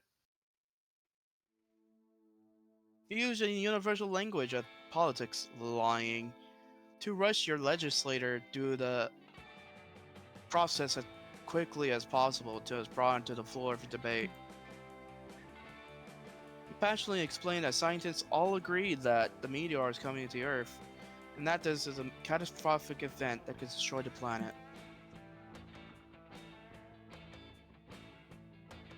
You speak of mass extinction, extreme weather events that could kill thousands, new diseases caused by changes in weather, melting the permafrost, collapse in food production.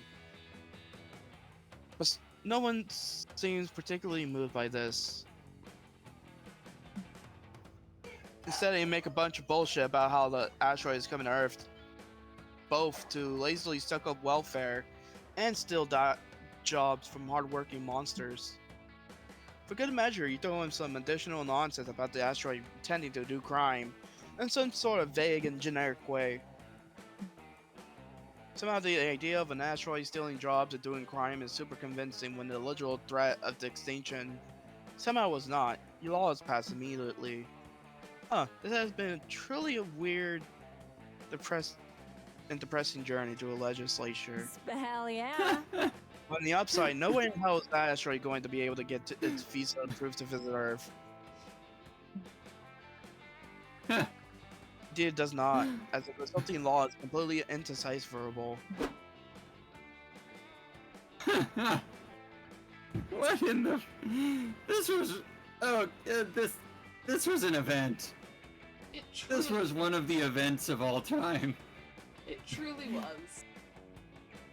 Well, Miss Johnson Jojima, I'm impressed that you managed to harness the cruelty and paranoia of our legal system for good. You may have your magic back now.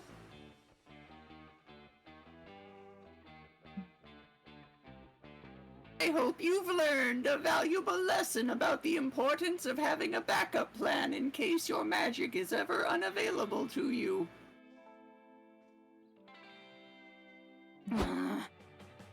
My magic was only unavailable because she took it. The only thing I learned today was how much I hate power tripping teachers. You would make an interesting love And how much I interest. like you, Chrissy. Wow, that's a good list to be on the right side of. You gain +2 charm and +1 fun. Hell yeah. Oh, hey.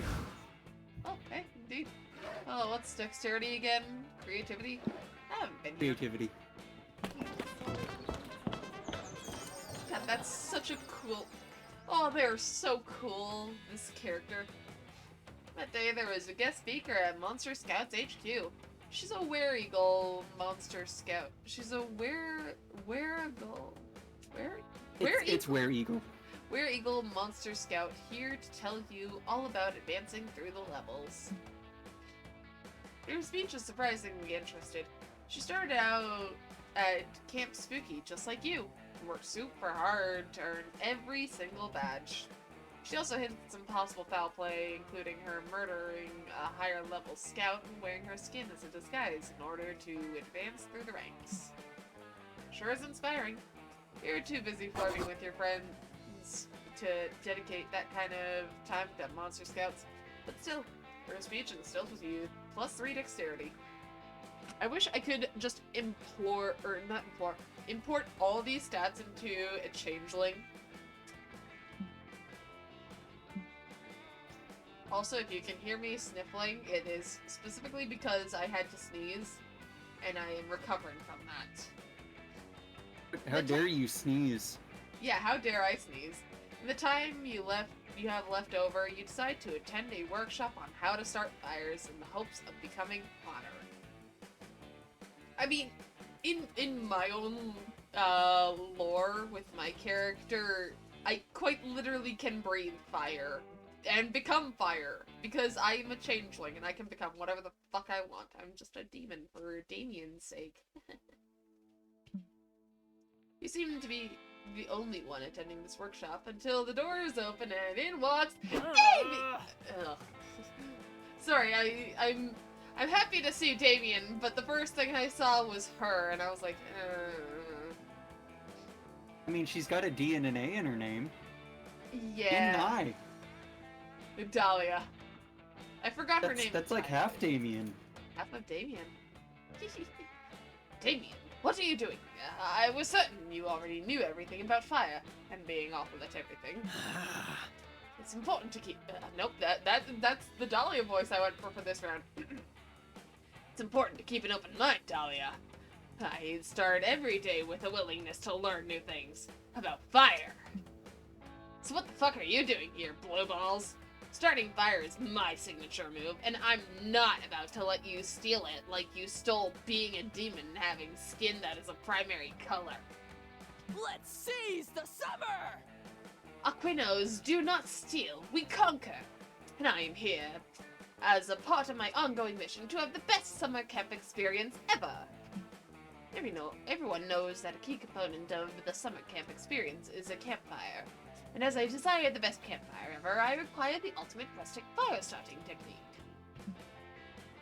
What, you mean shooting a match with a gun, throwing a Zippo into a jug of moonshine? An airstrike? Of course not. I mean, starting a fire by striking two rocks together or spinning a stick very fast, perpendicular to another stick. I don't know why she's turning masculine and British, but okay, I guess we're going that way. Oh, you're a pro!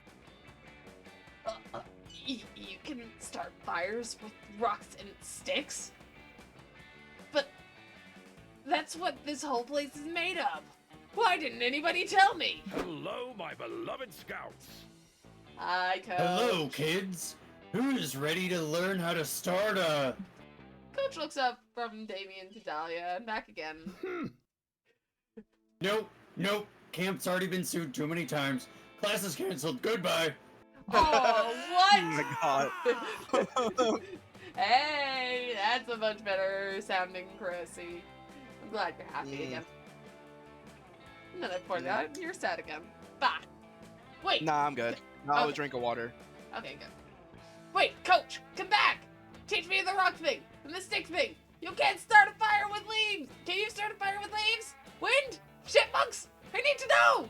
I mean, you could definitely try starting a fire with chipmunks. I wouldn't recommend it, and I wouldn't advise doing it, Twitch. But, they're... Thinking quickly, the barbarian created a megaphone out of nothing but string, a chipmunk, and a megaphone. Well, too bad, you cheap bottle of mild salsa. Without Coach, we'll never learn the secrets of woodland fire starting.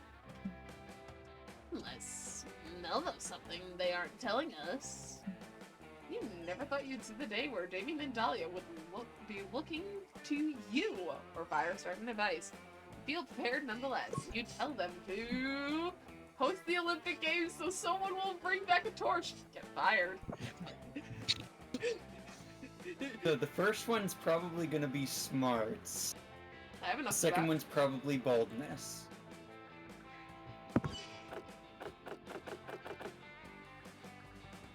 Damien loves stealing. It's fun. Oh, I was so wrong. It's over 9,000! Oh my god, you are such a dweeb. Yes, I love the Olympics. My favorite event is the modern Someone help me, my dyslexia is putting the H between both of the T's. And after them too. Pentathlon. Just put an H everywhere. Make it henhathla. Just make it pentathlon. Pentathlon! Because it's the only sport that is 5 sports. Arson!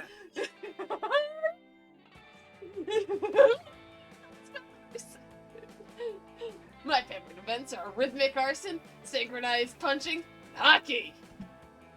Oh, what are we waiting for? Let's make the greatest bid to host the Olympics that the organizing committee has ever seen. Using your I love that hockey is just hockey. I've seen, literally, if you go into my chat, this is not for you, chat, if you go into my Discord chat, one of the things I typed out in yesterday's general conversation, that's my, Damien smut. I don't want to go into my Damien smut right now. I literally talked about how in, like, the first few seconds of this hockey match that I was watching, 2 guys broke out into a fight immediately, off the rip. Like, the puck dropped and they were like, punch, bah, uppercut, smack into the ground. It was beautiful. That's what I love about hockey. Using your non-insignificant powers of bullshit, you put together a 70,000 word proposal touting Camp Spooky's suitability as a venue for the Olympic Games. You emphasize its useful atmosphere, unusual fauna, and the fact that if it gets ruined by millions of tourists, no one will give a shit. While you're at it, you will also propose several new events, including the 300-meter selfie, meeting your parents' unreal expectations, and boning. No sooner have you sent off your application when a courier arrives with the letter bearing the official Olympic seal. Give me that. I'll read it. Ahem. Dear sovereign nation of Camp Spooky, we know what you're up to. Do you think you're the first people to apply to host the Olympic Games just so they could get a free torch? That's like 70% of the applications we get, and we get it. Fire is awesome, but we feel that all of this is distracting from the true purpose of the Olympic Games. Frankly, disgusting displays of wealth and privilege from the world's most affluent nations at the expense of less advanced nations. Therefore, in the interest of making everyone happy, we've decided to just send you some fire that you can use for whenever you want. We hope you enjoy it.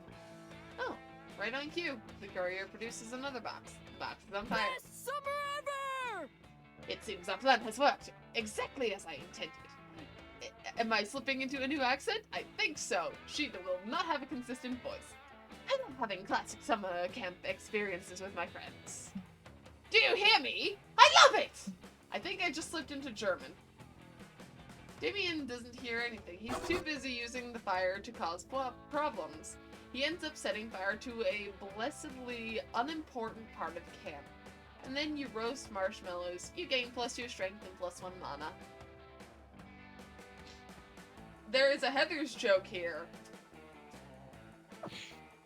He is my JD, and I am Veronica. Let's trade places. Everybody choose something good.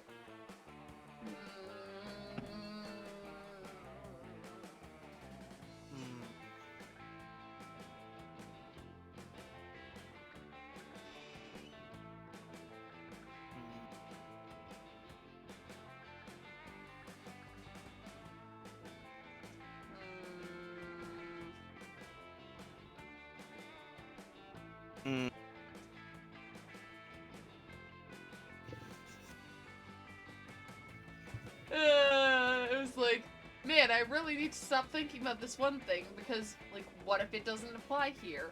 And then the moment my brain switched off of that thing, it went arson.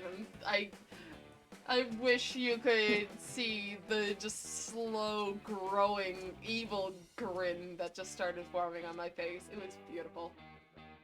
My favorite part was the fact that as soon as it said choose something good, my brain went, Mel's gonna say arson.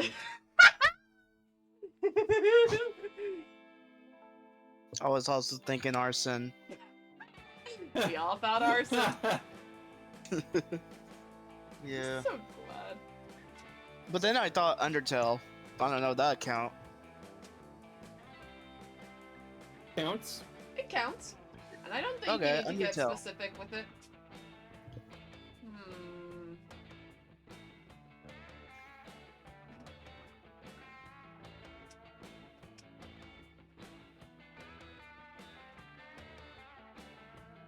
My next thought was Damien. Damien's not good. A good lay, maybe, but definitely doesn't count as something good. It's also not. He's also not something. He's someone.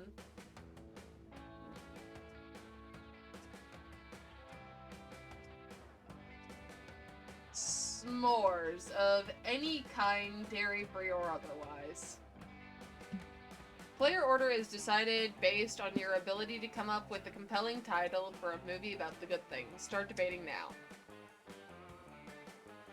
Honestly, I feel as though Undertale wins this because Undertale the movie is just a title enough, and Toby Fox has already made a brilliant game about it. So, you know, Undertale the movie. I honestly feel like I lose here because S'mores the movie is... yeah, that'd be really difficult. For a movie about s'mores. You know what? I'm gonna try and come up with something just to find Why? some variation of First. determination deep within me. So what you're First. saying is you're filled with determination. I am filled with determination. That determination says I've been second a little too many times, so I really want to win this. I feel like that's a lie, but okay. I don't know. I think we're at... I think we're... Probably 50, aside... it's not 50-50, but I don't know. Yeah, I think it's 50-50 aside from the randoms. Yeah. Yeah. Jack Black is Frisk. No! I am Frisk. Oh my god. I would ditch that movie like I ditched the Minecraft movie. The Minecraft movie was funny. The Minecraft movie also had a lot of children screaming chicken jockey and throwing popcorn. That was their fault. The parents should have done something. Oh yeah, I'm gonna maybe be watching the new Ghostface movie. That's completely unrelated, by the way. Is that like a new Scream, or are they? Yeah, or is Ghostface sorry. in different? Sorry, yeah, no, I forgot that it's called Scream 7. Scream 7, yeah. It releases today, and I'm only mildly worried about how filled the theater is going to be. Is it? Are they really only on number 7 now? Yeah. I remember they were on number like 5 when I was in high school, which was like 20 years ago. Yeah. Yeah, they had a 6th movie and a TV series. They had a TV series? What? Yeah, Scream had a TV series. When? Alongside the movie, I'm pretty sure. It was like either like months before or after. You're gonna have to Google this for me because I need proof of it. I'm pretty sure. Yeah, I'm pretty sure Scream had a TV series. So before Mel runs off to watch the new Scream TV series and drops the game because they love Ghostface so much. Scream has been a horror TV show since 2015. Oh. I'm still trying to come up with a compelling title for a movie about s'mores of both lactose-free and non-lactose-free. Either of each flavor. I think it would be a documentary called The Goodness of the original campfire snack, the s'mores. Unfortunately, I'm not a fan of documentaries. However, if you had said... no, that'd still be a documentary. I was gonna say the documentary of how s'mores defeated Ghostface, then that would be fairly compelling. Like, I would want to watch that. Just so that I could know what the fuck how did s'mores defeat Ghostface? I have a better title. Because my brain was like, yeah, okay, maybe a documentary isn't the way we want to go. So, maybe... let's go for an animation series, appeal to all genres, but it's an animated horror. So it's an animated horror about... I know this is a little bit of a stretch here, but I'm going to expand on Ghostbusters. And a ghost possesses a very delicious s'more. And the Ghostbusters have to fight that s'more that becomes a giant sentient s'more, like the Stay Puft Marshmallow Man. And it's still about s'mores. Is that a stretch? It very much is, because this... You remember how the Puff Man... You remember how it was even created, right? Nope! Yeah, no, it was... I have forgotten everything about it. Yeah, no, it wasn't a ghost. It was literally brought into existence because one of the guys couldn't stop thinking about the Puff Marshmallow guy. Oh.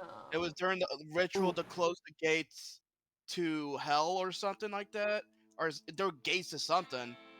Yeah, it was gates to the underworld, and once it was open, they were like, the next thing that you think of, I will make that your worst nightmare, and like everyone was like, quick, don't think of anything. And then all of a sudden they hear like earthquakes coming, and they're like, and one guy was like, Dan Aykroyd was like, I thought of the least threatening thing I could think of, the Stay Puft Marshmallow Man. Yeah. God, it's been like 30 years since I've seen that movie. How do I remember that so friggin' well? I mean, I remember that too. So you're not alone. That is true. I I mean, think I think it's just that iconic of a scene. But yeah, that's true. I think the Still, only as- way I make this a compelling thing is to merge s'mores with Ghostbusters. Yeah, unfortunately, I have actually seen. I've never played Undertale, but I saw Hound's playthrough of it, I also or at least like a third or maybe a little bit more than that. But like it was, I saw enough that it was compelling on its own. Yeah. So, unfortunately, I don't think there's much more that s'mores can do to combat that. Yeah. And also, s'mores sound like a horror movie. S'mores of what? Yeah. People. Take some more of this. Ha! You follow a trail of empty wine bottles leading to a log. Joy and Aravi are sitting there acting like two people who have drank multiple bottles of wine. That noob. No, okay, wait. I'm gonna go with truth. Yes, okay. We're getting to the deep part of the night. I'm gonna need more wine for this. Have you seen my Booty wine? calls. Found it. Okay. Here's one. What's like your biggest sexual fantasy? Sick. Oh shit. Joy out here with the fun questions. I knew there was a reason I liked drinking with you, girl.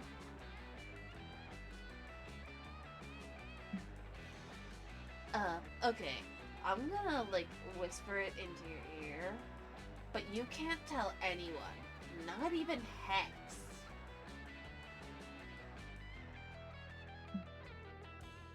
She's too drunk to remember. I can hear her thoughts. Oh, wow. You do not want to know how much orc blood is involved in Ravi's fantasies. Impressive.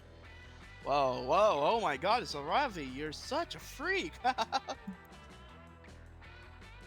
Joy playfully shows Aravi. Aravi shows her back, and within minutes, they're giggling tipsy piles on the dirt behind the log. Wow, okay. Wow, was everything always so spinny? Holy shit, when did we get on the ground?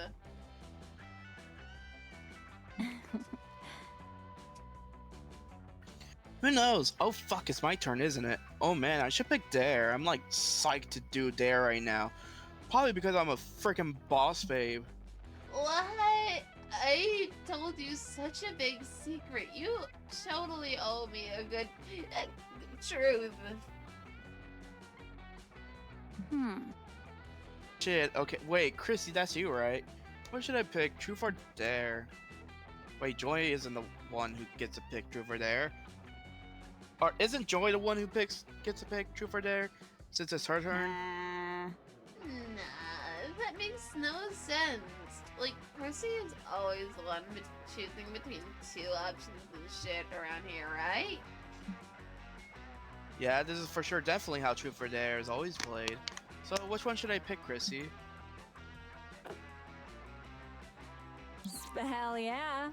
Yeah, Fox, yeah. I'm like so ready to do this Dare. I'll do anything, seriously, Chrissy. Anything. Like, I'll even do a prank call. Oh my god, it's yes. Let's do a fucking prank call. Wow, Joy. Just, wow. You're so hardcore. Oh, please. Prank calls are not hardcore. Not unless you're gonna prank call a major deity or Guy Fieri or something.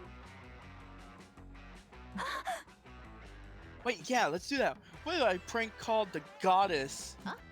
What? Oh my god. Oh my god. We have to do that right now. Joy draws a summoning circle in the dirt. It's a bit of a wonky circle, but she doesn't have the best motor control right now. We aren't judging her for it. Joy, not now. It's bath time. It never fails. You take a bath and there's a call from a disciple.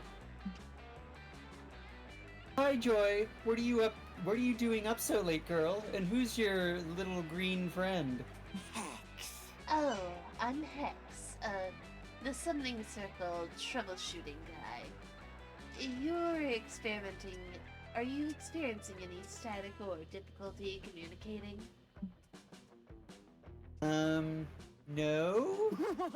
Great. Lamel, I think she's buying it, guys. This is so funny. Hey, Goddess. I think I just had this, like, super important question. What's up, girl? Okay, what's up?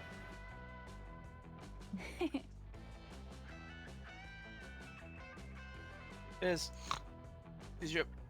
your refrigerator running? What? Fuck yeah! You better go catch it. Oh yeah, fucking. Excuse me? Joy? I don't have a refrigerator. I'm a celestial being who doesn't need to eat. Are you feeling... But then Joy severs the summoning circle, presumably to get away from how funny that joke was.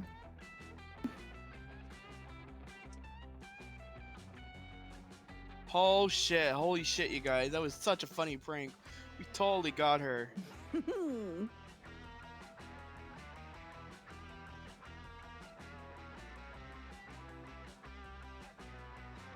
Sorry, I was just adjusting things. Actually, no. Let's see, I'm just gonna make you smaller. Put you over here. And then move you in front of Ginger. Yeah, that works. Yeah, we did. You were right, Joy. We're bad bitches. That was magic.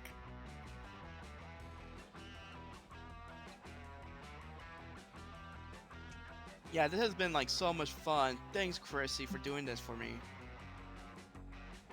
It was truly an unforgettable caper. Until tomorrow, probably, when you wake up and realize you blacked out and don't remember much of this. But everyone knows why 9 isn't about the memories, it's the feelings that matters most, and you have a lot of feeling for Joy. Finally, some time to chill. Damien, you smell something burning, and you know very well that where there's smoke, there's a fire. In this case, it's a campfire. And what's burning is everything. I realize you are attempting to help. Friend Damien, I am concerned that you're engaging in destructive behavior. What? Damien? No! Nah. Damien throws a shoe in the campfire, which crackles and flares up. He makes some notes in the notebook he's carrying. What's up? Oh, sup, pal? Want to get in on some sweet, sweet research? I'd love to.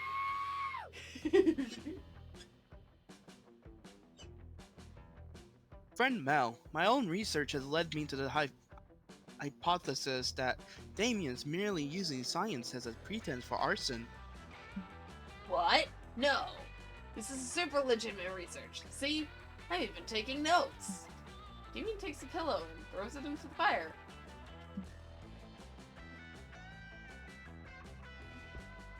But friend Damien, all you are writing is shoe, it burns. Pillow, it burns.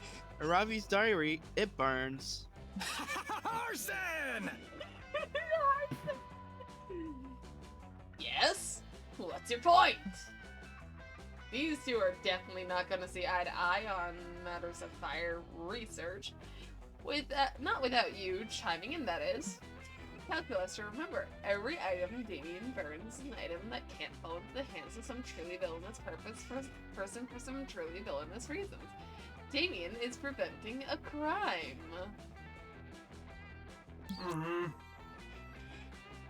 I am unsure. After all, is arson itself not villainy? No! Nah. Not if it's to stop even more villainy. Check it out. See this arsenic? It can be used to poison someone. Into the fire it goes!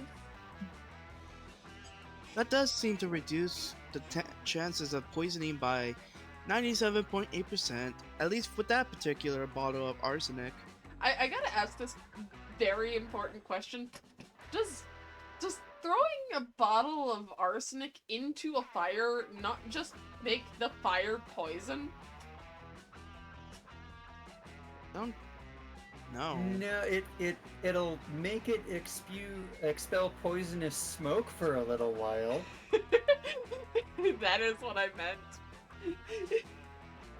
Knives! No hacking for this, Hatchet.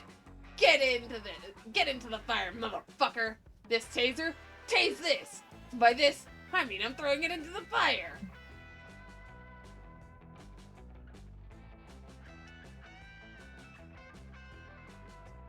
Yes, I see, but many of the items are harmless. I'm a pro camper. Shows what you know. This sock could be used to gag someone. This rope could be used to tie someone up. So long, sock. Get wrecked, rope. Huh? This book could be used to bludgeon someone to death. And this paper airplane, it could give someone paper cuts. Those can be fatal if you have leprosy. This glove could be used to strangle someone if you really stretch your fingers out. Like, a lot. Upgraded successfully.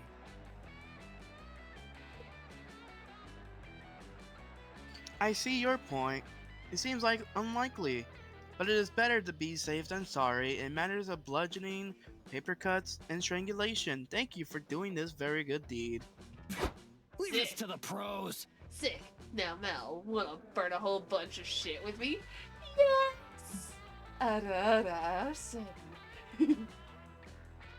Not that glove, though. We might need to strangle someone. Hell yeah! You and Damien have a wonderful night together, filling up his notebook with more valuable insight. Teddy bear, it burns. Pagan wooden figure, it burns. Antique leather dildo Damien found in the bunk of someone who will remain anonymous thanks to blackmail payments, it burns. An antique leather dildo. Yeah, that doesn't seem like a thing that would become an antique. Yeah, it also doesn't seem like a thing you'd want to put in any hole. Mouth, frontal hole, or backwards hole. For the sake of just not remembering how much I can say on Twitch. I said dildo, fucking pussy and ass. Your love for Damien? Oh baby, it burns. Bring out your flasks. Gambling time. Fuck, I gotta remember what voice I did for the cat. That weekend, you feel like getting wasted, so you go visit none other than Juan. Hola! Beautiful. Hang on. You know, when I started making magical drinks, I never thought people would actually come to drink them. But hey, who am I to judge? Anyway, take a look at this one. The redact what? Drink it, you need to drink it, I dare you. What does it? Quite appealing, right? Don't know if I'd drink that, but the real question is, will you? You really need to drink it. I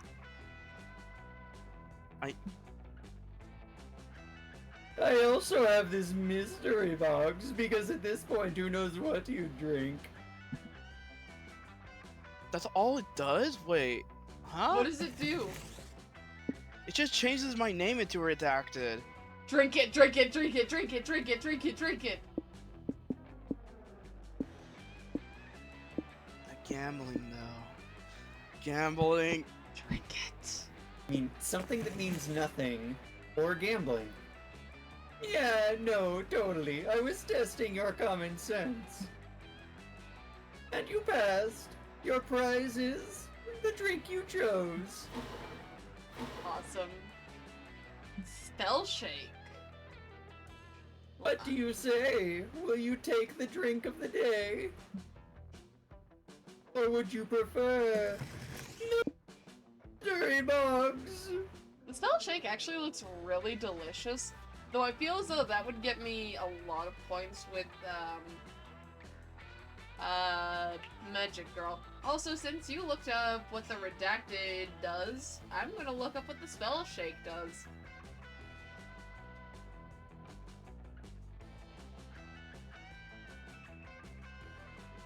I like doing this voice. I do not know why I picked it for a small Latino cat, but I did. Maybe it was because he was wearing his wizard cape and hat. And I thought that this might be a good wizard voice. I do not know why. I'm taking the box. Yeah, because I saw what it does. Swaps all your stats for another play. Bone hurt. Bone hurt. Oh, what, you gonna give him a bad haircut? Bone cancer, huh? The mystery box is so bold of you. Oh no, Mel. Oh no. All stats are depleted by question points. Oh no. Oh no, bro. Hope you're happy with it. No refunds. I'm not. Oh. Or not the bone hurting juice. What have you done? Now all your bones will.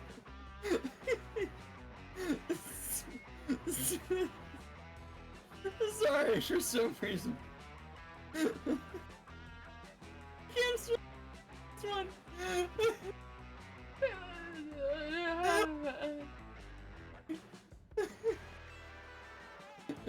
Now all your bones will hurt.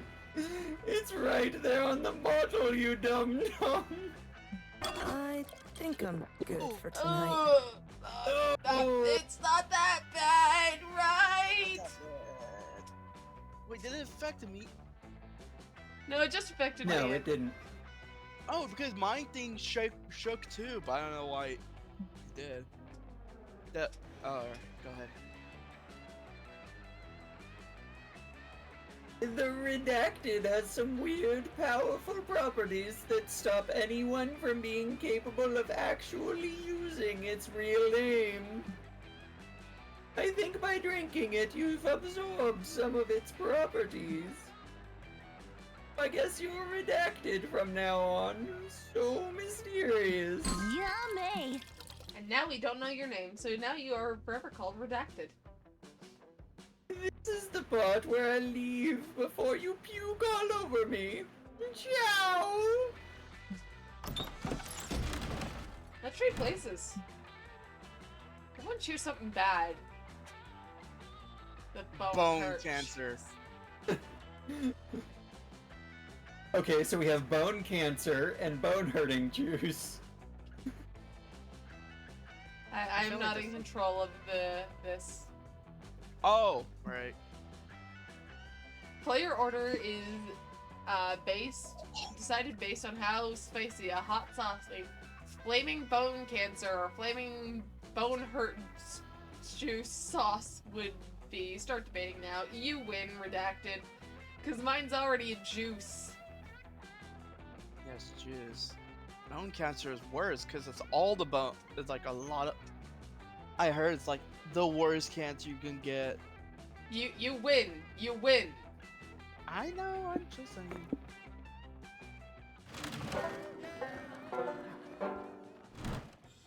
Time to bring on the bacon.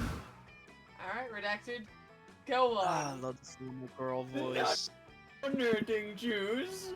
That hurts all your bones! That day, you go on a hiking trip with a bunch of random campers. You live some weird adventures and share some personal stories and secrets.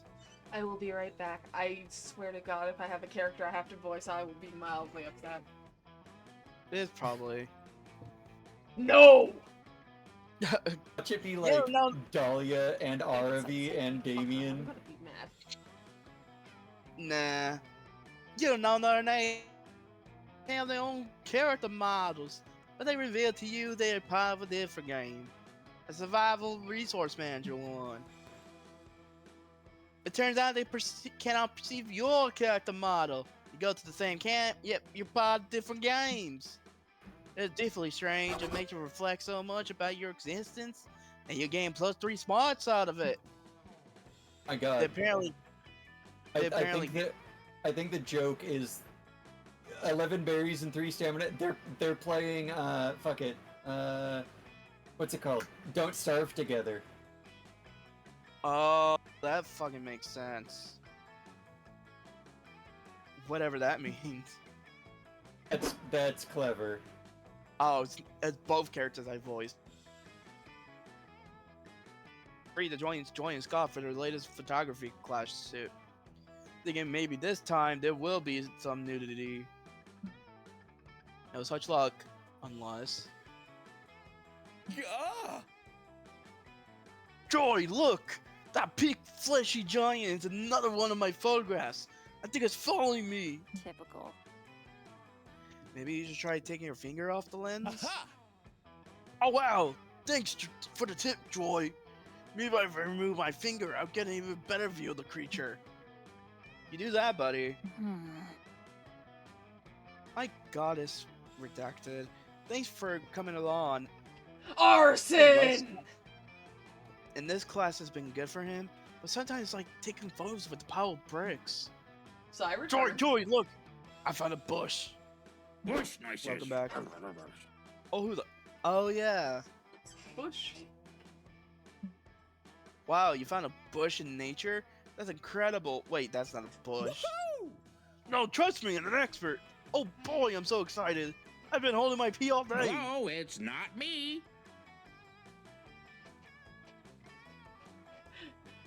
Well, you'll have to hold it a little longer. The bush was me all along. Counselor Flodge, Master of Disguise, strikes again. Whoa, I thought you were a bush, bro. You smell like leaves and dog urine, just like a real bush. Seriously? Did you actually paint yourself green? You're a chameleon. Change the color of your skin. Expert hiding.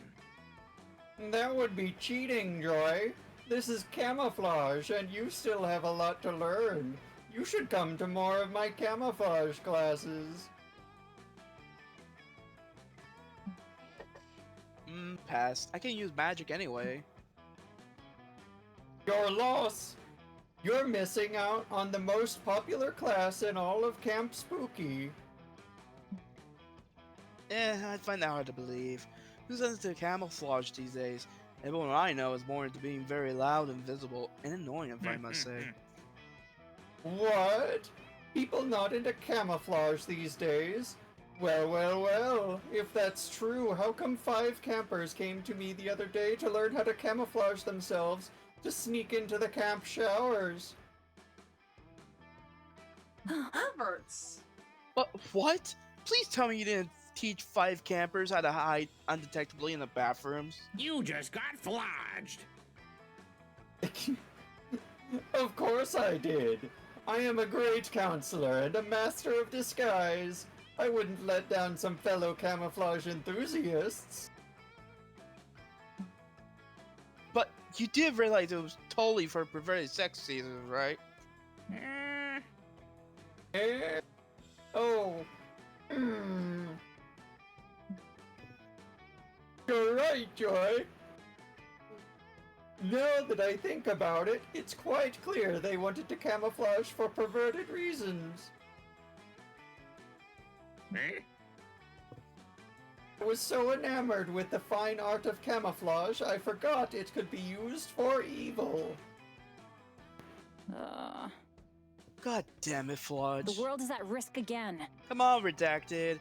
We gotta find a way to flush them out. This is an emergency.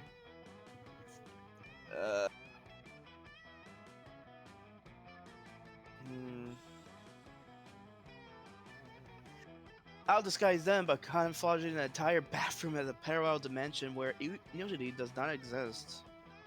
Scare them off Scare by them off. recruiting them to have their parents to have sex in that very bathroom. What would be? Huh? First one is probably smarts, and second one is probably either baldness or charm. Definitely boldness.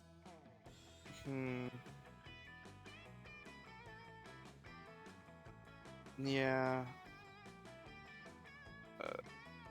By boldness, I mean strength.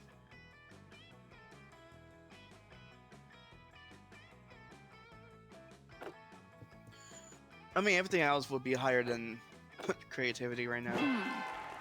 It was fun. Fuck me. Dave, But I mean, Dave really everything- gets to fuck me. Haha. Everything was higher than creativity, so it worked in the end. That's pretty twisted, but I guess peeping on folks in the bathroom is even more twisted. It's just the only way. You assure her it is, for some reason. Such a twist. Then I guess we have no choice. We just need to track down some parents. That's easy. I've got the names of all those campers' parents right here. Is it handing that information over to us some sort of a huge breach of privacy? Invisible and indivisible. Maybe. But if they didn't want me to share it, they should have disguised it better. Here you go. You take the data Flodge gives you and plug it into Facebook, which is where all parents hang out. Hell yeah. Sussex, Brennan and Bridget Bangalot, the parents of Hunter the voyeuristic leprechaun, seem like a willing pair. Maybe a bit too willing. It just asks me if there's a limit to the number of sex toys allowed at camp. Oh well, adversity makes strange bedfellows, I guess. Did you know Shakespeare coined that phrase? Huge pervert. You take what you can get. Within hours, Hunter's parents are at camp carrying an unsettling heavy duffel bag. Carrying an unsettling heavy duffel bag between them. You point them towards the bathrooms. Shouldn't we tell them their son may be in those bathrooms? We told Joy they would certainly flee before the action really starts. Or so you hope. They strut into the bathroom. Moments later, a leprechaun, 3 kappas, and a cock element come out running. And probably straight into therapy. The perverts are gone, but Brandon and Bridget are still in there. Do you think we should? No, you know what? Let's just let this run its course. No one can use the bathroom for the next 7 hours. And ever afters, many campers insist it's haunted by bang ghosts. So that's a small price to pay for safeguarding camp spooky from perverts. Game +2 charm and 1 creativity. Today might turn out okay. And again, I'm mid-card eating, food, again.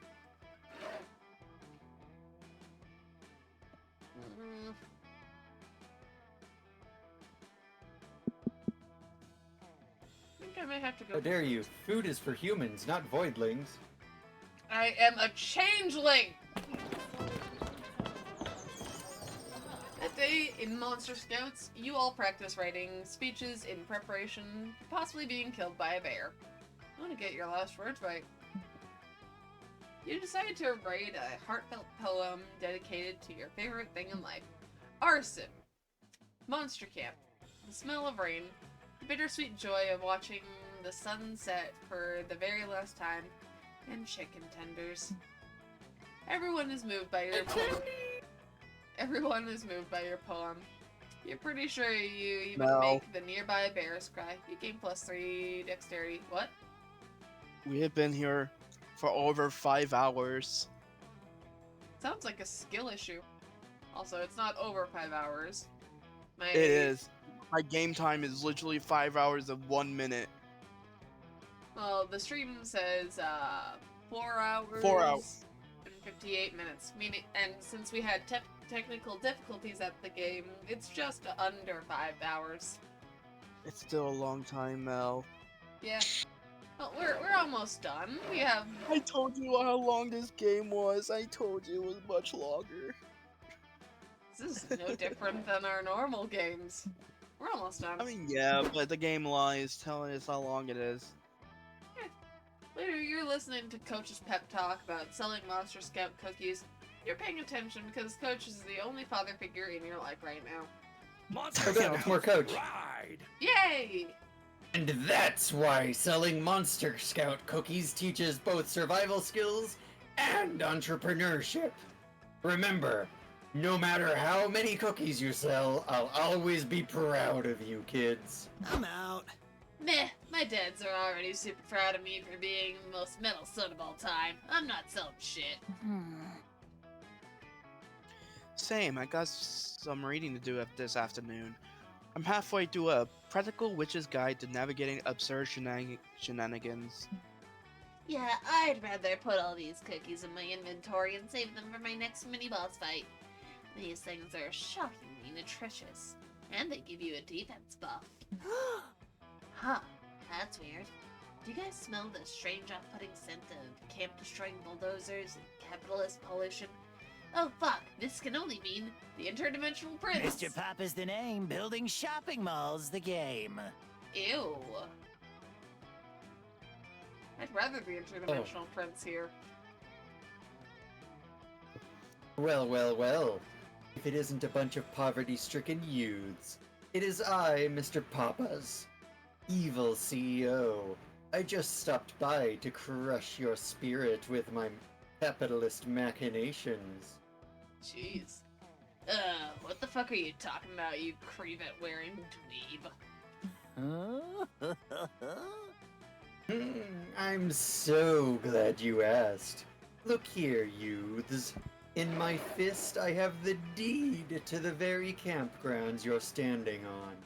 I'm going to turn this shithole into a shopping mall. See, my thingy-madoo here is blocking it. I don't see no deeds. Does anyone else see a deed? I see no deed. So we can all just assume he's bullshitting, right? Yeah. I mean, pretty sure it's from just a him being wine an bottle evil- or a wine glass, but yeah. From him being an evil CEO, I assume that he's going to do this anyway because money. Yeah. And the best part is, there's no way for you to stop me. Why, you'd have to sell 1,000 boxes of your pathetic cookies to have enough money to buy the campgrounds yourself. Dude, why are you telling us any of this? Am I high, or did he just tell us exactly how to foil his evil scheme? Damn kids! You fools! I'm telling you because it's impossible. You'll never sell 1,000 boxes of cookies in time. I'm bulldozing this whole place at midnight tonight. Ha! Damien could quite literally sell 1,000 boxes of his cookies to his dad's, get the money, and be like, here, bitch! I'd love to stay and brag more, but I have an appointment with my therapist. And by therapist, I mean a whale that I'm going to drown in crude oils for fun. Toodles! Okay, this just got real. We are selling those cookies no matter what. I'm not gonna let that piece of shit capitalist destroy a beloved camp. The trees needs us, guys. What a noob. Yeah, that money-grubbing noob insulted us. He thinks we can't sell 1,000 boxes of cookies. That's bullshit! All monsters must die! Aren't you also a monster? How dare you say all monsters must die? Anyways, How dare he challenge our skills? Game on, motherfucker! Yeah, I guess we should defend the trees or whatever.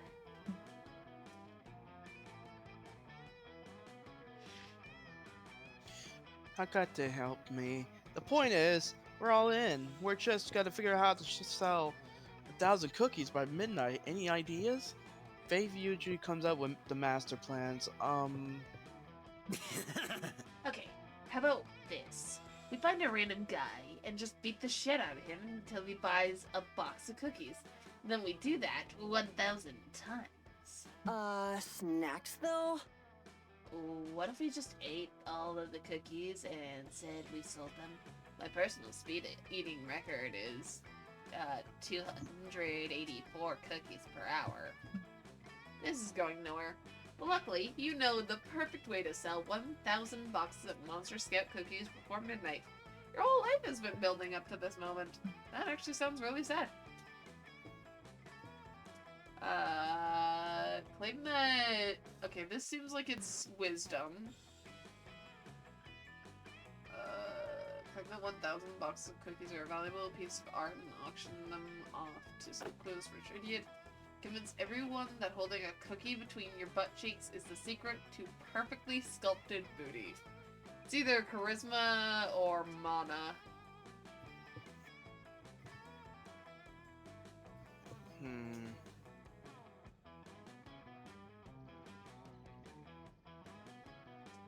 I feel like the first one might be creativity or dexterity. Yeah, creativity. Oh yeah, because it has things to do with art.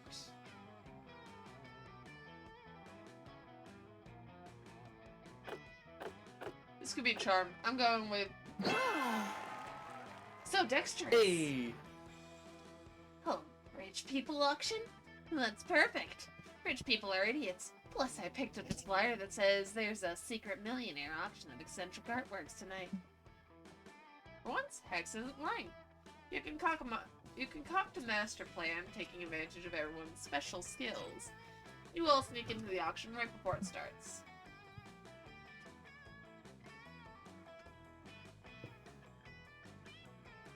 Alright, Ravi. The auctioneer is right around this corner. Take him out quietly and we'll be running the show in no time. Stealth mode. Stealth mission. Ha! I'm on it. This motherfucker is going down without a peep. Wait, don't kill him, okay? I have a strict rule. No human casualties, even during acts of heroism. I'm totally not gonna kill him. Ravi stabs the auctioneer right in the heart, immediately killing him. You all get into position for your master plan, and the auction begins. Welcome to Rich People Art Auction. I'm your auctioneer for the evening. We have such good art for you to bid on, such as this big diamond made of jewels. Power up! And a rare sculpture entitled 1,000 boxes of Monster Scout cookies. This sculpture is a priceless work of art made by This sculpture is a priceless work of art by the legendary contemporary artist Joya. Rad!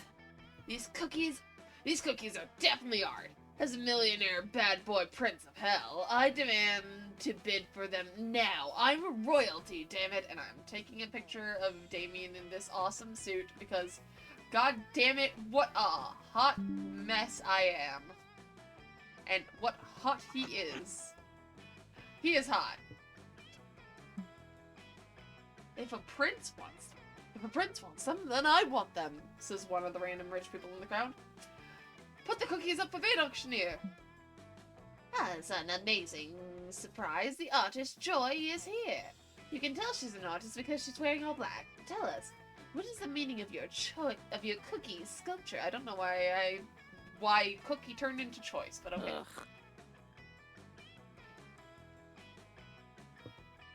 To sell cookies, I guess. Whatever, just hurry this up, Ravi. What a delightfully apathetic artist! Shouts the rich person. I'll pay any price if I must have this cookie sculpture. Well, my name isn't Edgar Moneycheeks. Okay, since we all agree that this is a valuable sculpture, and just not a stack of cookies, let's start the bidding. Do I hear 10,000? 10,000! I bid $1 million. Take that, ass wipes. The prince shan't beat me. I bid $2 million. This is the rich guy who's wearing a mink eye patch. That was magic. I love Damien.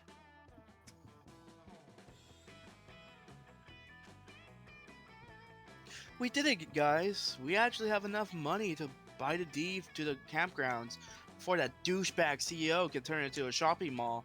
We saved Camp Spooky. Oh yeah, I kind of forgot. That's why we were doing this. Your friends, all think you're a genius, and you pickpocketed 2 strength and 1 mana out of some rich guy's wallet. Nice. Let's trade places. Everyone choose something bad. I feel like these choosing something are like not a wide array of. There's only like 3 different types. There's good, bad, and like Color, food, celebrity. Yeah, but it keeps on using good and bad. Yeah. And also celebrity. It used celebrity a lot in the early game. Something bad. The first thing that came up to me was my life. Ha!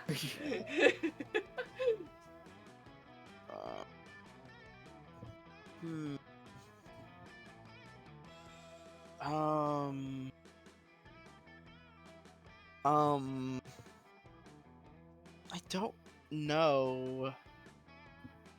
I already used arson, so I can't use that again. Oh, yeah, you did use arson. I did use arson. I can't use arson for every single answer. You can't use arson to solve every one of your problems. Sometimes, yeah.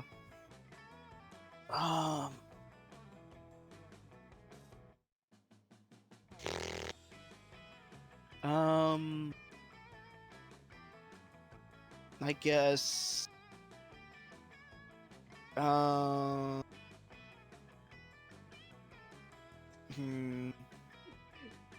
Irresponsible gambling, I guess. Irresponsible gambling. Alright. I guess. That's the only thing I could think of. I thought of gotcha games. I'm like, I guess something like that. I don't know. Don't let Ash don't let Ash hear you say that. They're a gambler. An irresponsible one, too. You said irresponsible gambling, and my first thought was the bone-hurting juice. Oh my gosh. The bone-hurting juice was irresponsible gambling on my part, I Bone think. cancer.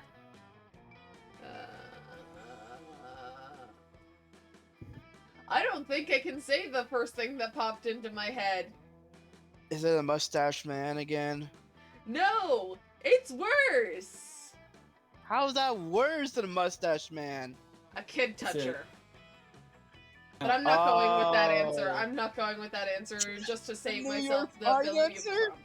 That is not my answer. That was just the first thing that came to my head. That wasn't. I know, whatever I the know. first I'm thing that making came a to my head joke. was. I didn't even I'm making hear a the joke to the New York financer. Ha! No idea who that is. The island. Oh! Oh, right. Yeah. The island, yeah. What's worse than irresponsible gambling?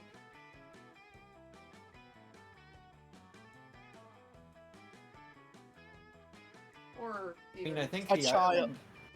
A child. No. Okay. Hold on. My brain has concocted something amazing, but it's not my final answer. I need to find something bad. Punting a child into the space. We can totally Like discard the AFDF movie? Why? Wait! I like trains.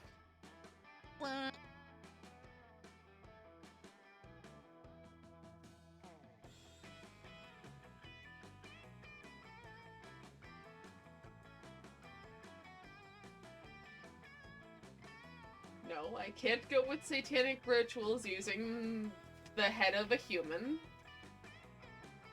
What? Exactly. What? I'm thinking of too creative of a thing. Mel, I think you should just pick one bad thing and that's it. I'm trying to find the bad thing. I would say decapitation, but then that just brings up decapitation.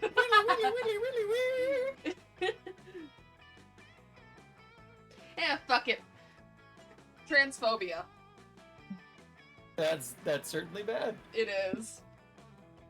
Player How order plausible is it would be to make a deadly fantasy weapon out of said bad thing. You can't make a deadly weapon out of transphobia. Or bad gambling. I was trying to remember the actual word. Irresponsible gambling. Yeah. You could defeat a dragon with that. Transphobia? No! Irresponsible gambling! I mean, if it was irresponsible gambling, then wouldn't you probably fail to kill the dragon? Exactly. No, you can make it depressed by losing all of its horde. You're right, but would it even let you touch its horde in the first place? I think No, not. if you make the payout higher, like high. Or would it be the one doing the irresponsible gambling? True. I mean, that has been done probably somewhere. Somebody probably has done that. May I stretch mine to kind of make it so that it is a physical and tangible thing? I don't. Yours is more of a concept. Yeah, I'm not sure, because it, like... I mean, mine's a concept too, but it's like... At least you could use it, I guess? I don't know. You could use both. I mean, against both... somebody. Yeah, you're... Like, I vote that we change it from make a deadly fantasy weapon out of said bad thing to weaponize said bad thing in a deadly manner. I mean, if we're doing it like that... That way both of you can like actually make it deadly. I mean, but again, that is changing the rules, so that would be something that you gambling vote powers have on. always existed. I have existed. That's more of a because JoJo's Bizarre Adventure and then JJK have both done the gambling power thing. Yeah, but that's via magic. I mean, one is JJK is more spirit energy, which everybody should have. It's just theirs is higher than normal people's.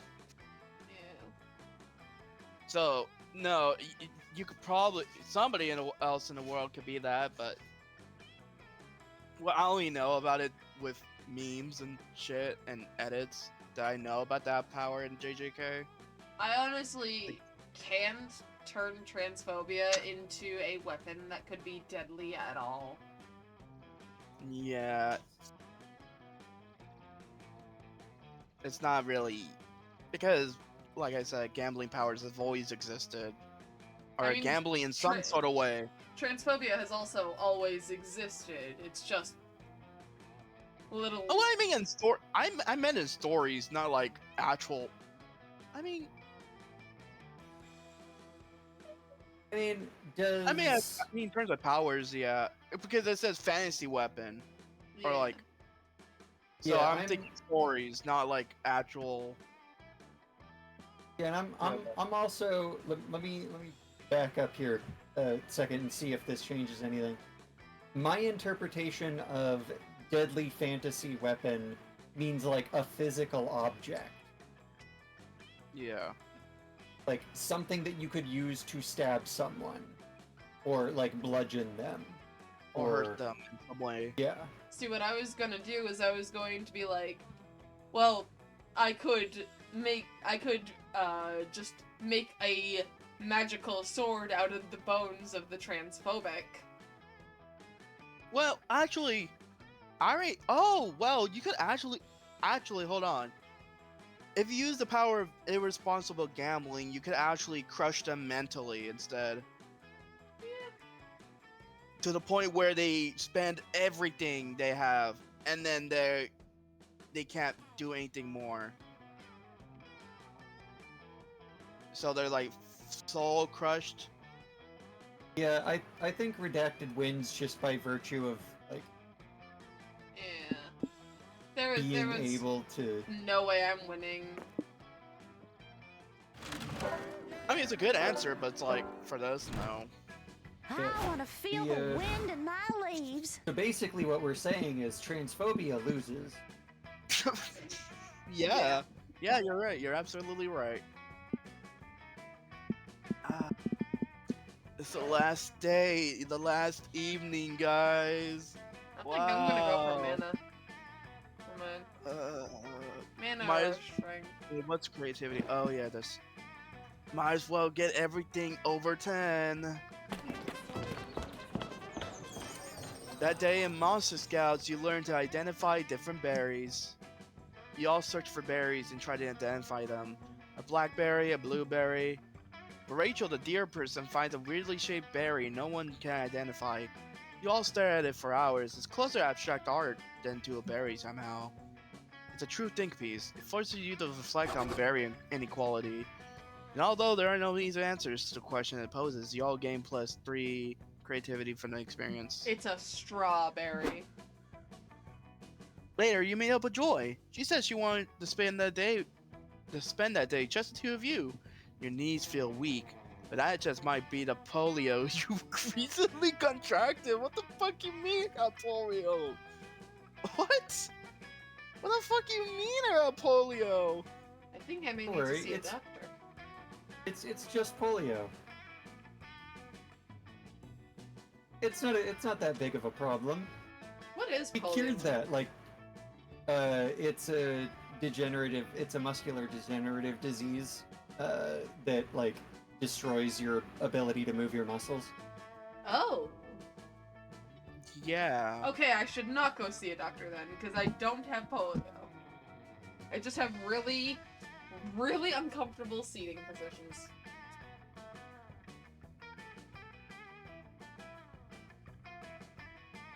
Okay. Oh, hey. Thanks for meeting me here, Redacted. I wanted to apologize for all the drama with my exes lately. You've been so understanding and I've been doing some thinking. Before Joy can finish a sentence... before Joy can finish, a strange purple slime hole opens up right in front of you. There are palpable waves of angst and resentment radiating out of it. Oh shit. Well, Ooh, look at this guy.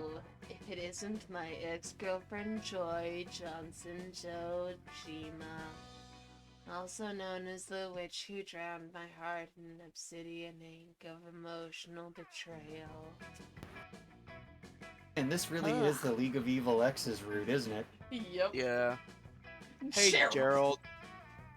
Gerard. It's Gerard. Gerard! I'm taking a It's picture. nice to see you two, I guess. What are you doing here, and how are you doing? I'm not okay. I promise. Oh, he said it for you, so you don't have to say it. I wanna read it anyways. I'm not okay. I promise. If you're looking in the mirror and don't like what you see, you can find out firsthand what it's like to be me. Jesus Christ. I think that's what he needs.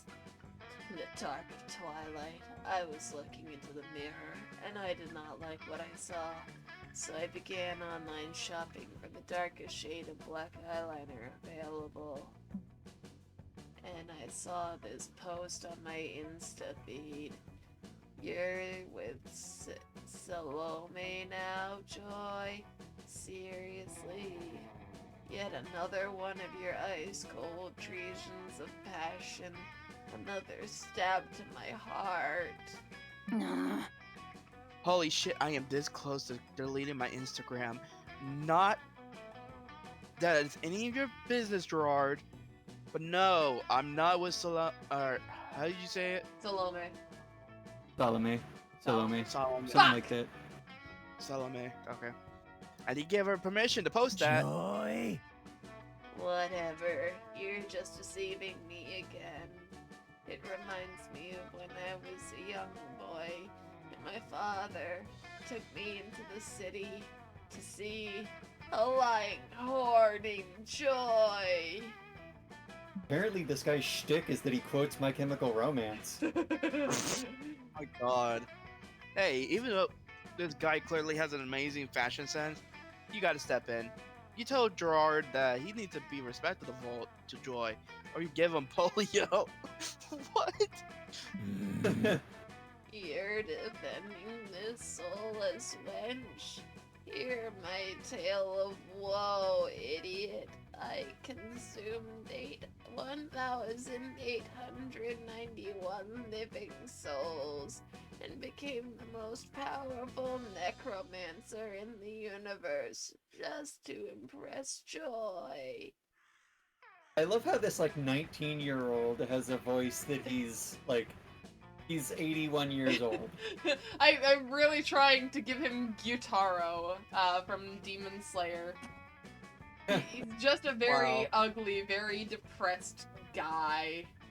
I'll send you one. He just did a lesser Thanos feat just for impression of another woman. Oh yeah, if you didn't know, Comic Thanos deleted half the universe to impress Lady Death. Not for There you go, Ginger. resources. That's Gyutaro.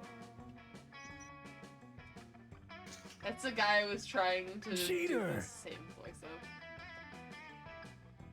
But I can try a bit more of a depressed voice.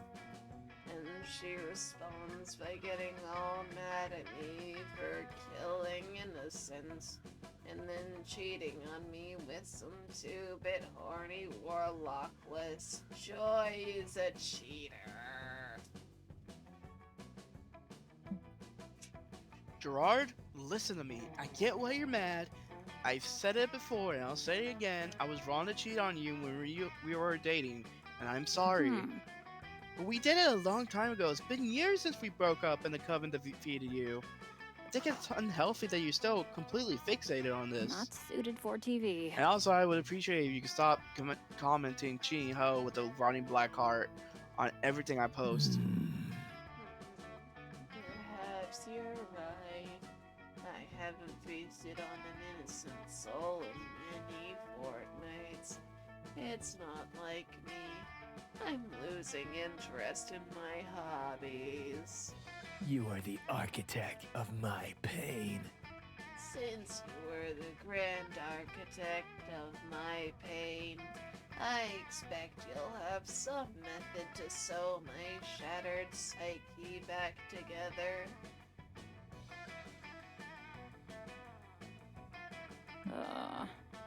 I guess it's the least I can do. Redacted and I will help you move on by any ideas, Redacted? Get Gerard today. Getting late won't help heal a broken heart completely. But hey, it's a start. It's time to get even. Joy and Gerard should play Monopoly together. And Gerard should be allowed to cheat. Fair is fair. Get Gerard a hot date! You know what you're doing, don't you?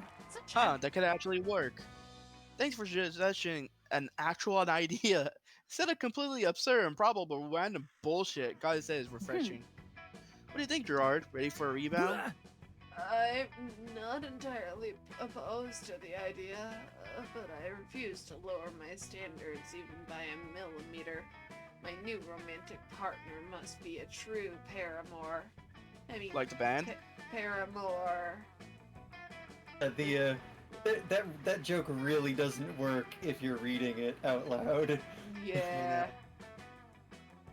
Hayley Williams, though. Paramour Yeah, with the band. OU.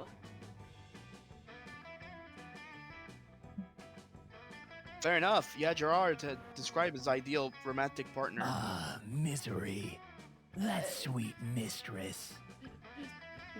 He likes misery. I guess I've never thought about it before, as my heartbreak has been far too consuming.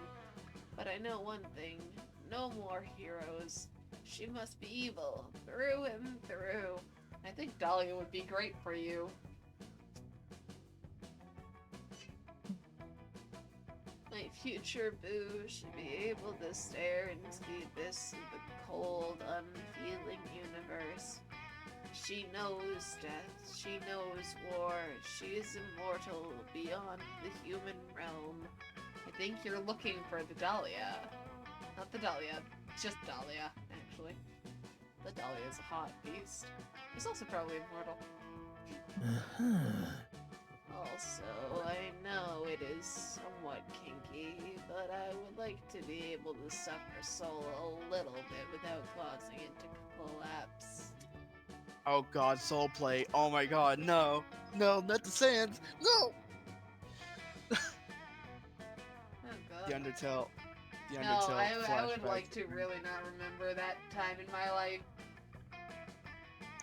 I mean, it's how we met, so, but yeah. I would like to not remember that time in my life. Oh, this is hopeless. Such a goddess does not exist. Oh, baby, you know the perfect match for Gerard. You whip out your phone and set up what? What? Feedrolt. Feedrolt? Feedrolt. Feedrolt. An ancient heathen deity of I destruction. don't love you like I loved you yesterday. Good God, man. Hot damn. This Feedrolt demon looks both evil and enticing. I'm off to my date. Enjoy. Don't cry. I don't love you like I loved you yesterday. It's better this way. Impressive. Wow, that was the happiest I've seen Gerard, and actually, that was the happiest time I've ever seen him. I really hope he can move on. He's definitely evil, but deep down, I think there's some good inside of him. I dated a lot of villains, and lately, it's been really nice to have an ally, justice, and truth by my side. We make a really good team, Not huh? half bad. Listen, Redacted, do me a favor, close your eyes. OMG, you have no idea what's about to happen, but your crush on Joy has never been this tense. You close your eyes. Your body is awash with a warm, comfortable, pleasant sensation. Joy casts a spell on you. It cured your polio. Got you +3 creativity, and it was hot as fuck. Congrats, babe. Yay, I have no more polio. Yippee! Let's go somewhere relaxing. This is Look at me. relaxing. Over That's it. Huh? 10 stats for everything. Yeah, I don't really care. That day in the Haunted Manor, you find a bunch of ghosts playing craps. You're terrible at gambling, but that's never stopped you before. You face off against the craps champion, slam all of your chips down on the table, and cry out, "I bet my immortal soul!" Everyone gasps, and then someone says, "Dude, chill. We're all just, like, playing to have fun. Nobody's even betting real money." Oh. You're not used to such low stakes betting around camp. Honestly, it's a relief. You bet +3 strength amongst the champion instead, and you win. Yay. You're enjoying a generic off-screen activity when suddenly... Hey, noob. Hi, Damien! No, you're literally exactly the monster I was hoping to see. I think I finally figured out how to lure out the wildfire. After all, third time's the charm. Plus, I don't think I've ever seen anyone's schemes or problems or situations last more than 3 interactions. You think back to your interactions at Camp Spooky and Spooky High and agree that, yeah, conversations on a topic tend to happen either completely randomly or at most 3 times. We tried to prove I'm metal, but we already know I'm metal, so we tried to prove I'm reckless and dangerous. We all know I am. The problem is that those are qualities on the inside. They aren't objectively measurable. I need to do something that is categorically, at its core, all of those things. And ideally, something that the old me, that Avari and Talia thinks is dead, would have done all the time. You can't lure fire with fire, so that's out. which means my second most tried and true activity is on the table. Knives! Crimes! Here we go. Crime time! Crime time! Crime time! Yeah! Psyching myself up because it's fun, not because I begin to doubt that I really am metal and reckless and cool since the wildfires still won't appear to me. Yeah, that's convincing. What crime do you think I should do? Murder! Not because I don't know enough about crime or am not a crime expert. I'm the best criminal ever, just because you've been a good hype person for me, so I want you to feel included. Yet again, another convincing show of confidence from Damien. But if your spicy red crush needs a little extra push, you're happy to help him out. You suggest the perfect crime. A heist! Time to steal someone's heart. We're the most popular crime amongst Gen Z, piracy. I feel as though this is charisma, and I don't think I have a high enough charisma for this. Piracy. Oh, one of them is charisma. No, the top one's charisma, but what's the bottom one? Sounds like it might be smarts. Both of these things I have a 7 in! See, that's why you should have invested in either of them. Shut up! I told you.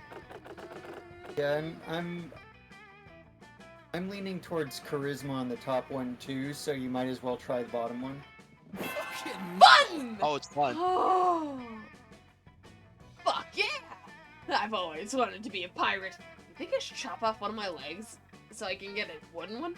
I don't think you need to chop off your legs. No, wait, I already chopped off one of my horns. We should chop off one of your legs. No, there's no time. You're relieved that he made that call, and the two of you immediately dive into piracy. You pirate all the shit. Movies, music, video games. Sup, losers? Why are you playing a cute little computer game? I thought you were trying to become worthy of the wildfire. Did you give up? It's okay to give up sometimes, because then I look stronger in comparison. Two cops burst out of the bushes, panting as if they'd just sprinted over. Wait, says the taller cop, gasping for breath. We got a report of a total badass doing a heinous crime. Description said he tall, buff, incredibly handsome, worthy of the wildfire demon. Worthy of wildfire? The shorter cop asks. That must be some kind of wow. It's about the World of Warcraft. And that demon is on the computer. He's not playing WoW. He's playing the cult classic indie dating sim, Human Prom. The taller cop says, we need to keep looking for this buff, handsome demon committing a heinous crime.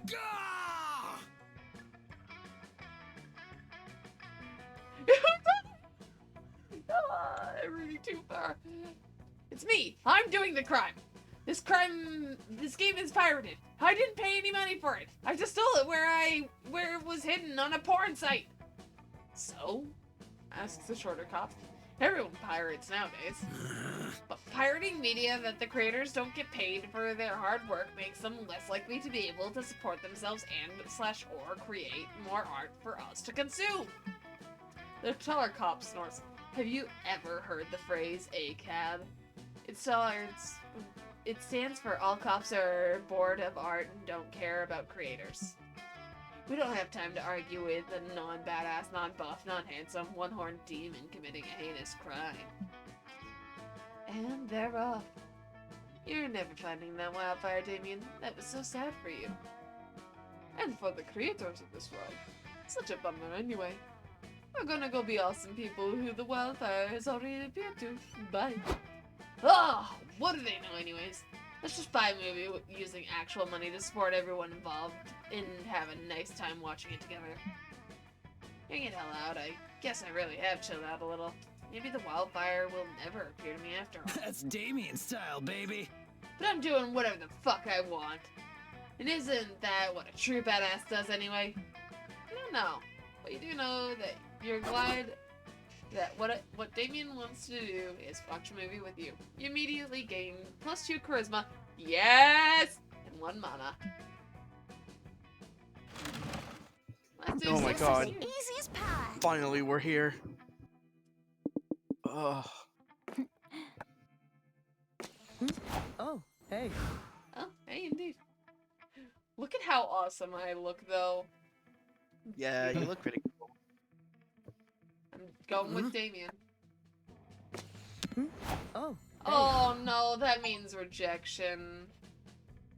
Wait. Oh, I revealed the first secret ending. Nice. I did it too! You gotta check on Damien since he has been a bit blue after being owned repeatedly by Dahlia and Aravi. Hey, Mel. Tell me honestly, do you think I've lost it? Haven't found the wildfire anywhere. I'm a spicy red adult! I mean, I used to be the spicy red adult! I'm pretty sure no one ever called him that, but sure. Now, I like it. Having found myself being more than just fire and crimes feels good. But I also feel like I lost myself a bit. What if I'm not the person I used to be anymore? You grab Damien's hand. You tell him that it's not like that.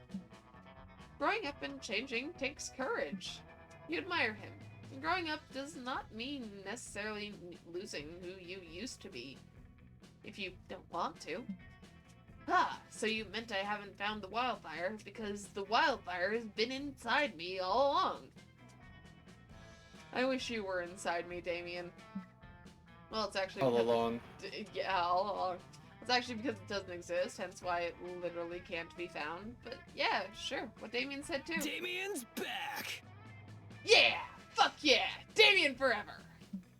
The wildfire is within me. Time to unleash it! The fire was inside of me, all Damn. along. Oh, I have been waiting for this picture to show up. And it Then he is- proceeds to start a wildfire indeed. Yeah, he proceeds to... Fuck you, let me read my own messages. I thought it was Sorry. funny. I had to repeat it. We thought that you were very, very distracted, too distracted to read.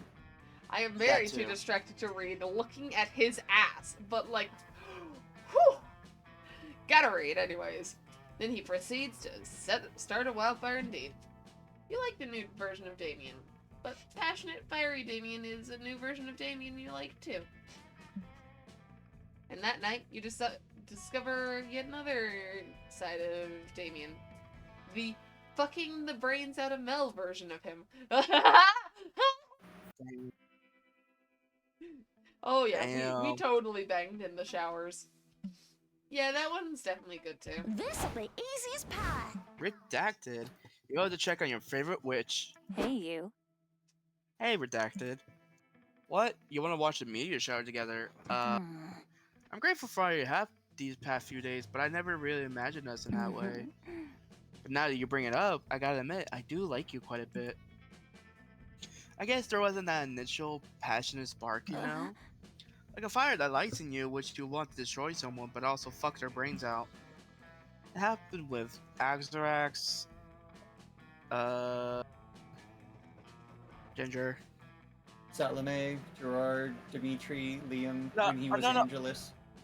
What? Hey, I only need you some this one. Gerard, Salome. Dimitri, Salome, Gerard, Dimitri, Liam when he was Angelus. Come to think of it, I sort of seem to have a pattern. And looking at it now, it doesn't seem super healthy. Do I always look for sexual partners in my enemies? Why?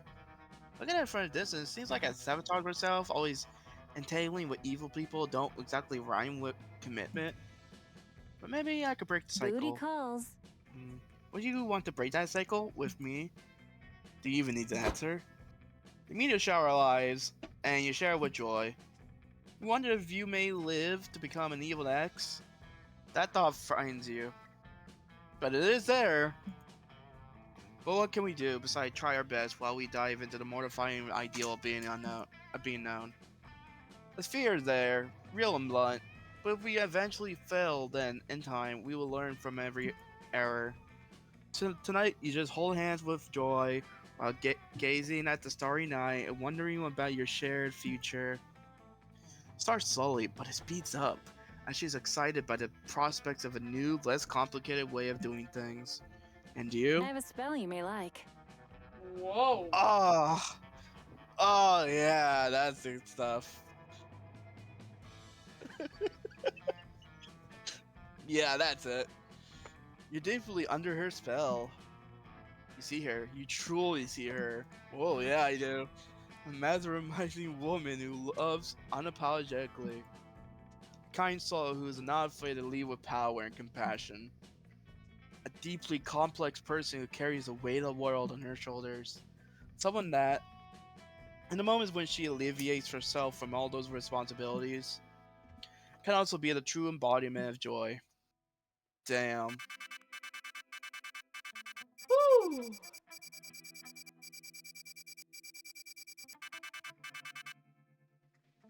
Yeah, Hell that's a yeah. lot of summer memories. Nice. Oh.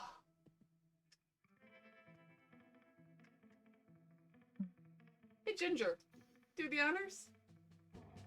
Before we knew it, those weeks were gone. And shit, that's actually animating. Yeah. It felt like a hot minute, and it felt like an entire lifetime. That night, as we saw summer come to an end,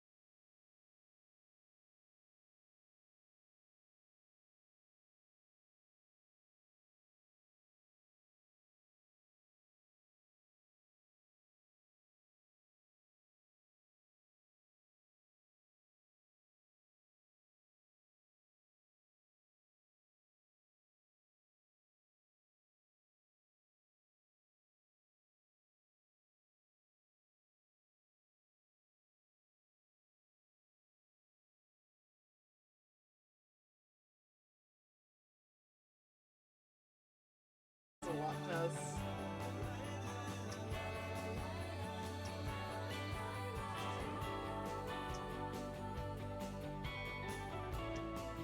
That's the gayest drink I've ever seen.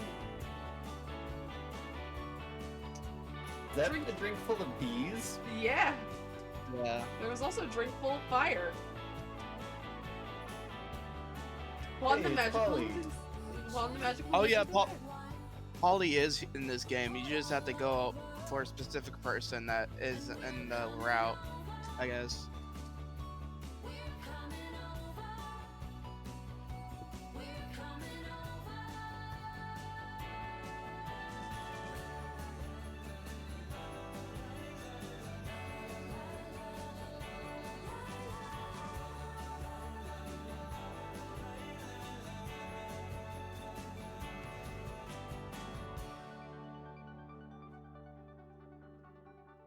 Thank you, beautiful glitch, for making this game. I know. For making the Monster Prom fandom, actually. Now we had to play Monster Road Trip. Yeah. The Flash Genie. Whoa. Poison. Stat Smoothie. Wow. I didn't get any of that. Also, just because. Oh, you have to go to the shop and see it for yourself. I just want to show. I want to show Ginger all the cool characters there are. This was the character I chose. They're Sawyer. This'll be nice. Nope, that's not what I wanted to do. I wanted to exit so I could. Blah.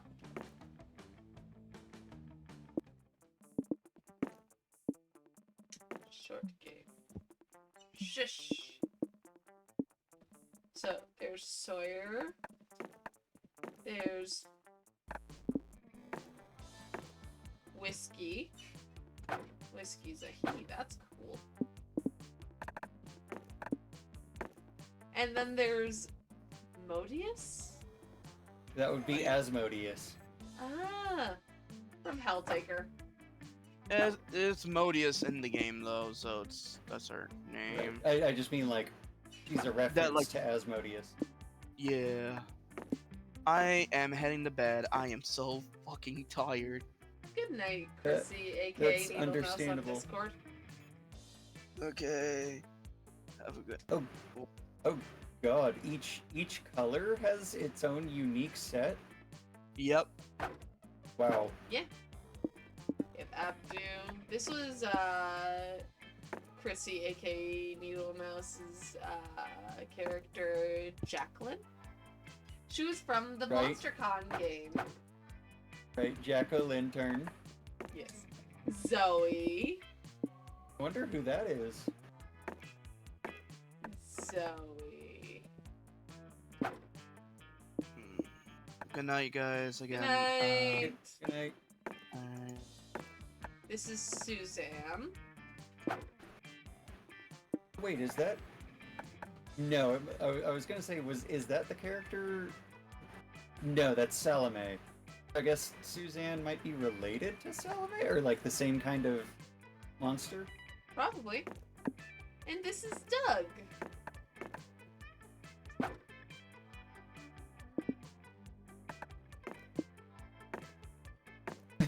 Noodles. Aww. And this is Mamimi. Hey, We get to know what Mamimi looks like. I like Modius and Mamimi. Yeah. If you were to, I'm gonna take my character. Which of these three would you be? Like from the Probably yellow... Zoe. Hmm? Probably Zoe. Zoe? Who Yep. do you think Ash would be? I could not tell you.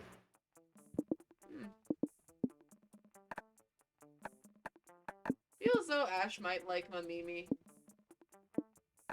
Maybe Mamimi, maybe Noodles.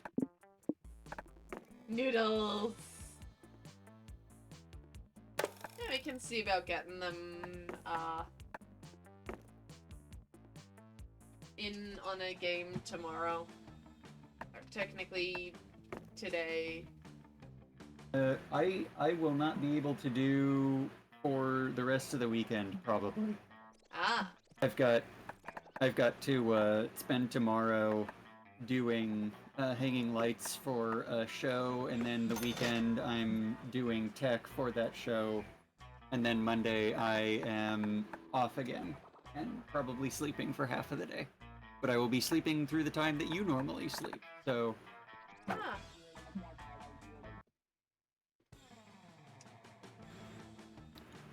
Anyway, I should go to sleep so that I can wake up and go to work. Alright, good night, Ginger. Good night. Thank you for playing. And Yeah. thank you for letting me hop in mid-game. Yeah, it was wonderful. Night, chat. And good night to you too, chat. See you later. Changeling out.